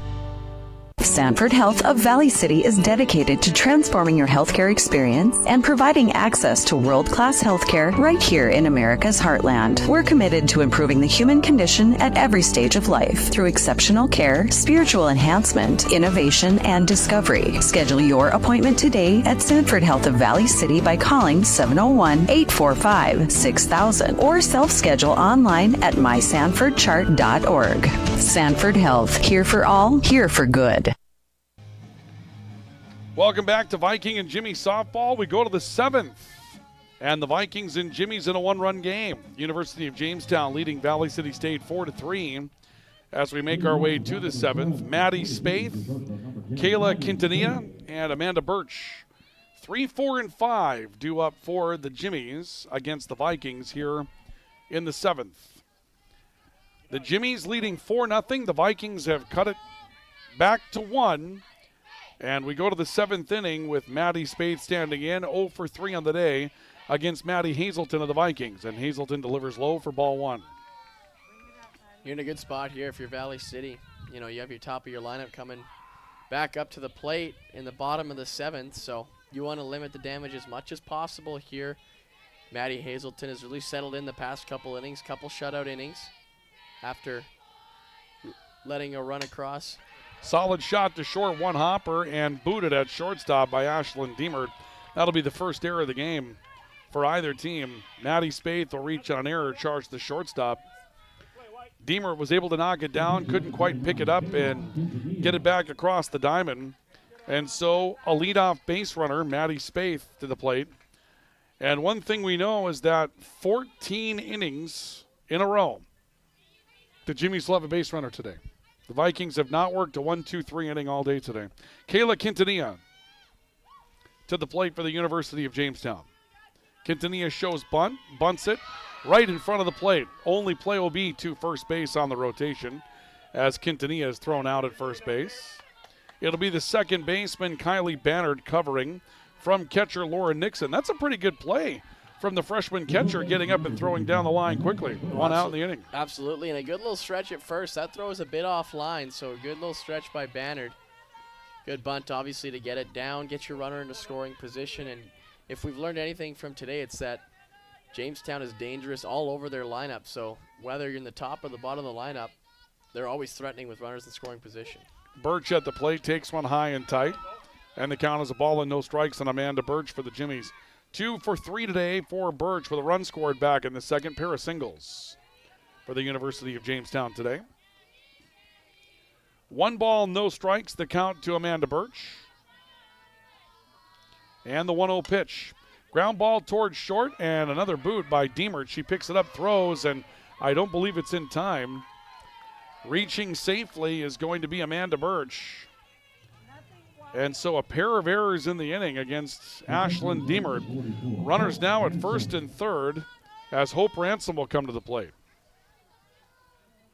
Corners in, probably middle back, trying to get that double play. But you really don't want to see a run squeak across here. You've had trouble scoring enough as it is. You know, you want to find a way to be down 1 going into this 7th. That's a tough spot to be in for the Vikings. Back within 1 and now a couple of boots. And you're looking at a 1-2-3 inning, and that's the inning at that point if you get those couple of plays at short. Pitch on the way to Ransom is a riser high. Count will go to a ball with no strikes on Ransom. A walk, a line out, a strikeout. Ransom's 0 for 2 this afternoon. It's been an errorless game for both teams up until the top of the 7th. I'll tell you what here, if I'm Lauren Nixon, I'm holding onto this ball behind the plate, not throwing it to second, not even giving the runner at third a chance. Riser high, and again the delayed double steal, and the Vikings don't bite. Amanda Birch will take second base. That will take the double play off, and now I think the Viking infield has got to come in. And they haven't really brought the infield in yet. I was going to say, it looks halfway-ish. The corners are in, but the middle of the infield is not in. Matt Gable's going to come talk to him. I think they're going to go over some strategy here with only 1 out. I don't think there's any way you cannot play the infield in this sequence. I think you've got to go out and do that. And for Gable, I guess you could be talking about walking Hope Ransom. I mean, that's not – the percentages aren't exactly high, and you're dealing with – you're not 100% sure because they made a substitution in that position to pinch hit back in the 6th. You could go that route if you wanted to, if you just wanted to put Ransom on, but you don't have a chance to make a mistake at that point. The bases would be loaded. Absolutely. And if the infield is back, you know, a ground ball that's hit softly or, you know, bobbled for a second won't result in a double play, and that run's coming across anyways. Yep. So, yeah, the infield's in here, so 2-0 count, though, to Hope Ransom, so she can look for her pitch. Yeah, the angles are different. The batting average goes up with the infield drawn in. Ransom stands ready, 2-0 pitch high, and the count goes to 3-0. It could also be one of those situations where you just say, hey, pitch around, see if she bites, you know, generate weak contact, but you don't want to throw anything into the zone that can, you know, be put into a gap. Well, we'll know a little bit here as to what the strategy is based on how they approach Ransom 3-0. A look in, the 3-0 pitch to Ransom. That one called a strike. Riser right on the very top of the strike zone. And the count is 3 balls and a strike.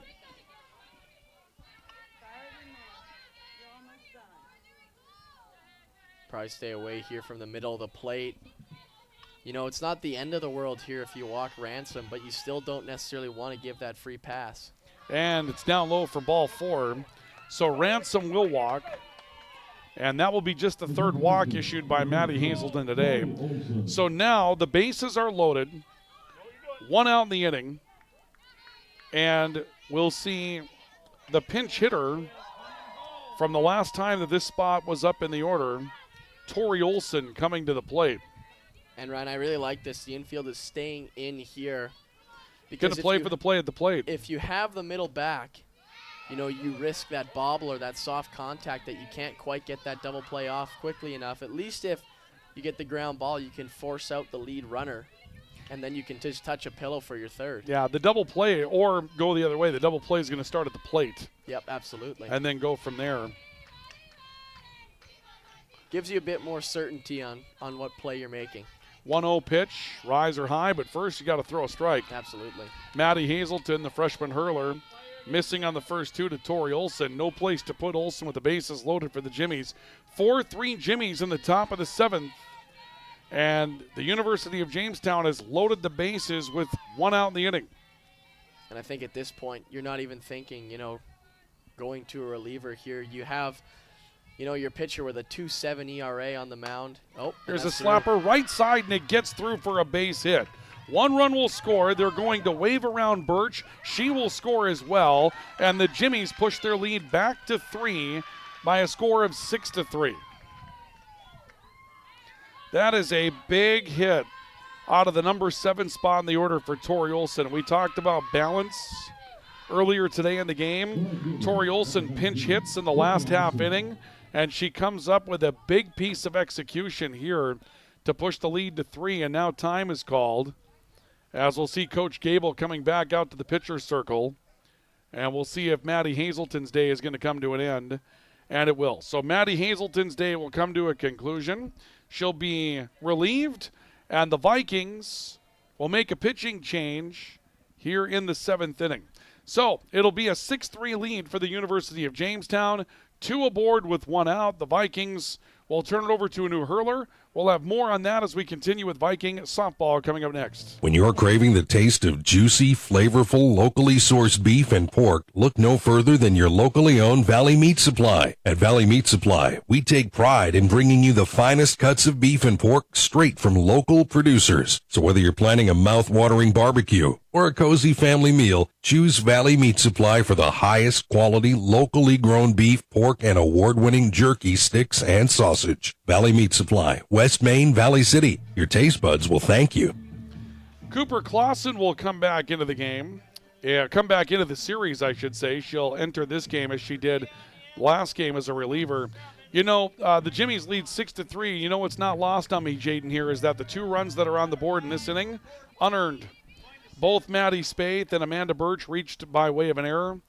Charged to Ashlyn Deemert in both of those cases. And the margin of error is so thin in games like this, as you've talked about, and a couple of errors lead to a couple of unearned runs for Maddie Hazelton. The runners on base for Hazelton are still her responsibility. And we will see Cooper Clausen enter to pitch for Valley City State. So the Vikings will pitch to Sydney Austin, who steps in to pinch hit last game, and there's a rocket shot for a single back up the middle. They're going to turn Ransom around. Throw is cut off on the infield. Ransom comes home to score, and the Jimmies will make it a 7-3 lead here in the 7th inning. Yeah, kind of busted this one open a little bit here, obviously. You know, you talked about the errors, Ryan, but, you know, putting the ball in play hard, especially on the ground, you know, it forces the defense to make a play. And, you know, when it's a game like this where it's not necessarily the biggest offensive output, just putting balls in play is really important. Swinging a flare to the screen for Laura Ransom. And the count will go to no balls and a strike on Ransom. So Sydney Austin with a pinch hit single. And that's back-to-back singles out of your number 7 and number 8 spots in the order, both pinch hitters. Just a lot. You know, we talked about the balance in this Jimmy offensive lineup, and they've shown it here today in the way that they've been able to go about practicing the craft of hitting the softball. Absolutely. Hitting .380 in the conference. .380, their entire lineup. And an on-base percentage of .437. .555 slugging coming into this game. I mean, you talk about a well-rounded lineup. 36 for 42 in bags. You know, they limit their opponents to a .234 average, so you're hitting almost 150 points higher. You're going to win a lot of softball games. 0-2 pitch lifted in the air, foul territory right side. That will drift out of play. Count remains no balls, 2 strikes on Laura Ransom, who's walked twice today. The book not quite closed on Maddie Hazelton, 6 1/3. As of this moment, she's given up 7 runs, 5 earned on 9 hits, struck out 5, walked 3. And the runner at second base, Tori Olson, or rather Sydney Austin, Tori Olson, my apologies, is her responsibility. Swinging a changeup, ball is dropped, it's strike 3, and first base occupied, which means that Laura Ransom cannot go to first base. So Ransom strikes out for out number 2, 2 away in the inning. Runners hold at first and second, and Trin Gregg will come to the plate for the Jimmies. Jimmies have done such a good job of turning their order over, even in these places where, you know, there are 2 outs on them, runner on first or second. They found a way, and they've accumulated runs by doing that. Pitch on the way to Gregg, misses away, and the count will go to a ball and no strikes on Trinity Gregg. Gregg is single in the 4th today. She's 1 for 3 in the matchup.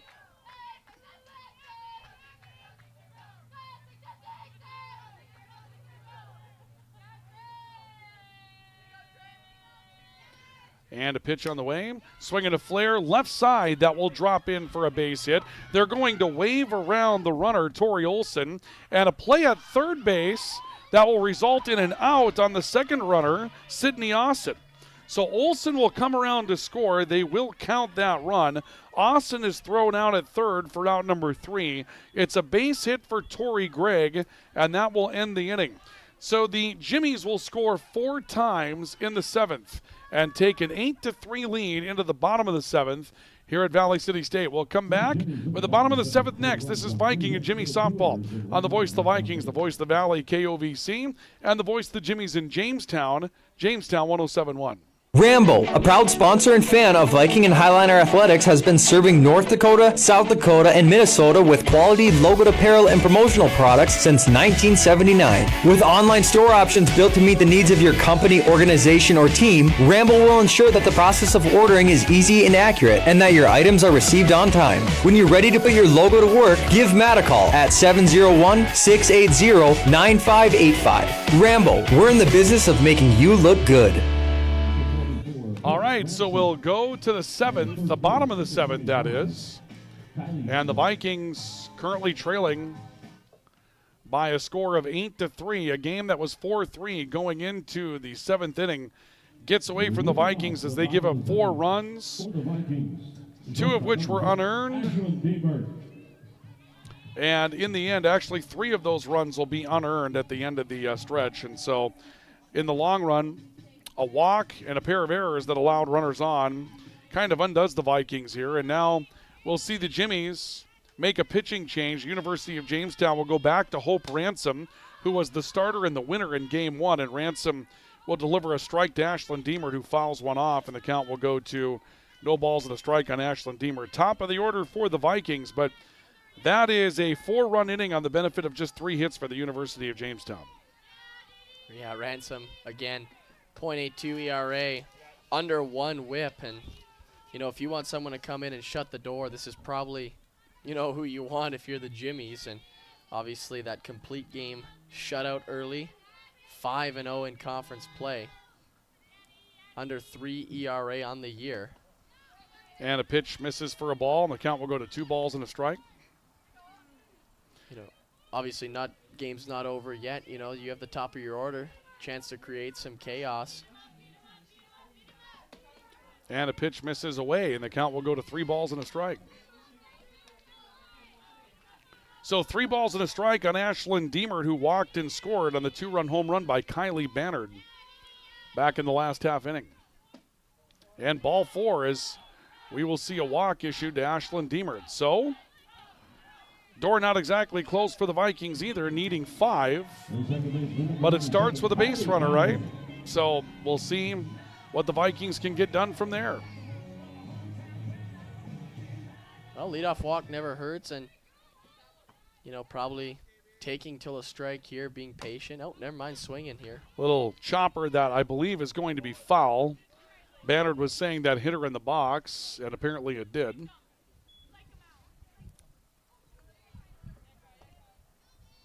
So the count will be no balls and a strike on Bannard.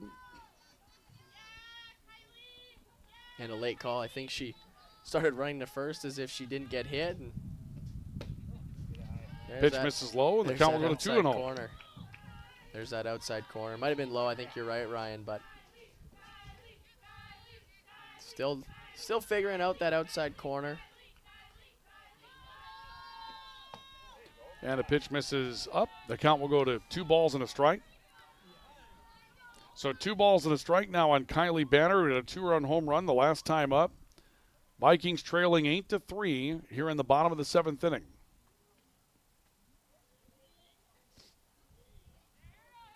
Quick talk here from the catcher, Quintanilla.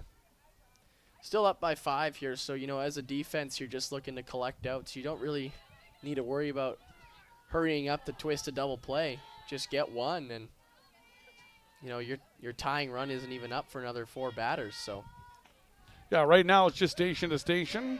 Pitch called a strike. Count will go to 2 balls and 2 strikes for the Vikings. So It's more about just kind of giving your pitcher an opportunity to settle in, I'm going to guess. And it's a tough thing to do when you started the previous game to come back in here and try to get that done again. Absolutely. Arm cools down after 6 innings. And swinging a little flare to the right side. That'll be caught in right field by Sydney Austin. So Kylie Bannard will be out number 1 of the 7th inning. And with 1 out, Logan Gronberg will come to the plate. Another good swing there by Bannard, obviously right at the right fielder, Austin. And again, sometimes there's just nothing you can do. You put a good swing on a ball. Here's a swing and a drive to right field, and Austin right in front of that one, trying to double off a runner from first base as she makes the catch. Gronberg with a hard shot to right field for out number 2, and then Ashlyn Deemert had to dive back into first base to avoid being doubled up. Another good piece over to Austin. Again, not much you can do, obviously. Coming back to the dugout smiling like, oh, what else can I do? But hard contact sometimes doesn't go your way. And a pitch that will be called a strike, bottom of the zone on Kennedy Stone. And the count will be no balls in the strike. Stone, a single back in the 3rd. Vikings down 8-3 here in the bottom of the 7th. A 4-3 game going into the 7th. And then the wheels fell off. Swing and a miss for Stone. And now the Vikings are down to their final strike. Have the post-game totals for you after the completion of this one, as we've gone a little long in our allotted time today. This one was a long softball game, so now we'll have to sort of finish up rather quickly here as we're at 4:14 on the day. This one got started at 1:56, so we've had a game that has eclipsed a little bit of time here today. 2 hours, and what would that be? 2 hours and 18 minutes? About that, yeah. 2 That's hour, after 18 a minutes. relatively quick first game, and strike 3 And ends a it. called strike 3 on Kennedy Stone will end it. Stone takes one inner half, gets locked up by it, and the Vikings are turned away by the Jimmies after an impressive run by the University of Jamestown in the home half of the 7th, and the Jimmies will win it by a final score of 8-3. We have your post-game totals ready for you today. First of all, for the Jimmies, 8 runs on 11 hits. They'll commit 2 errors and leave 8. Rather, they did not. They committed no errors. So post-game totals for the Jimmies: 8 runs on 11 hits. They commit no errors and leave 8. And the win for the University of Jamestown today will go to Maddie Haregrove. Haregrove comes in and goes 4 1/3 innings today. Actually, let me make a correction on that. She will go 4 innings today. Haregrove will go 4 innings today, giving up 3 runs, all earned on the benefit of 5 hits. Haregrove will strike 3, walk out 3, and Abby Blair ends up picking up the save here today as Blair comes in and works 3 innings for a save this afternoon. Blair will not give up a run. She will surrender 2 hits in the game. Blair will strike out 2 and not walk anybody for the save. For the Vikings, it'll be 3 runs on 6 hits. They commit 2 errors and leave 6. And the loss will be taken today by Maddie Hazelton.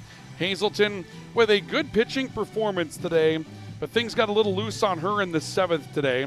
Hazelton ends up giving up all 8 runs in the game. She'll give up 8 runs, of which there will be 5 earned, and Hazelton will surrender a total of 9 hits today.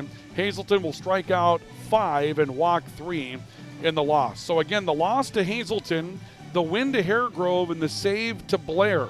8 runs, 11 hits, no errors, 8 left for the Jimmies. 3 runs, 6 hits, no errors, and 6 left for the Vikings. And your final score again today is the Jimmies 8, the Vikings 3. The Jimmies win game 1 today as well by a final score of 8-0. The game 2 is played in 2 hours and 18 minutes. Began at 1:56, ends at 4:14 Central Daylight Time here at VCSU VCSU Softball Complex in Valley City, North Dakota. Well, that'll do it for us. We'll turn you back over to regular programming on the radio side. And Jaden, one more go-around with you today, buddy. It was good to have you along. We got kind of a couple of bonuses here at the end. A little basketball at the end because we got a conference home game, right? Then we got this, and now I get to go watch you play a little bit more like we did yesterday. Yeah, absolutely. It was fun. I'm glad I was able to do this, and yeah, it's been a fun season, Ryan. Thank you so much for being here, Jaden. We thank you for joining us as well, listeners, viewers around the area on both Jamestown 107.1 and KOVC. We'll turn you back over to regular programming. Thank you for joining us for Viking and Jimmy Softball. This is 1490 KOVC AM Valley City and 96.3 K242CZ Valley City. The voice of the Valley. Fox News, I'm Jim Osman. Here's what's happening. President Trump's order for the military to take control of a strip of federal land